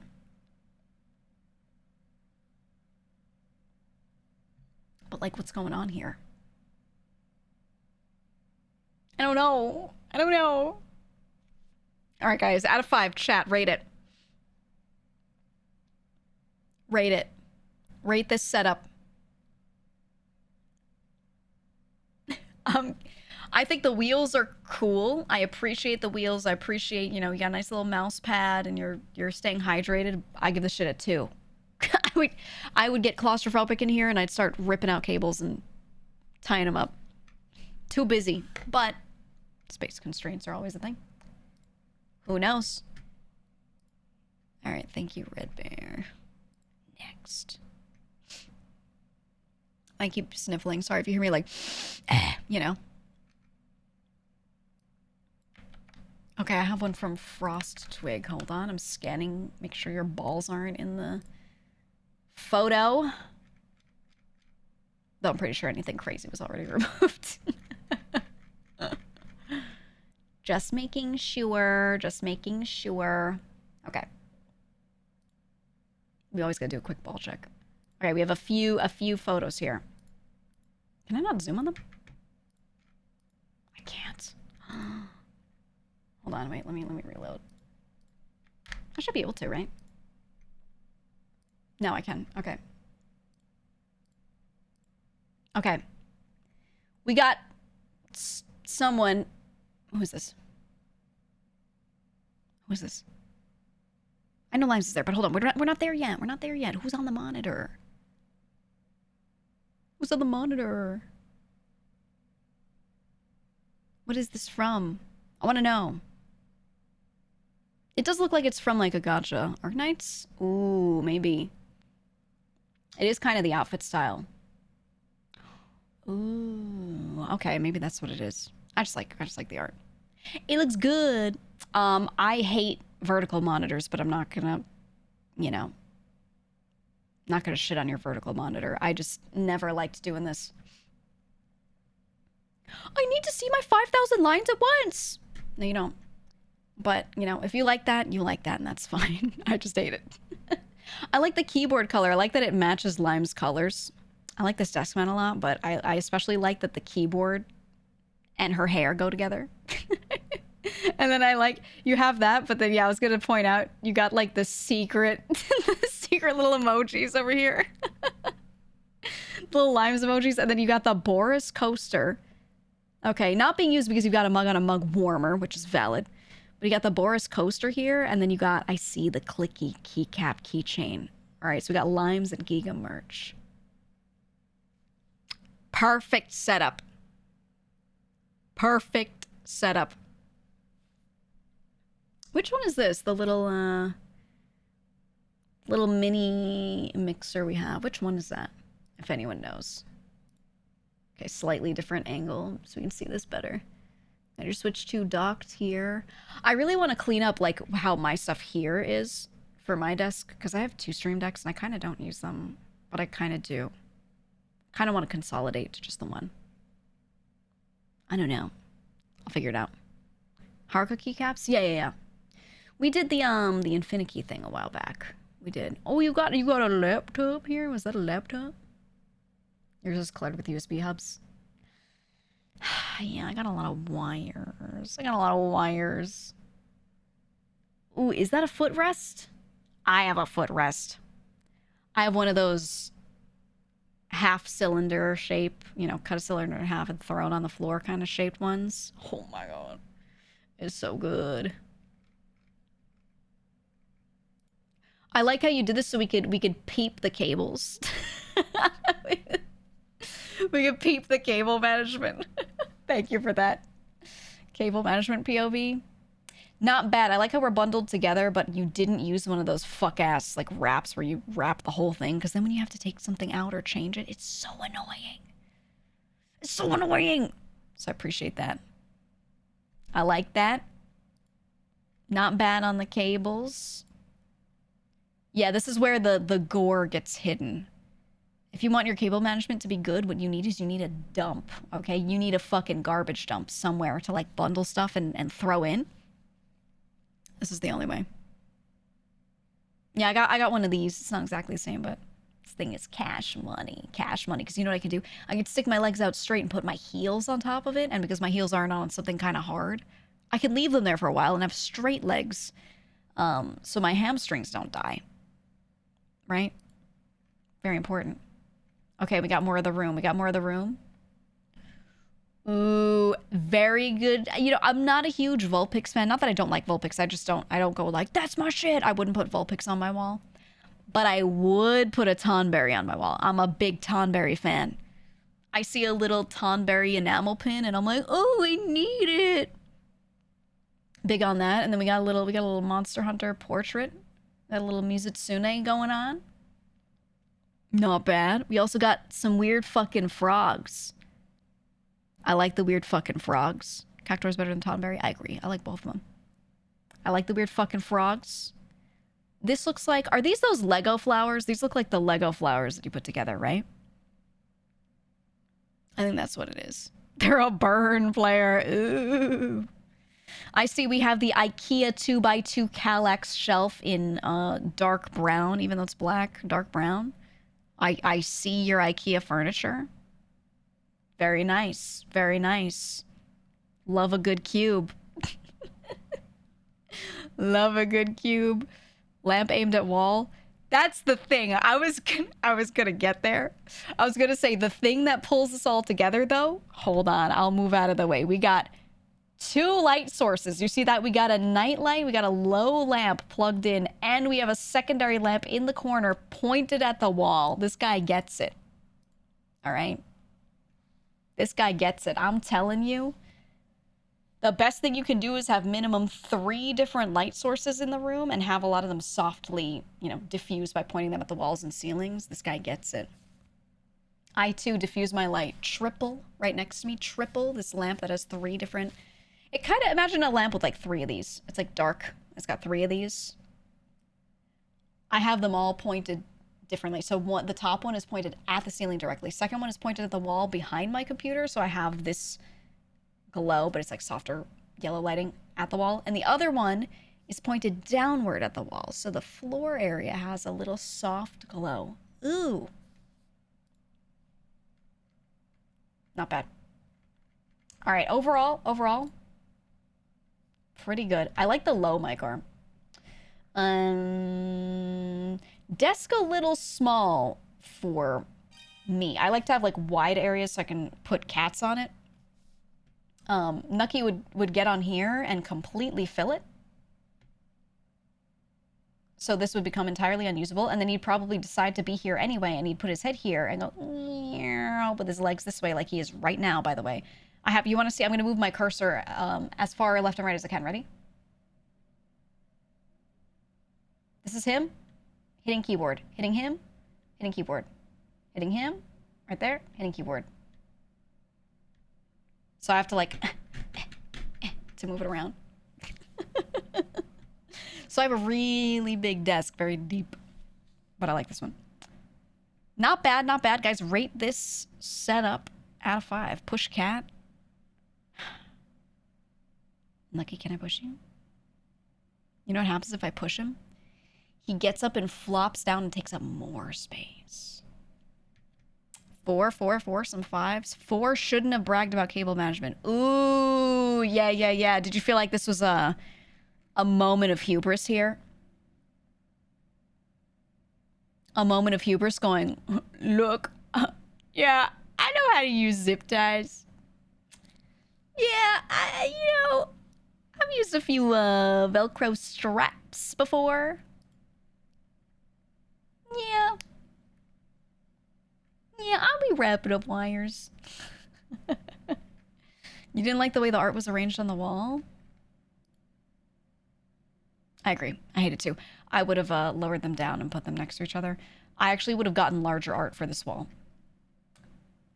I'm a big stickler for wall art or collages or whatever it is fitting properly into the space that it is filling.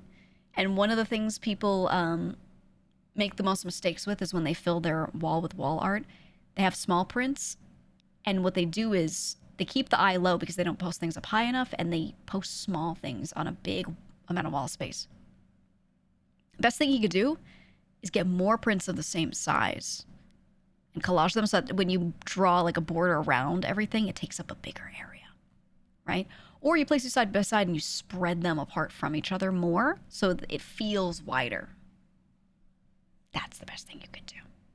But this isn't the worst I've seen. They're at least not like right next to each other. Some people would put them low and be like, right there. That shit's terrible. All right, not bad, not bad. Pretty good. That was from Frostwig. Next. From Onsi. Onsi, let me look at it. Let me give it a ball check.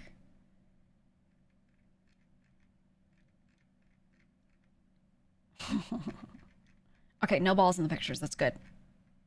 Thank you. Very respectful, very demure. Okay. How many of them show their floors, though? A lot of people not showing their floors, I will say. Noticing a lack of floor close-ups. All right. I'm going to assume we have what we have here out of necessity. I, too, was young once. What the fuck is this chair? Hey, I've been here. I've used a kitchen chair before. I get it. Please. Oh, non-American detected. If you can do anything, if you could do anything Get a new chair if you can. Lower back destroyer 9000. Yeah. Because if you're going to be sitting here for a long period of time, the best things you can spend money on are the things you spend a lot of time in or on. Or with, or whatever. Okay? Your chair, your bed, your fucking, I don't know, your car if you drive a lot, and your wife if you like her. That's it. Alright? The chair's perfect. Boost for. Please. Please tell me it's not true. Say it ain't so. Your shoes. Yep. One good jacket, etc. POV. GEEGA didn't stream on Christmas, so for Christmas you just opened it and looked and cried. Very good. We got a mug here. We got this fuck-ass mouse. I don't like these. You know, it's ergonomic. That's fine. I hate using these. We got a pastel controller. I like the color of the controller, and I actually think this color is a really good accent color for this wall in the room. If you got more stuff in that color, like a desk mat like that as well, and you had like a different desk, even if you didn't, it's whatever.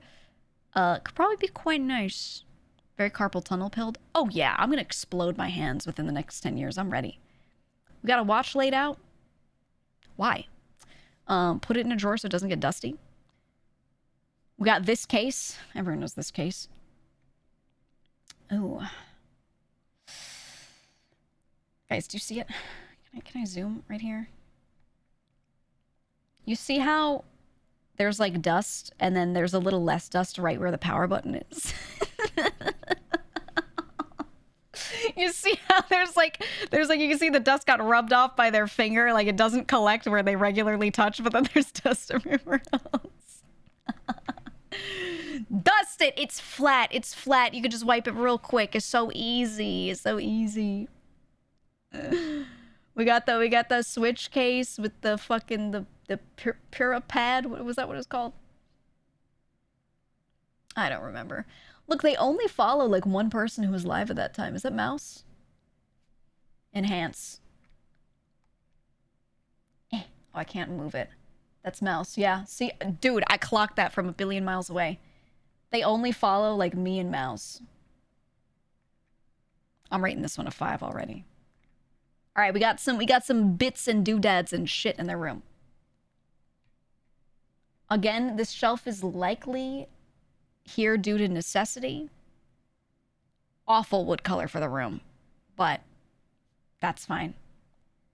Okay, we've got some little figures here. I'm approving of what we got. Look at the duo.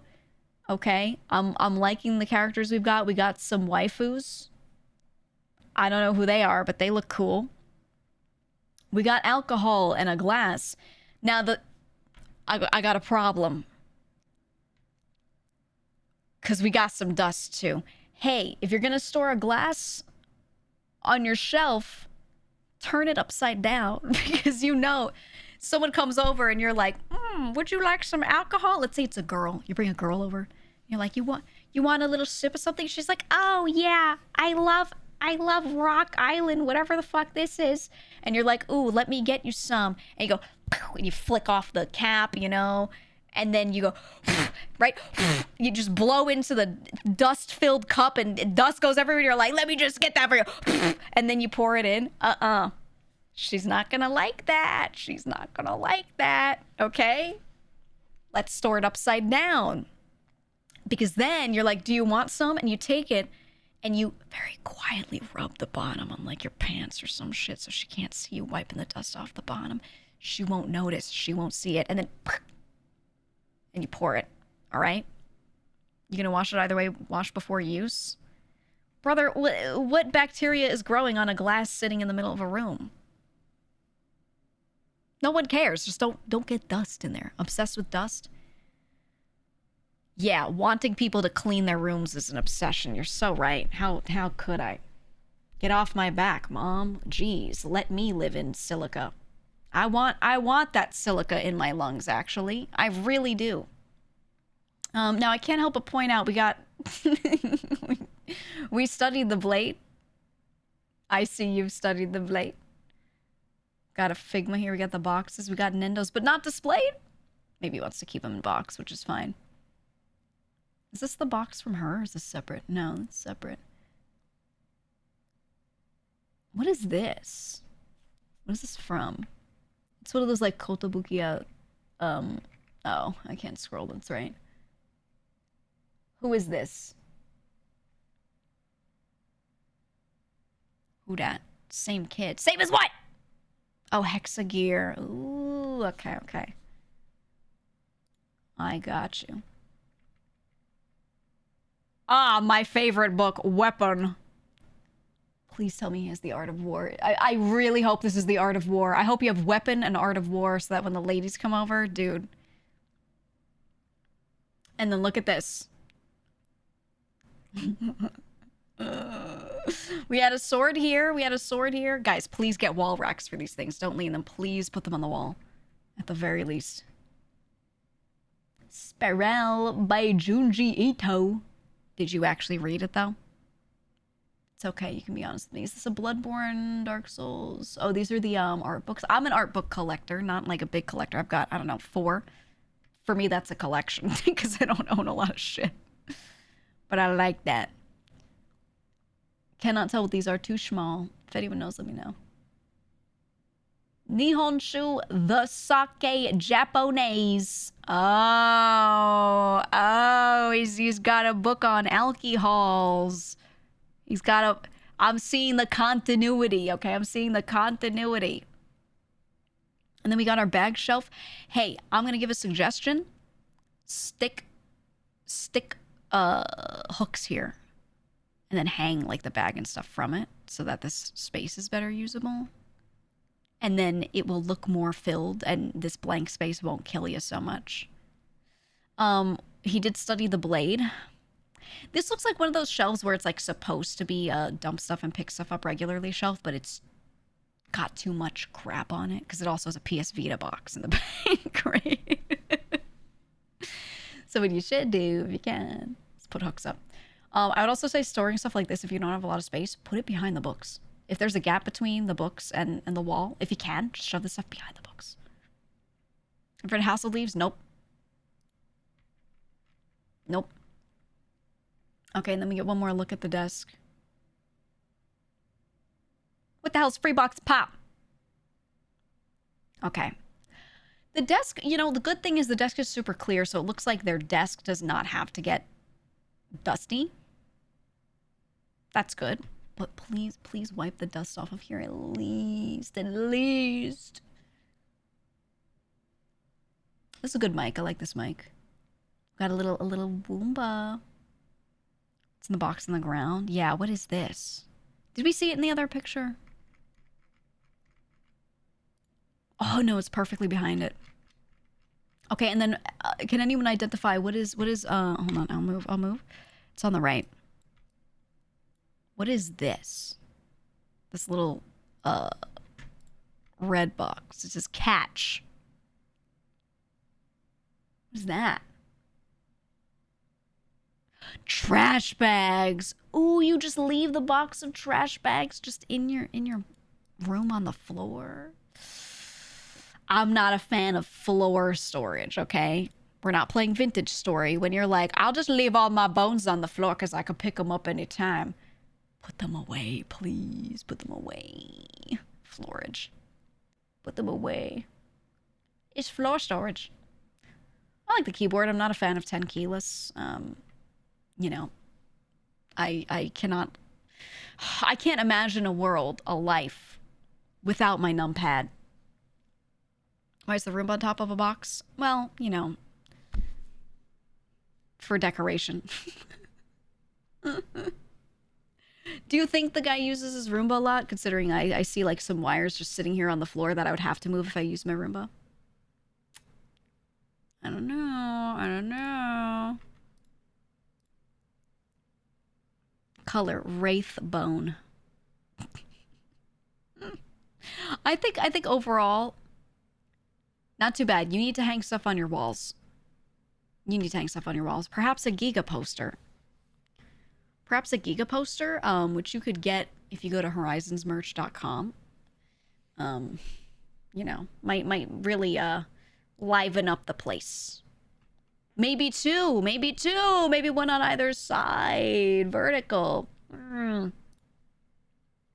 Get rid of that gray color. What, on the walls? No, no, no. That's bluish gray. I like that. I like the dreary walls. I just think, you know, you have like this nice color here and you've got a little purple. I think you like purple. It looks like you buy, when you choose a color for an object, it looks like you pick purple. So you should bring in other colors. That's what you should do. We also have this purple blanket, whatever this is, on the chair.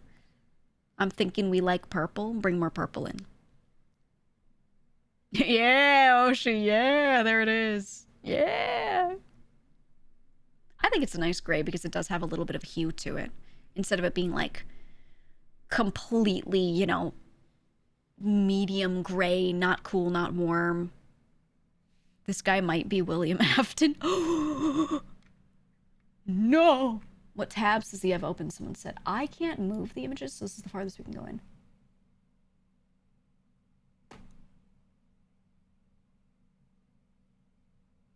This is this Google form. Up at the top. Oh, you guys can't see all of it. Hold on. I'll move it slightly. Right there. Okay, so the purple. Whoops. Oh, wait. If I zoom out like this, and then I go like this, and then zoom in. Okay. Okay, this one is this Google form. This is Imager. This is he opened a tab at the end. Afterthought after opening the Google form. Oh, wait, let me put her stream as the background. Very nice, but it should be open all the time. It was not open before the Google form. Can't help but notice. Okay, this, no clue. These, no clue. No clue, but nothing immediately sus.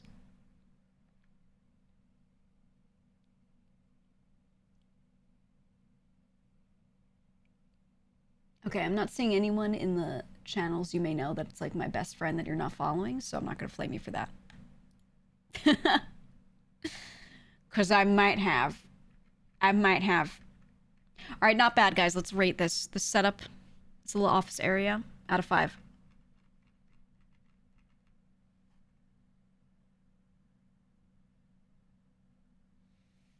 Three, right in the middle. Couple 2s, some 4s. It's not bad. I'm not going to knock you for not having the best chair, not having the best desk, because those are like, you know, I'm an adult with a job and I am now getting my upgraded desk kind of things. I don't know how old you are. I don't know how much money you have. So, you know, just a little sparse. Desk is fine. Nothing actually wrong with the desk. No. Like, I prefer having a huge desk, but that's me. For this room, it doesn't look enormous. It might be crazy to get a bigger one, you know? Color of the shelf bothers me, but, you know. That's something that we can't necessarily change. Shelf in the backpack area fuck you up. Yeah, this shit freaks me out a little. Put some hooks up here and hang stuff. Or get, they make little shelf things where it's like a upside down U shape of acrylic. It's like a little riser and you can put it on the back half of a shelf. Get something like that so you could store these things up top and then store stuff up bottom that you're not gonna get often. Maybe that's where the PS Vita box goes, right? And then the front is like the more usable space. Something like that, right? Shelf might need some styling, but it's got potential. Yeah, that's what I'm thinking. All right, not bad, not bad. Next. Distinct lack of GEEGA posters. This one is from Ender Purely, not Ender Pearly, Ender Purely. Oh my god.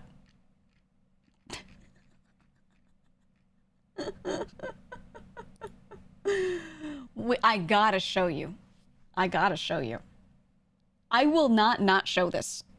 Even though some streamers would be like, I don't think I'm gonna show this. Brother.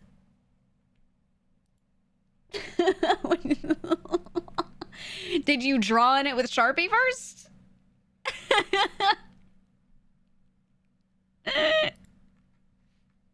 What is this? They live underwater. First of all, this desktop, highly concerning. Highly concerning. We have a laptop. I assume this is our second monitor here. A little fold-out table. It's all we got. And a watermelon. It is a cushion. It is a cushion. This chair is a little concerning too, but you know what? That's okay. That's okay. I can see we're making do with what we got here, okay? We got the we got the laptop on a book. We got some random ass binders and shit. This is my hopefully temporary setup. Nice. Holy moly kekars. Yeah, actual kekes right now. We got the wire rack for restaurant usage in the room. Very nice. We got some fucking... Is this a glue stick? What is that? Is this a glue stick? We got some scissors. We got... All right, who do we have if here? I see you gifting one more sub before you get a new desk, you're done, buddy. Right? Right? People will gift 5 subs and then be like, Giga, look at my room. Somebody needs to gift you a desk. No, you need a new room first. Sounds like this is your temporary setup. My god. All right, who do we have here?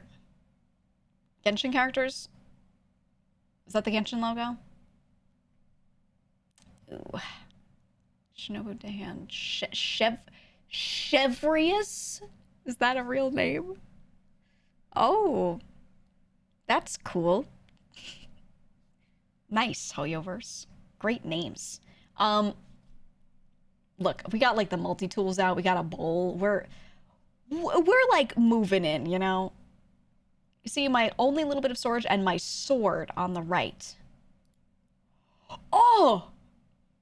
Sorry, the black ooze. Really, I couldn't even notice the sword until you pointed it out. Thank you for letting me know. I think this guy has like fog of war in his room. All right, he's got a sword for self-defense. This is good. Stay vigilant. What kind of sword, though? It looks like a prop sword with, like, what's going on here. Like, very much a, you know, costumey, whatever. I didn't really want the zoom in on the Genshin girls. I didn't really, like, want this. But I think if you zoomed in on anything else, I wouldn't have been able to identify it. So thank you for zooming in on the one thing I would have been able to make out properly. You need to see my Genshin girls. It's the merch layer. I found these in a weeb store in town. Nice. Who wouldn't have scissors, glue, and homemade marmalade next to each other? Are we in college? And we're like splitting this room with someone? Look at this. It is glue. I was right. I was right. Maybe not a glue stick, but that sure is glue. Yeah, we're this is college vibes, right? All right. I'm gonna tell you right now, if you've got a few dollars, go to like, I don't know, like Target. Get yourself little plastic bins, clear plastic bins to put on this shelf to shove shit in, so you can store more stuff more easily without it falling off, and so it doesn't fall through the racks. Because this type of, I've had shelves like these before, everything when you place on it, you have to turn it, you have to like, you know, move it on its oblique a little bit so that it's not falling through, etc., etc. You knock your hand into it, so it goes and like perfectly falls through. Terrible. Get yourself some little things, or you can get like a hard plastic shelf liner. You also don't need the whole shelf for these. Yeah, I would actually place them like the short one in the foreground maybe, and then these two in the background. Put this behind. You don't need the backdrops. And then you can have more space here. Just saying. Just saying. The shelves aren't filled though, so I assume he's still, you know, we're not there yet. Ironically, the chair is like the nicest thing in this area. The chair is not bad. I would also say up here, big empty wall space, left side as well. Perhaps time to get a matching set of 2 posters, perhaps? I don't know. Where can I find any? Where would you guys suggest if he was looking for, like, posters, wall art, something like that? Where would you say he should go? I don't know. I don't know myself. I'm unsure. He needs a table first? No. He needs a poster. He needs a damn poster. Oh, what's that? Pinned up at the top of the chat. The horizonsmerch.com/collection/GEEGA link. Ooh, with all the GEEGA posters. Ooh. The other Me and Mouse one only has a postcard. Ooh. I just want to know what the hell happened to your camera lens. That's what I want to know. Like, what happened? What is going on with that? I don't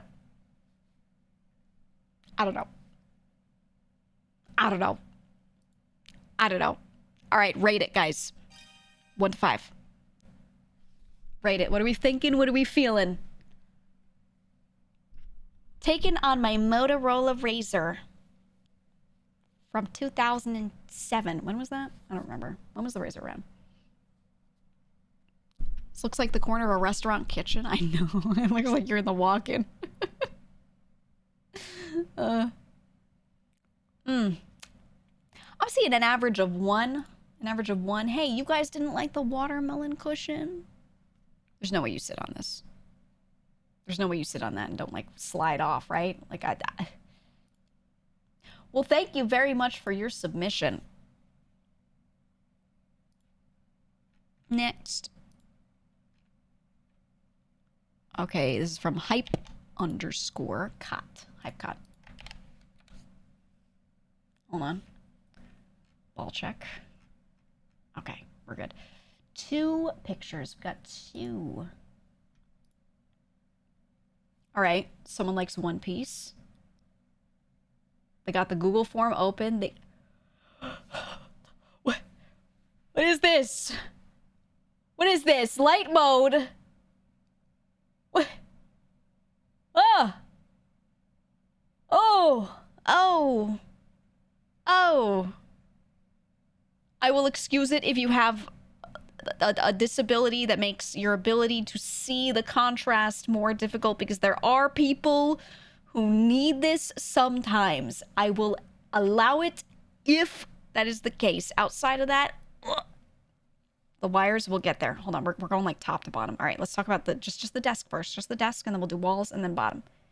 All right. Garrick, we're saving that for last. We're saving that for last. Okay, let's start. First of all, desk mat, banger. Who recognizes the desk mat? I do. Banger desk mat. Perfect, beautiful, amazing, wonderful, gorgeous. Look at the little red accent. Wow. Where can you get that? I wonder. Might it be re-released? I wonder. We'll see.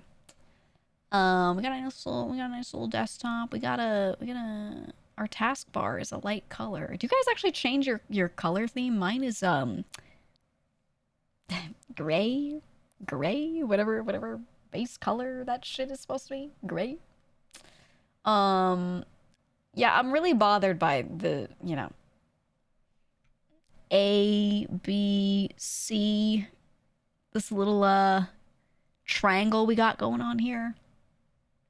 We got a backwards tilt on the middle monitor that I do not understand. Are we incredibly tall?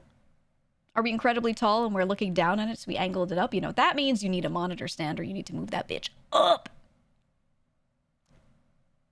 All right? You need to move that bitch up higher if you're tall. You don't want to be looking down at your monitor. Your poor neck. You're going to get even worse tech neck, man. Get monitor arms. It's so worth it. They're cool. I actually find them really annoying sometimes, though. If you have a stand that comes with this that just lets you slide it up, then it's good. If you don't, then yeah. Yeah. It's a standing desk. You can raise it up. Okay, well, in this picture, it's not raised up. In this picture, it's not raised up. So I'm going to assume that this is where we leave it, right? You want to look down at a monitor, not up? Yeah, but not so far down that you have to tilt it up at yourself. You know what I mean? Like, there's a range. There's a range where you want the center of the monitor, like, below a little bit, but not, like, super far. And that tilt makes me think that he's, like, really tall and he's, like, really, like, you know, tilting down. We don't want that. I think... Okay, I never like when we take something, we slap it straight on the wall. I like a little... Doesn't have to be a nice frame, a little something, but frames are expensive, so, you know. Okay. We got a glass of water. A singular glass. Not bad. We got, what the fuck is this? What is that? I see feet. I see... Is this One Piece? Gear 5 Luffy. Is he just in a weird position? That's why it's like... Oh, it's when he looked like this. Oh, that's what the circle is. It's the cloud. He had like, wow, what is the name of that sash? That type of sash. That's what it is. Okay. I see. I understand. I'm seeing. These are hands, by the way. He's got his face. This is his head, and then he's got his arms here. He's holding on, and then these are his like legs up in the air. I see. Okay. All right, we got a calendar on the wall with nothing written in it. Very nice. I hope it's the right month. Can't tell from here. Now, before we get to all this, we got to pause. What is in the bottle? What's in the bottle? Simple question. Air.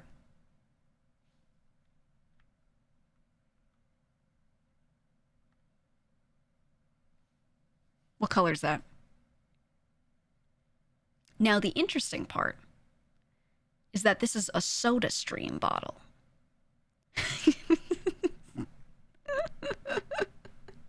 This is a soda stream bottle. So imagine we're going to fill this bitch up and we're going to take it to the soda stream, okay? Incredible. I think we have someone on our hands who is innovating. Now, let's go down here. We got, what's that? Stickers. What's that? The full V Shoujo lineup of stickers. We got the G Fuel sticker pack that we did. Look at that. We got me on the right. Keeping me closest to you as you should with Henya. Look at that. Amazing. Amazing. Mushoku. Beautiful. Beautiful. The wires. Let's lift. Okay, let's lift the wires up. Perhaps you get a thing that just like hooks onto the back of your desk. That gives you a little tray underneath that you shove them in. Doesn't have to be neat. You could do this, but up there, and then you won't see it. Ooh. But imagine vacuuming this. Nightmare. Nightmare. PC on floor, not the best. If you don't have pets, not gonna knock you for it too much. But I will say you should do what I do. Mine is almost on the floor. Almost. But I have like a cart. So it's a metal rectangle that it sits on top of with casters on the bottom. So I can wheel it around and clean under it really easily. And there's a little bit of airspace. Just a little bit. That thing works so well. It works so well. W cart. W cart. I would get a little cart for it because I don't like putting PCs up on the desk, actually. I don't like that. Not saying you can't. I'm not a fan. I also, like, I hate fun, so I turn off all the RGB lighting. I just turn that shit off. And I leave it on, like, a low glow because I don't want rainbows next to my eyeballs, you know? I'm good. So, get a cart. You know, you'll be good. RGB's a sin. Yeah, I'm not a fan. Yeah, now I can see Luffy better. Now that I can zoom. I don't know what this is about. Maybe get rid of it. Nice chair, though. Not a fan of the PC being on the side near the heater, though. If you actually use this, and this isn't just an old fixture that's still left there, if this is your actual heating, I would move this to the other side. Bluetooth keyboard? Yeah, maybe. Second mouse is for when I connect my work laptop. Security system does not allow my normal mouse. Been there, done that. Next, there's a card reader also for work. Yeah. We got the Boris coaster. I'll do it because you can see it here. We got the Boris coaster. Okay. Yup. I like these monitors. I've had Gigabyte ones before. Right now I have what do I have? I have Asus monitors that I like. Again, not down with the 10 keyless. Not down with the 10 keyless, but that's okay. You know, to each your own. To each your own. Nice desk mat. I like Logitech mice, but I use the what is this? The G502, dude. It is so tried and true. I was gonna bring it up. Yeah, we got a little we got a little crust. We got a little crust. When we wipe stuff down and we've got little dips like this, you don't have to do it every time. Sometimes you're gonna have to get a Q-tip. You're gonna have to wet it a little with something, maybe a little rubbing alcohol, maybe a little cleaner. You could just take like those spray cleaners they use for, you know, a surface and just like put a little on the Q-tip. You're gonna have to get in there to ungunk it because that shit's gonna get crusty. Sometimes too thick, but if you do it often enough, you shouldn't have to. No crusting, please.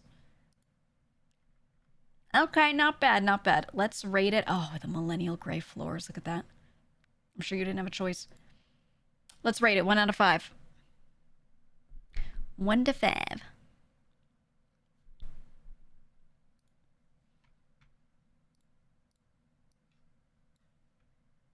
One to 5.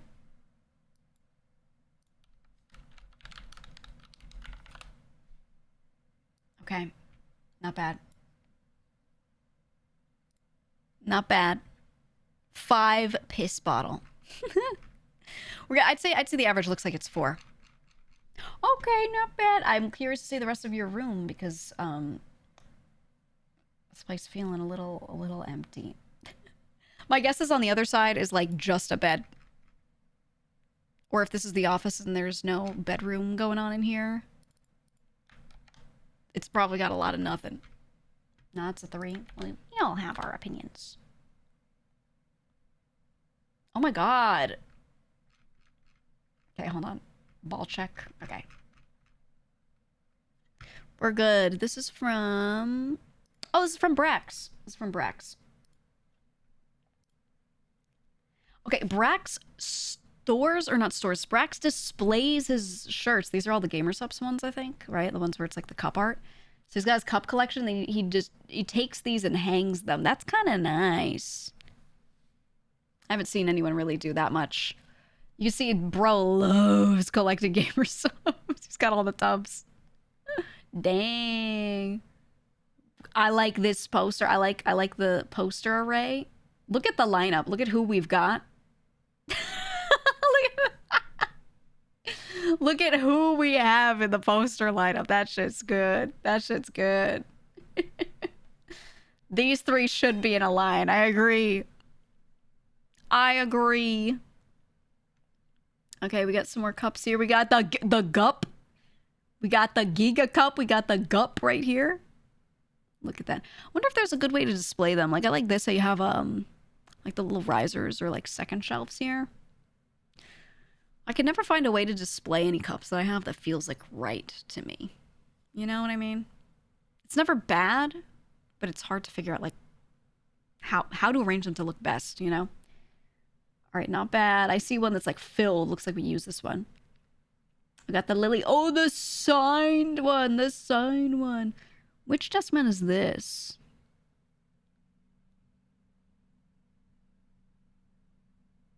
Does anyone recognize this one?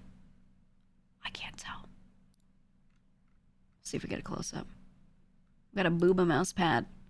Ooh. Okay, we got stickers of girls. We got girl stickers. I was checking the reflection earlier too to make sure you weren't in it. But we're good. We're good. Girls. Oh my god. Close your eyes. Oh, you have these speakers? Oh. Lucky. He just stuck out his back foot and just pushed my mouse. Excuse me. Sorry. My freaking bad. Yeah, I never put my shit on the desk. Oh, you got you got the 3D printed. Me when I'm a saint. This is me. This is me. We got Zorlda for Switch 2. No other Switch 2 games. Interesting. Interesting. I'm a little concerned about the space between the monitors. Just me? maybe not just me, I would put these together. I would slide this back, put these together a little bit, because I would feel like I'd be like, what's going on in Discord? And then I would turn my entire body, right? Like, talks to chat like this, looks at Discord like this. You know what I mean? I'm a little concerned about that. Nothing else concerning? Dude collects stuff. I don't think that's a concern. It doesn't look unclean, which is the biggest thing. There's a lot of stuff. I assume it is hard to clean this, but it doesn't look unclean. It doesn't look terrible. Actually, you know what? Hold on.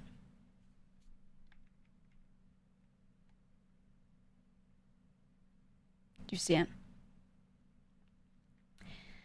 Now, Brax, when you own a lot of things and you have a lot of stuff,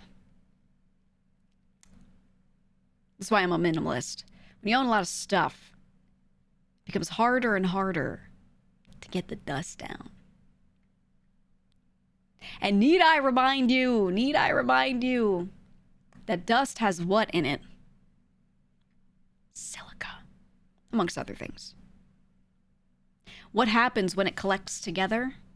It gets gunky. It starts off dry.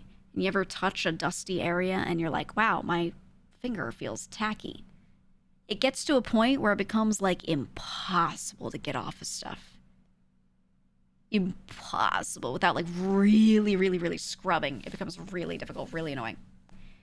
Just dust, okay? Just dust. Pick things up. Make sure less stuff is on the desk itself. Wipe things down, even if it's annoying. You know what I do? If my computer is on, I will not clean my desk. So what I do is sometimes I wake up and I know it's about time to wipe stuff down. I wake up and before I turn my PC on, I start cleaning. Because if that PC is on, there's no way I'm doing it. Impossible. Never happening. That's what you do, man. That's what you do. All right, so we got a little dust moment here.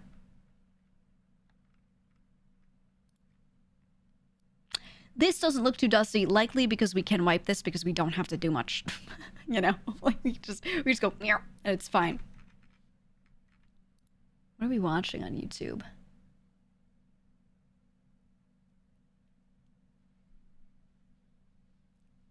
What are we watching here?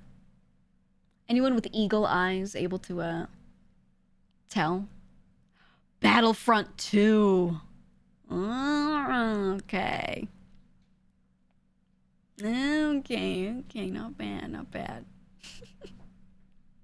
Well, good choices of the gup and other such cups. I like your poster choices. I like the shirts displayed up here. I do. I might have actually hung them up higher. But that's a hindsight thing after you see how long the shirts are.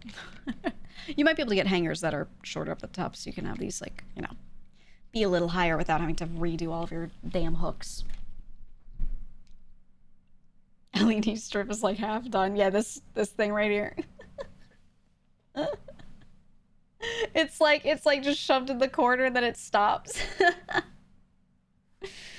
I don't know. Yeah, I would do the same thing, Garrick. I was gonna say I would take this PC, put it on the floor on a cart. You have a lot of under desk space over here, so I'm sure you don't, you know, you're not stuck to this. I'll put it under the desk. You have a lot of stuff stored on top of the desk. I would consider more drawers or a little bin or something to hold like your controllers and stuff. So stuff that you're not actively using all the time. Consider that. Then again, these are on charging docks, so I don't know. Not the worst. What do we have here? Oh, you have the mic on the little stand. I would get a mic arm. That takes it off of the desk a little bit, which would help. Yeah. Meow. Hello. Yeah. Other than that, not too bad. Just looks so hard to clean. So difficult to clean. All right. Meow. Nucky, what do you rate it? Chat, what do you rate it? 1 to 5.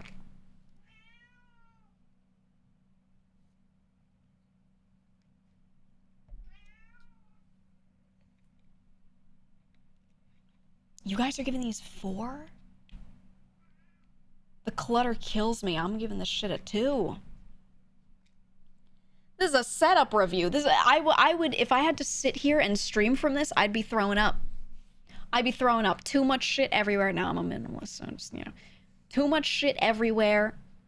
Just stuff constantly. I would take the shirts down. I would put one up. One shirt. I would put these up higher.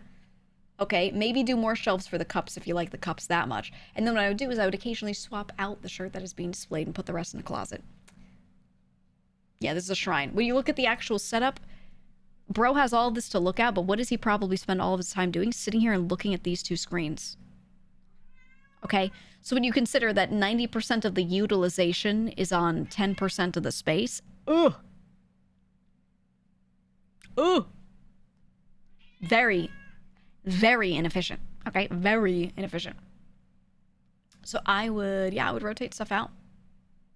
When you have a large collection of things like this too, if you don't have another place to put them, I wouldn't put them all out on display at once. I would have a bin that you keep a lot of these in.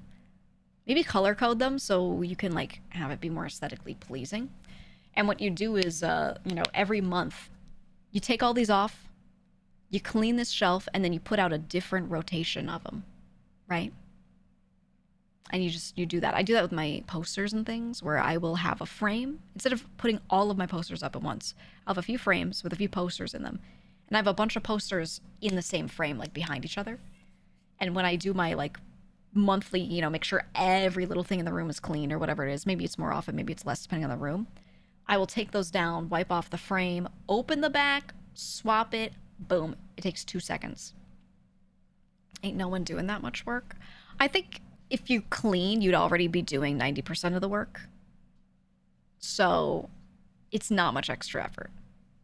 I think you probably just have a dusty ass room and you're okay with living in, you know, filth. That's what that says to me. All right, not bad, not bad. Thanks, Brax. Next we have student. Doing a ball check real quick.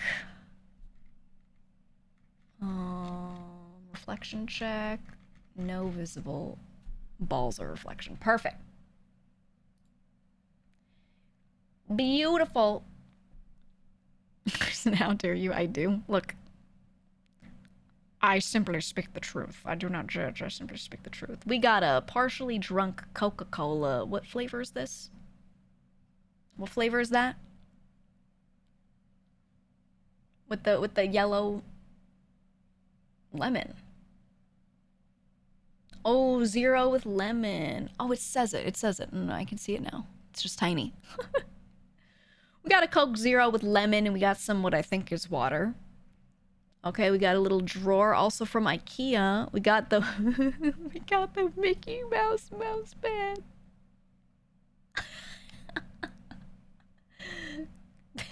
This shit goes crazy, okay? This shit goes crazy. It is probably 25 years old.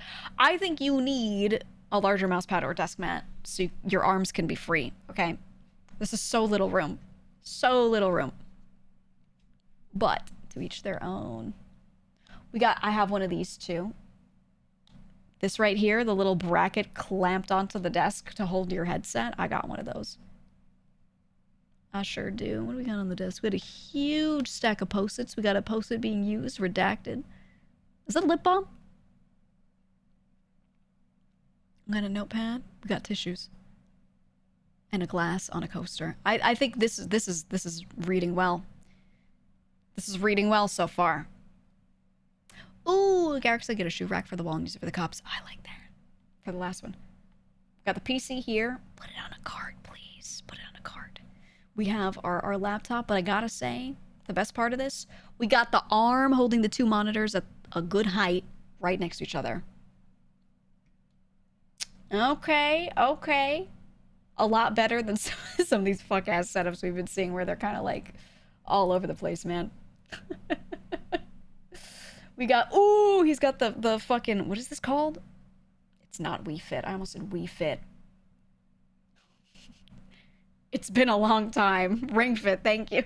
It's like, Jesus Christ. We got the Ring Fit. We have sorry, I'm trying to put my IEM back in my ear. We got a very conscious individual who has put a little blanket to line this fabric couch. Thank you. Thank you, dude. Because when you have to fucking... Okay, I hate cleaning fabric couches. I hate it. I've always gone with leather. Every time I've had a fabric couch and I'm like, oh, it's time to, you know, do my big clean. I would regularly like vacuum the top or whatever you got to do. I feel like I could never get it 100% clean. You know?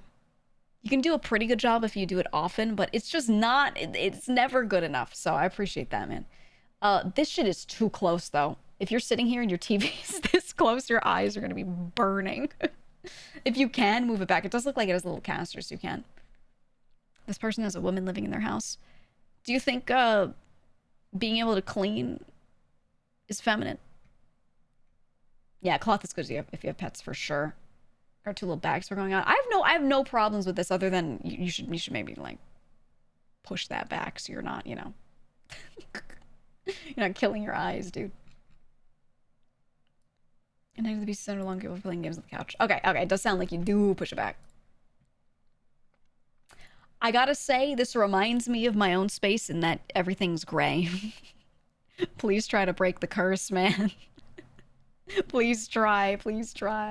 I've been trying to. Life is so hard sometimes. Gray's great. Gray makes me happy. Well, what I have, so you have a lot of stuff that's like medium gray, like that sort of, bland, like no real texture or contrast to it thing. You do have some black pillows on here, which is okay. I would do, you know what? I'm gonna say this for like literally every space we see today. You need a rug. You need a rug. You need a rug so bad. You need a rug so fucking bad. Those are hard to clean? No, they're not. If you vacuum a wood floor, you can vacuum a rug. Same shit. Same shit. Very easy. You can also get rugs online nowadays that are like easier throw rugs that if it's a small area rug can actually just go in your washer. And they're insane. It's different than it used to be. They make a lot of like very, very washable, very easy to pick up and fold up rugs nowadays. Highly recommend going online and looking for stuff like that. I think there's fucking, what's the site? Ruggable? There are a few that are good for machine washing. Those are really, really, really good because if you have one that you have to, you can't wash it, you have to like beat it, you have to take it outside and smack it a bunch. That's cool, I guess, but it's a lot of work. It's a lot easier just to get one of those ones you can throw in the wash. If I were you, I would put a rug in this room, get a washable one so you clean it the same way you would any large blanket. There you go. There you go. Not bad. All right, rate this, guys. Rate this. I think the keyboard's good. We gotta get bro a desk mat. We gotta get bro a desk mat or a bigger mouse pad. I do like this mouse pad though, so I would actually get a big like plain black desk mat and just put this on top of it. Three simple needs decorations. I enjoy the simplicity, but I would put, I think this room doesn't need a lot. Rug and wall art. Boom.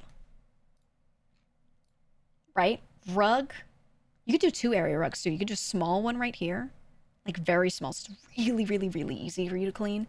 And then also like over here, small one. Doesn't have to be under this, you know, like out in the middle of the room. Boom.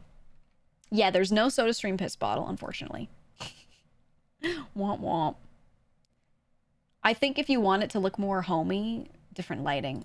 This color of lighting is really nice in here. I would add lamps.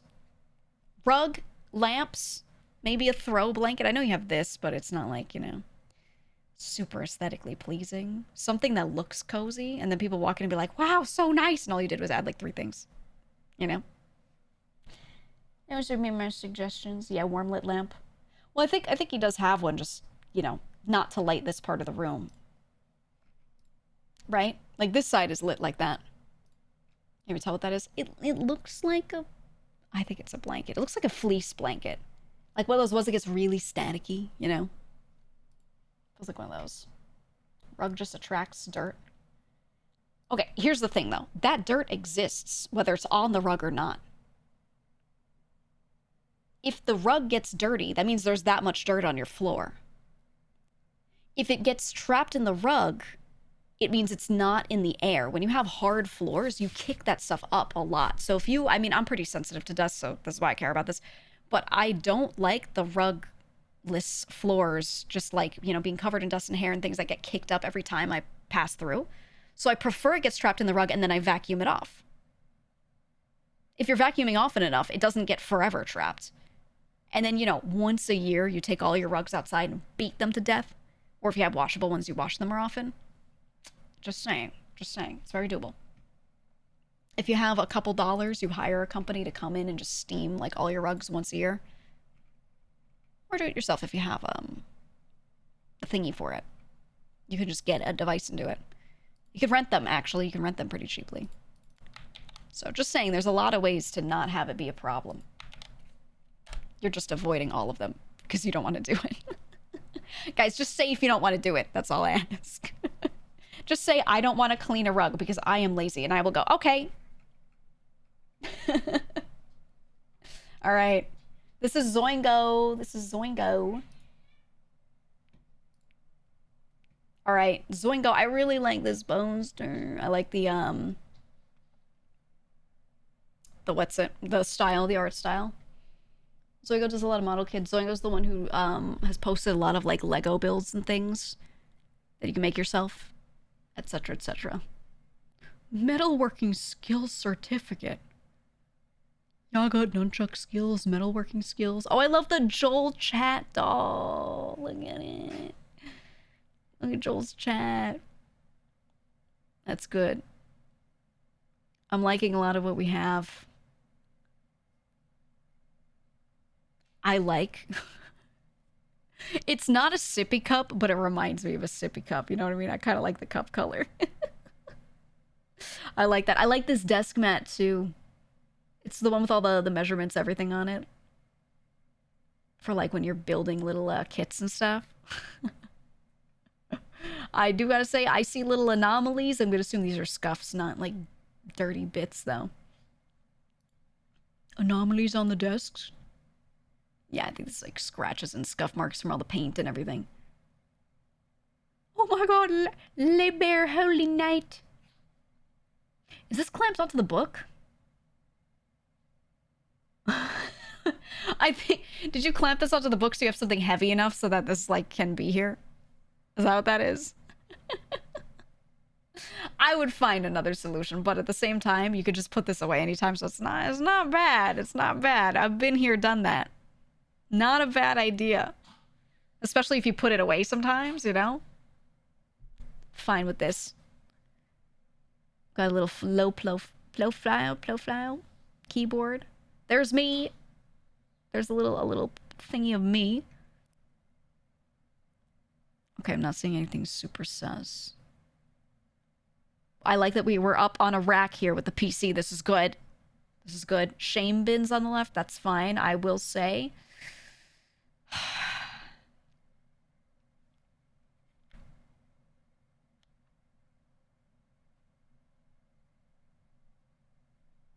I think the tops of these were once jet black. Once upon a time. Oh, yeah. Bonus for cat, though. Bonus for cat. Nice cat. Very good. Torty, I assume a Goral. Recently pulled from the attic. Cleaning now? Okay. I'll allow it. Pulled from the attic. I'll allow it. I'm a Lakers fan. Lakers fan. I like these. I like the prints. This is what I was saying where I was like, if you have a lot of prints, that's okay if they're not the right size for the wall. Just arrange them in a block so that the outline of the total block fills a little more of the space. I would move them a little to the left, though. I feel like they're very right aligned, so they're close to this, and there's a gap here. So I would, you know, a little to the left. We have a lot of meerkats, it looks like. We're a meerkat collector. And then we got Joel. I like how you put him, like, surrounded by creatures. I don't like these curtains. That's just me. The more I look at them, the more I hate them. I just hate this curtain, and that's okay. It's all right if you like the curtain. Me personally, longer curtains. Long curtain makes room feel taller, makes ceiling feel taller. I wouldn't make it so long so that it goes down to the floor because you got too much shit, you know, like that. Not feasible, not feasible. But it makes the room feel taller, especially because you don't look like you have a very high ceiling. Just draws the eyes vertically a bit more. I like that. So I would go a little longer, especially because you have this line cutting the room in half visually. So doing something that bridges the top and bottom, because especially your furniture all ends under this too. You see? So it's going to make the room feel short. It's like when someone wears a white shirt and black pants with a belt in the middle and they look shorter, but then if they wore black on black, right, like black shirt, black pants, they would look longer because the color's uninterrupted and it feels like more of a contiguous straight vertical line. It's the same idea here, since you have gray and then white and then you have like dark colors down here and then light colors up here. If you just took the curtains and got them like a little longer at here, boom, illusion of taller room. So if maybe you don't feel this way, I don't know how the room feels when you're standing in it, but if it feels short to you ever and you're like, I wish it felt more grand or cozy-ish, but like, you know, homey, I would do that. It lets less light sneak in. Should have anything on an office room floor. This is a bedroom and an office. This is an everything room, so we can't, you know, we can't judge when we have to put like our entire life in a room. You know what I mean? I won't judge for clutter too much because we're doing what we can with the space for sure. You're using your vertical space for storage and everything. It's not all bins piled up, so I don't think it's too bad.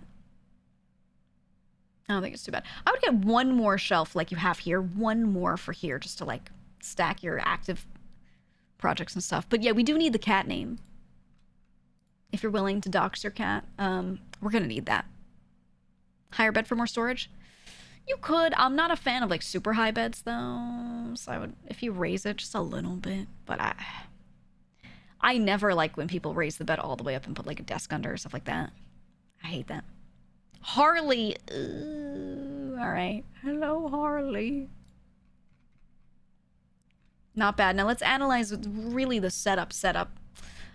We got some glasses here. Do we wear these? Are these old glasses? Why are they here?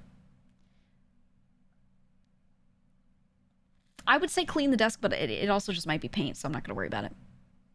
I can see a little dust here, though. A little dust on the clamp. All right. We need a little... Yes, for distance. Okay. Monitor is also dusty, but not the biggest deal compared to the tilt? The angle? Are they on different tilts? Fix that. Fix it. Two monitors properly aligned, though, as far as, like, left, right. You don't have them, like, all the way over here, so isn't that bad? It's not bad. Not terrible. All right, chat. 1 to 5. 1 to 5. Rate the setup. I'm not signing up to Imager. 1 to 5. A lot of 4s. Yeah. If it were like a much bigger space, I might rate it lower for some of the things. I might give you some more demerits, but for the space that it's in, I think, you know, we're doing well with that. Can't stand dirty monitors, so 0. Ooh.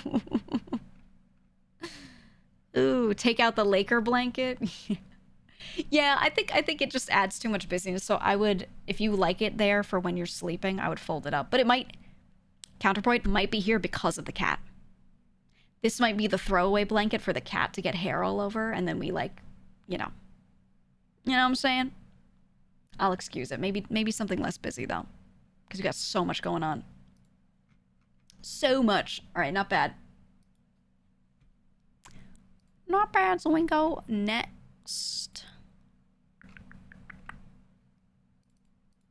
Oh, Zurican. Okay, let me just do a quick reflection and ball check. Included so many cat pictures. We'll get to them. It doesn't start with that, though. Yes. Okay. Oof. Okay, there's good and bad here. There's good and bad here. The katanas, you know, we all have our phases. When you start to hang extra shit on other shit, it's time for more hooks, buddy, okay? It's time for more hooks, more shelves. We got all this wall space being not used. Let's get some shit here so we can move things up. All the stuff that's on the desk could probably be up on a shelf, okay? It's time, pal. The sword, too. We got another sword. Mm-hmm. Upright blade next to the window, like an afterthought. Let's display stuff on the wall, right? You could actually take the sword and put like 2 pegs here and just hang it. Yeah, you can't see my cursor. Right here. You take this sword, 2 pegs right here, hang it vertically. These, leave them where they are, put shelves here, boom, boom, boom, boom, done. All this clutter, boom, moved up, easy. 2 monitors, different sizes are fine. Move them closer together, please. I hate the gap, that's just me. We need an arm for this mic. Good Momo, good Momo. I never liked when this was on a drawer, but I understand it for space. I never liked the under drawer that you pull out for the keyboard. But I've been there. I've had to do that before. This is a box for a VR setup, right? I think this is the Vive box. The walls green. They look more bluish. Okay, not too much to say in here other than holy clutter. Don't ask why there's no carpet. Please get a rug. I'll just keep it simple. Please get a rug. Okay, this is the clutter that was on the desk. Oh, it's so much stuff that you could display. Okay, you have a lot of pins. Get a shadow box. Get a shadow box to put on the wall and stick the pins in it. Somebody likes anime. We got a candle. This feels like the most random thing out of everything that's here. I like a lot of the stuff we have. It's just like literally thrown on the table. You can't even see Grape because she got a card in her face. You have Super Mario Land and your Game Boy just sitting there. Just sitting there. They could be in their own little thing. It is the Lego Game Boy. You could put them in their own little thing. But it's not in their own little thing. It's just here. I like the Ross pencil holder. Cable management is a myth, you said. Hey. Hey. At least it's not like this on the floor. Okay? I gotta say it. I think if shit's just hanging, I don't care. I don't mind this. Your shit does not need to be perfectly bundled. Sometimes you don't want certain wires touching each other, especially for audio stuff. I get it. If they're hanging, it's okay. As long as they're not all over the floor and you can clean under here, you're good. You're good. Off the desk, off the floor, you're good. Especially if it's against a wall and when you're walking around the room, you realistically never see them. I won't complain. You're just showing what's on your shelf. All right. This is like the most inefficient use of this shelf ever, right? Nothing's stored vertically and things are just thrown on and there's all this airspace of nothingness. Get a riser, get a box, get something. Anything to use this space, dude. I feel like you have so much clutter that you don't need to have. Right? We have a bunch of flat surfaces that we like throw shit on. Same with this, right? You look at this and you're like, wow, there must be no room to put stuff. But then you look and you're like, wow, look at all this airspace that we could fill, right? So that's our issue here. Yeah, we got card boxes and stuff, deck boxes. Oh, the closet with no doors. Closet with no doors. No, at least you could buy a tension curtain rod today, tomorrow. Oh, you could buy a tension curtain rod and put a curtain over it at least. Oh, what is going on over here? What is this? This looks like something out of like, fuck, what's that silent? PT? That thing that crawls after you in the hallway? That's what this looks like. Okay. Yeah, if you're halfway through renovations, whatever, that's okay. Tension rod with a curtain, please. Please. Oh, I recognize this. This is an old IKEA drawer set. They don't sell this one anymore. Look at all of our polos. Oh my god. All right. I don't want to look at it. I love when we've got a bed frame that's just a slab. And it makes it look like no bed frame. Right? It has the same vibe, but it's off the floor. We got cat. We got cat. Cat, good. Cat, very good. God, it's just so cluttered. It's just clutter everywhere. Oh, and look at this. Look at this. The pillowcase hanging off the pillow. Look at the color of the pillow. Look at the color of the pillow. Because you don't put your pillowcase on right. You probably put your head on the bare pillow. Raw, uncovered pillow. Ugh. Dude is obsessed over the wrong frame. War frame. He needs door frames and bed frames. Please wash your pillowcase. All right, we do get W cat though. W cat. What is this? I gotta move myself. Look. Hold on. What is this? What is that? Is the floor being redone? What is this? Trying to distract with the cat. You thought I wouldn't see that.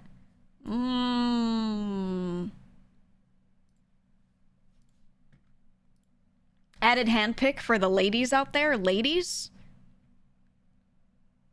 Ladies, handpick? I like this cat. Yeah, do we have a cat name? The carpet had to be taken out? Okay. Okay. I'll allow it. I'll allow it. Solid hand, not gonna lie. Quinn. Oh, wait, actually, you put it here, right? Quinn Hart. She loves belly rubs. Okay. Okay. W cat. Give me the @ I'm banning, bro. He's right there. Yeah, I was gonna say. We gotta go back to the setup, though, guys. All right. Zirkan, please. Please. Vertical use of space, all right? Say it with me. Vertical use of space. First of all, we don't need a second desk. We need a desk and a half if we need the laptop here. We don't need this, right? This is just display space. I would pick which of your desks you like better. Pick your favorite child. Throw out the other one. Get a little smaller table to have this extra thing on, or a wider desk, and then put a tall bookcase here. Actually, I would put it on this side. I'll put it on this side, but, you know, regardless. Tall bookcase. All right, and then the space above the new desk area, shelves. You have clutter, but it's not unmanageable if you just use your vertical space. You could take all your shit and just boom, boom, boom, boom, boom, and it would look so neat. And people would be like, oh my God, W room, so clean. You know, oh my God. W room. So that's number one. You said floors had to be redone. Just, you know, rug of shame, all right? Little area rug of shame. Cover it. Cover it. Curtain of shame here. Tension curtain rod. W cat, though.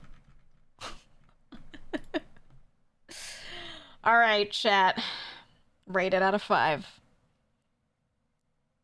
Rated out of 5.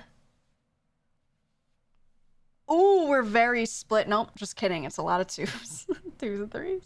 You would get this at the rate. Cat saves it.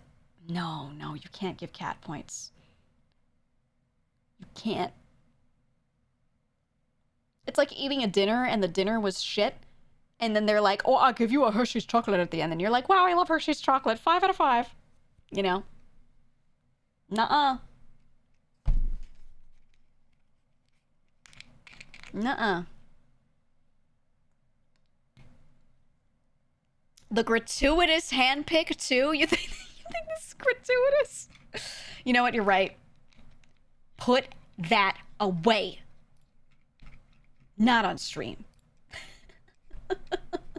Put it away. Yeah, no, you need shelves, bro. You need shelves, dude. You need shelves so bad. It's getting a 2 from me. It's getting a 2. I feel like this is the spot where you would spend all of your time, but it feels like the most afterthought, right? I feel like you would feel great if you decluttered. This feels like a room where like a before and after would bring me so much relief. It would just like, oh, it'd be so nice. Need to donate all my excess stuff. Yeah, start with like assuming you're not incredibly tight on cash, get yourself like 1 or 2 plastic bins and take the clutter and just fill the bins with stuff you want to keep. Wipe it off and put it in the bins before doing anything else. Just to make this space, not make you anxious or anything. Then it's easy to clean. You clean it, you decide what furniture pieces you want to keep, whatever. You know, let it be a long process, not a thing that you have to do all in a day.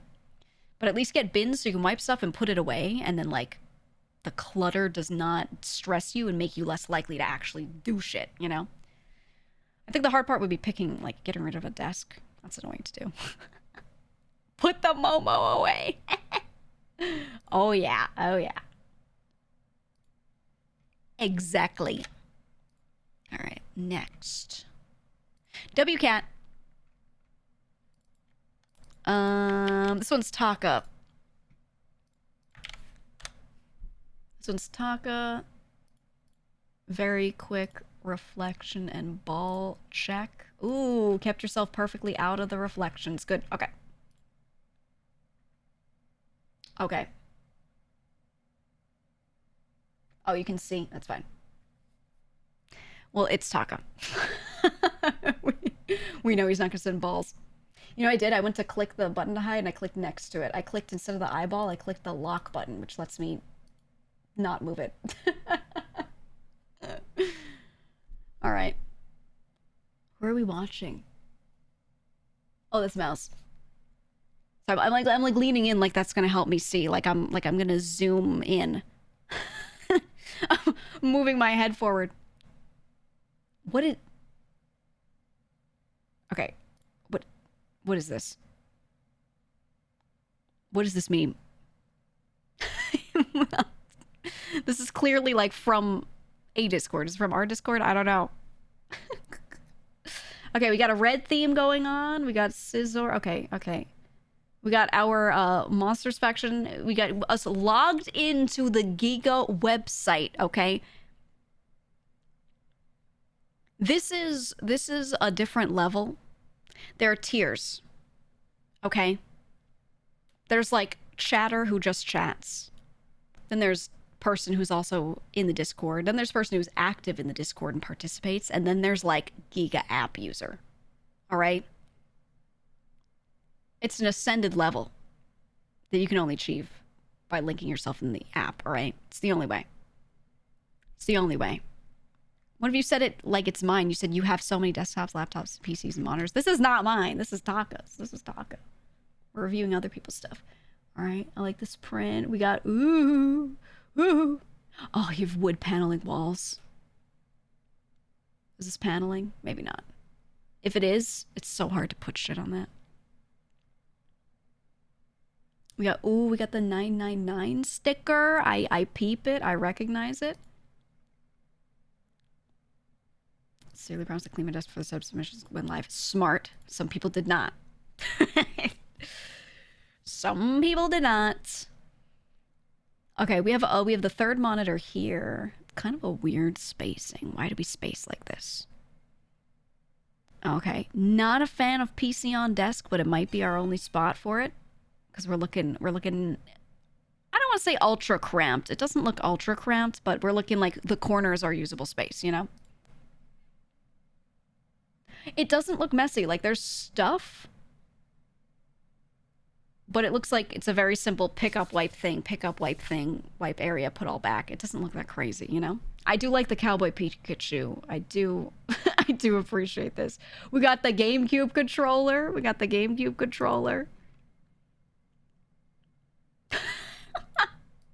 The Great Colonizer. That's crazy. Ooh, Desk Cat Cisco. We got Cisco. Very nice. I approve. Very good. It's not bad. I'm a personal corner desk hater. Like, I hate using these. I like things to be a rectangle. But this is not the worst corner desk I've seen because you do have this. Like, the way this is laid out is nice. Sometimes the way these corner desks are laid out, it just, like, extending your arms out to reach the keyboard feels like shit.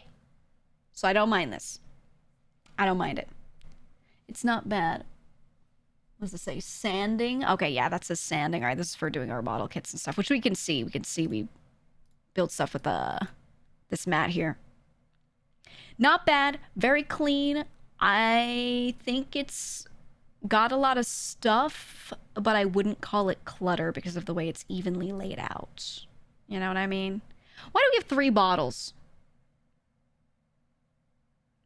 I think this is my only complaint. Why do we have 3 bottles? Do we need 3 bottles? Or are we laying them out because they're red and we just wanted more red in the picture? You know? 3 red bottles. Not using the coaster. Okay, but he's displaying the coaster. You can tell. You can tell by the way it's propped up, which is why I'm like, you know, what's going on here? One is water, one is tea, one is warm water for ramen / hot tea. All right. Fair. I usually have 2 drinks on the desk for me. I usually have water and tea. A third. I don't know if we need the third. Third could be in the kitchen, but that's okay. I'll allow it. All right, rate it out of 5, chat.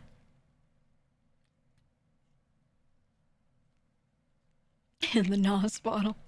I love Fast and Furious. Oh, it's incredibly even. That's a crazy number of 4s. 5 because you like taco. 5 Cowboy Pikachu. A lot of 4s. I agree. I'm a 4 on this one.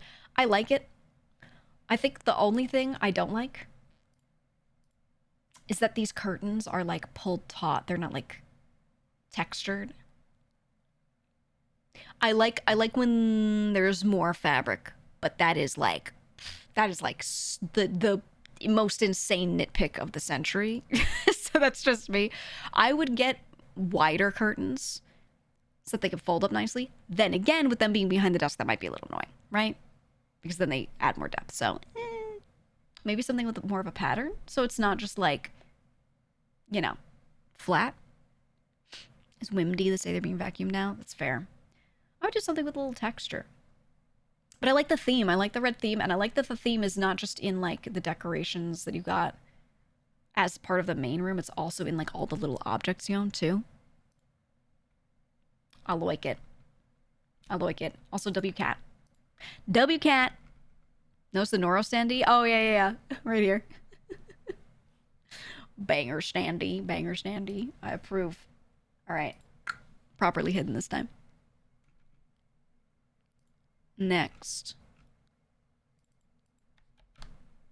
From Kenners. Someone who I also don't think would post balls, but I'm doing my ball in reflection check. Okay. Boom. Look who doesn't have an area rug. Look at Kenners over here, Mr. Bare Floors. WCat, though, this cat needs an area rug. Imagine how great he'd feel. I'm assuming he, because it's an orange cat. They're usually male. Imagine how great he'd feel if you had an area rug and he could, you know, spread out. He could spread his fat body out on the rug. Ooh. My cat loves the rug. My cat loves the rug. Loves it. -1 PC Sag. Well, if you want a new PC, where could you get one, chat? I wonder. I think you need 2 more chairs. You need one for you, one for your cat, and one for your cat when he feels like being in another chair. I don't hate blinds. I like curtains more. I don't hate them. We got no color. So what you've got going on here, if you could bring some of these colors into the room, banger. Fiji water. Hold on. You're drinking Fiji water at home? Hold on, let's get into the desk. You're drinking Fiji water at home? Oh, -5. Yeah, -5. We're playing Final Fantasy 14. We're outside of our FC house most likely. Oh, we really like Final Fantasy 14. Okay. We got our job here. We got we're We're turning them on our sides now. We're turning them on their sides. Okay, that's a choice. We got a laptop here. I do like the vertical stand for your pens and things instead of just throwing them on the desk like a Neanderthal. We got Post-its, big Post-it user. France. Don't go making shrines to the French on your desk, okay? Be careful. They start coming out of the walls and stuff. Okay, we got another desk view. We got another desk angle. I like this mouse pad. You know, as much as I love a waifu mouse pad, sometimes the simplicity is nice. I have ones that are like of VTubers, of friends, and I have a lot of desk mats because people like send me a fuck ton of merch. I also have some that are not, and I like to swap them out. So the one I've got right now is actually the Planetary Chart of the Outer Wilds one, where it's like the planets from the side, as seen when you go into the little map kind of thing, or the whatever view, the log, whatever the fuck you call it, the ship log, whatever view, that one. I got that one on right now, and then when it's time to clean this desk and I swap it out, I'll put on my Henya one. I have my Senpai Squad Henya desk mat. But I like having simple ones like this in between, because when I put like really loud posters on the walls, I'm like cleaning and swapping everything out, and I feel like there's just a lot of shit in here, I'll put a simpler desk mat out. And then the time after that, if I feel like I've got a lot of black and white and like simple stuff on the walls, then I go, okay, now we go for like waifu desk mat, you know? I like to do that to balance it. That's why I try to make my desk mats a little... Sometimes we've had some that have had punchy colors, but for the most part, I try to keep them more easy on the eyes, because I feel like if your room doesn't have that color in it, it might be a little crazy, you know? A healer that isn't healing checks out. All right, let's be clear. When you play 14, you heal, and then you go DPS, DPS, DPS, DPS, DPS, as much as you can, and then go heal, DPS, DPS, DPS, all right? Catch me in my orange parses, all right, buddy? If you're not keeping up DPS, you get kicked, dude. What is this? I like it. I don't know what it is, but I like it. Healer's just green DPS. Doesn't matter. It's all DPS. It's Keanu. Oh my god. You're right. It's Keanu leaves. Oh. Keanu leaves. How tall is he now? Occasionally I check in on him. Good old Keanu leaves. Our beloved tree. What is this? I've seen this before. What is this?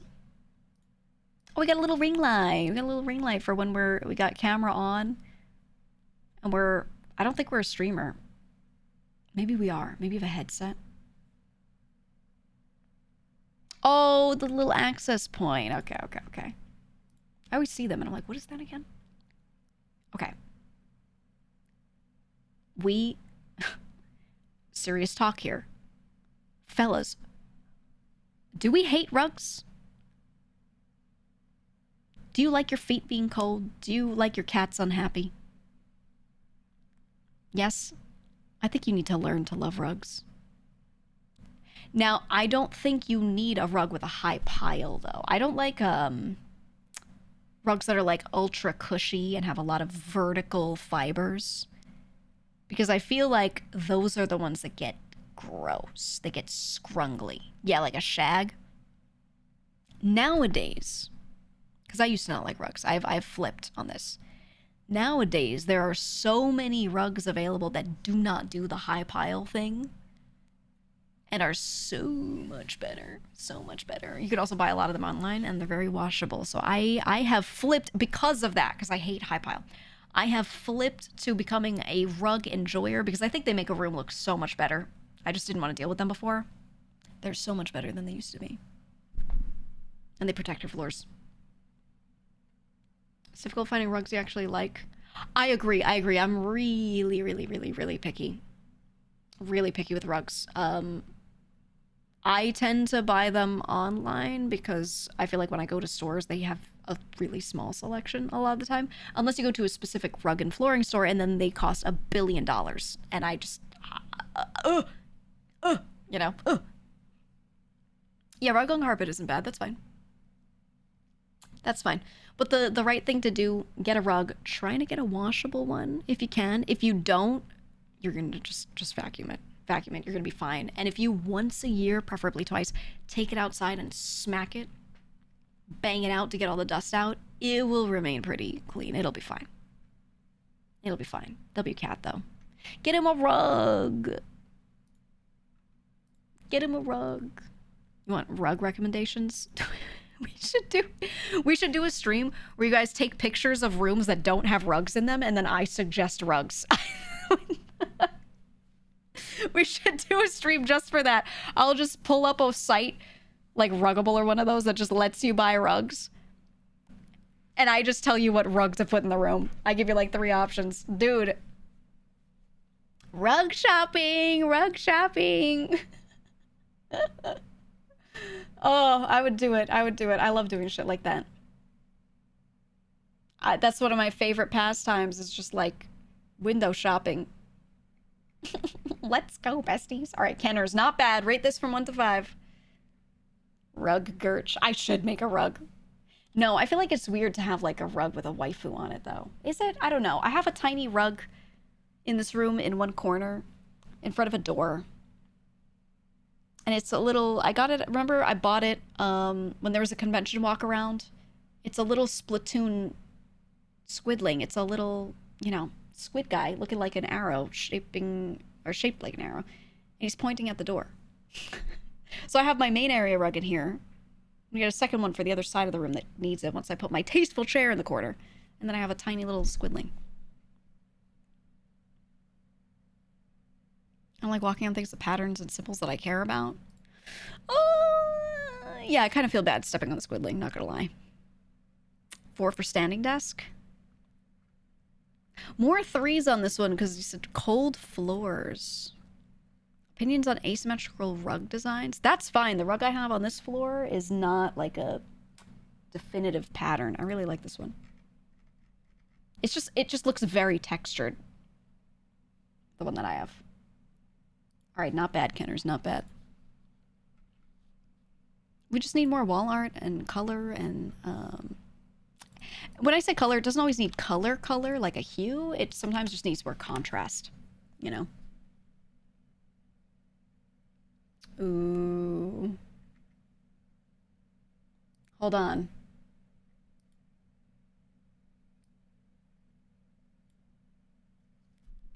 We got a person who likes to stain their own table. You know, there's a lot of people that like fantasize about making their own wooden desk. They just want to make one desk, and there's like a whole community of dudes that just are like, I'm gonna make my own desk. I'm gonna do it. And they buy a chunk of wood and they finish it and make a whole thing, and they're like, wow, what a beauty. And then they all pat each other on the back and like jerk each other off for the desks. And I think it's actually quite nice. I say that with love, you know, like it's quite nice. Because you know what? Me too. Love a good desk. Love a good slab of wood. You know what I mean? I see it and I'm like, wow, that's a beautiful edge. Look at that. Or when they make their own dining table. I love that shit. I could look at pictures of those endlessly. All right. We're in the Discord. Very good. We're watching GEEGA play Skate Story? No. What was I playing here? It looks like Skate Story, but I don't see the skater.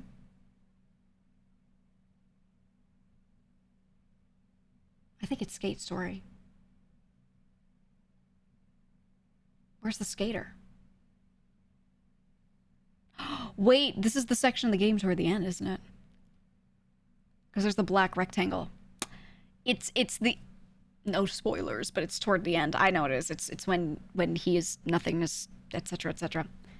Okay, very nice. All right, we got. Let's look at what we got on the desk. What is this?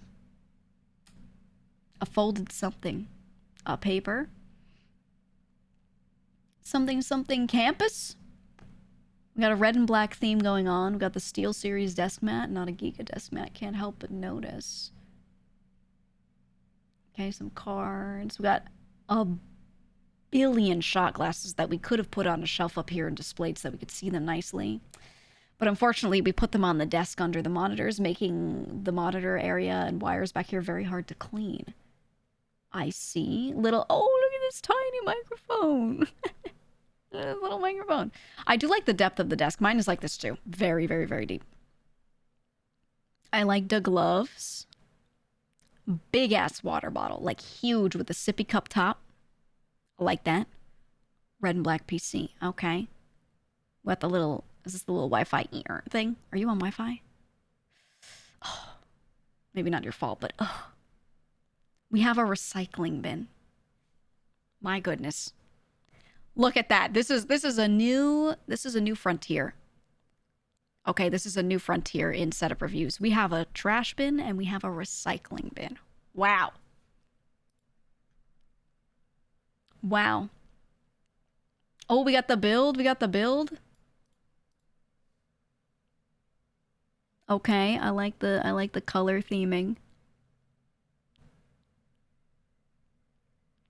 Is this on a box? Oh, get a little stand for these. Get, if you put a tiny, like, pretty flat to the wall, not large depth shelf here, you could just take some of these tiny things and just shove them there. Probably be pretty good. And then have these displayed higher so you can, like, actually see them. You know, actually see your stuff. Not bad. We got a coaster, not the GEEGA coaster, but we do have a coaster. Okay, and then to the left we have the shelf with our Xbox 360 and our controllers displayed with it's all of our consoles here. It's dark, you can't see it too well, but it's the PlayStations and all that shit. I think this is nice. I don't know that we have the space to be doing this when this exists. You know what I mean? You know what I'm saying? I would say if you add a shelf to move the stuff up, then you're fine. I think this needs lights. Imagine how nice it would look if, like, just at the top there was a little glow. That could be nice, right? That could be really nice. Love the stack of stabbed receipts. This is me. Me when I go out to eat and I'm itemizing everything. Felt that. I like the carpet with the rug protector. Very conscientious. That's good. Does this wrap around your arm? Are we measuring blood pressure? What are we doing here? Oh yeah, skate story. Got some handwriting here. Oh, Mr. Antenna. Okay, we can get a better look at some of these. Oh, ink! We have ink! We're writing with a fountain pen. I was trying to figure out what the tiny bottles were from afar, and I was like, what is that shape? They're little ink wells. They're little ink bottles. I used to have some fountain pens. Oh, I still have them. I just don't use them too often. I just use one. I used to have a few, and there's one that I really like writing with. And that is just, like, the one for me. I like a nice fountain pen. I do. It's the one that I used to carry on me all the time, but I no longer have a need to carry a fountain pen on me all the time. Like, at all. Because, honestly, so stupid. But if you're walking into an office and you sign something and someone needs a pen and that person is like an important executive and you need them to like you, if you're like, oh yes, here you go, sir, and you hand them the pen from your pocket and it's like a nice pen, okay, it's like a really nice one, they'll be like, oh wow, and then they sign and they're like, they really know what's going on, you know, or whatever the fuck. It's so stupid, but it works. I hate it. I hate that it works. I also just like the feeling of writing with them, but yeah, they'll be like, wow, you really know your stuff, kiddo, or some stupid shit. You know, if they're over 45, pen guy. But also if you get used to it, it's nice to write with. So I have a lot of fountain pens. I also write in cursive, so it just looks better when I write with a fountain pen. If I'm writing with a ballpoint, it skips. It's like my personal hell. Saxophone. We got saxophone. Put in a spot where we can have a lot of trouble getting it. Do we play it? Wine bottles. I don't know how I feel about the Calyx shelf in the closet, but I don't hate it. I think I don't hate it. I'm a fan of closing everything off, but this is also if you want to display, so it's like, you know, a feast hall that's easy access. Yeah, but it's like in there, so you have to reach in and like pick it up and then maneuver it out. You know, it doesn't look like there's a lot of depth to do that. So even if you're tall, you know, like it looks annoying to get out of there. Yeah, you gotta twist it. You gotta bop it to get it out a little bit. But probably not that bad. We got our starters here. We got a lot of Pokemon paraphernalia. We got some books. We got some binders. Got some board games and stuff, or some model kits or something. Got a money bag. We got John money bags. Okay, okay. This is behind him. Oh, I really, really, really liked the art for all the villainous games. I never really like played these. I think they were like board games or something. But I really liked the way these looked. Every time I'd pass them, I'd be like, oh, I like that art. We got these. This is an interesting way to display this kind of stuff. I like that. Oh, we got some bears. Got some bears. These are the Pokemon bears. I'm scanning. It's mostly just Pokemon stuff. And office shit. Big mood. I just love that we have only Calyx shelves. Do you notice this? We have a desk, okay? Desk we've bought unfinished and finished ourselves, okay? And then we have 1x4 IKEA Calyx shelf, okay? Then we have the 5x5 IKEA Calyx shelf. Then we got 2 separate 2x4 IKEA Calyx shelves. They're really reliable, so I don't blame you, but you know what I would do? For a lot more of the office stuff, the stuff that's less display-y, they make a lot of inserts for these, and it's not just IKEA, because these shelves are really popular, so there are tons of cube-shaped things that companies make. I used to have one of these, and it was like a 4x4, I think, and the bottom half was all, like, baskets that fit in here, or they make inserts with an entire door.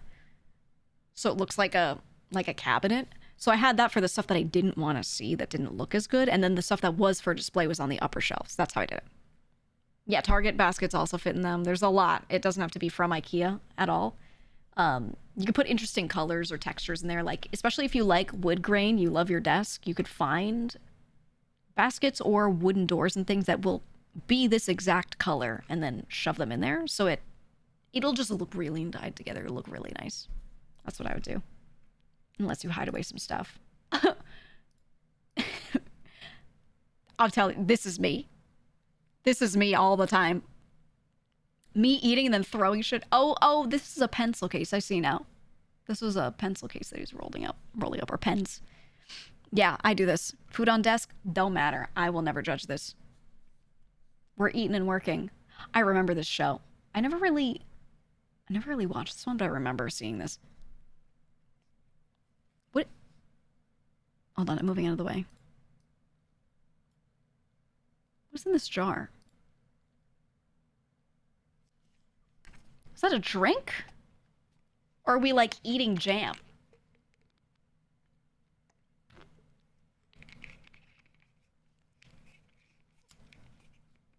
Cold brew, maybe? Maybe. Potentially. Coffee, perhaps. Okay, let's see. Do they detail what they ate? No. For when I install the monitors. Tell me what you ate. That's okay. Yeah, I feel like what we have... Oh, you know what bothers me? That we have this displayed here, but then blank up here. That...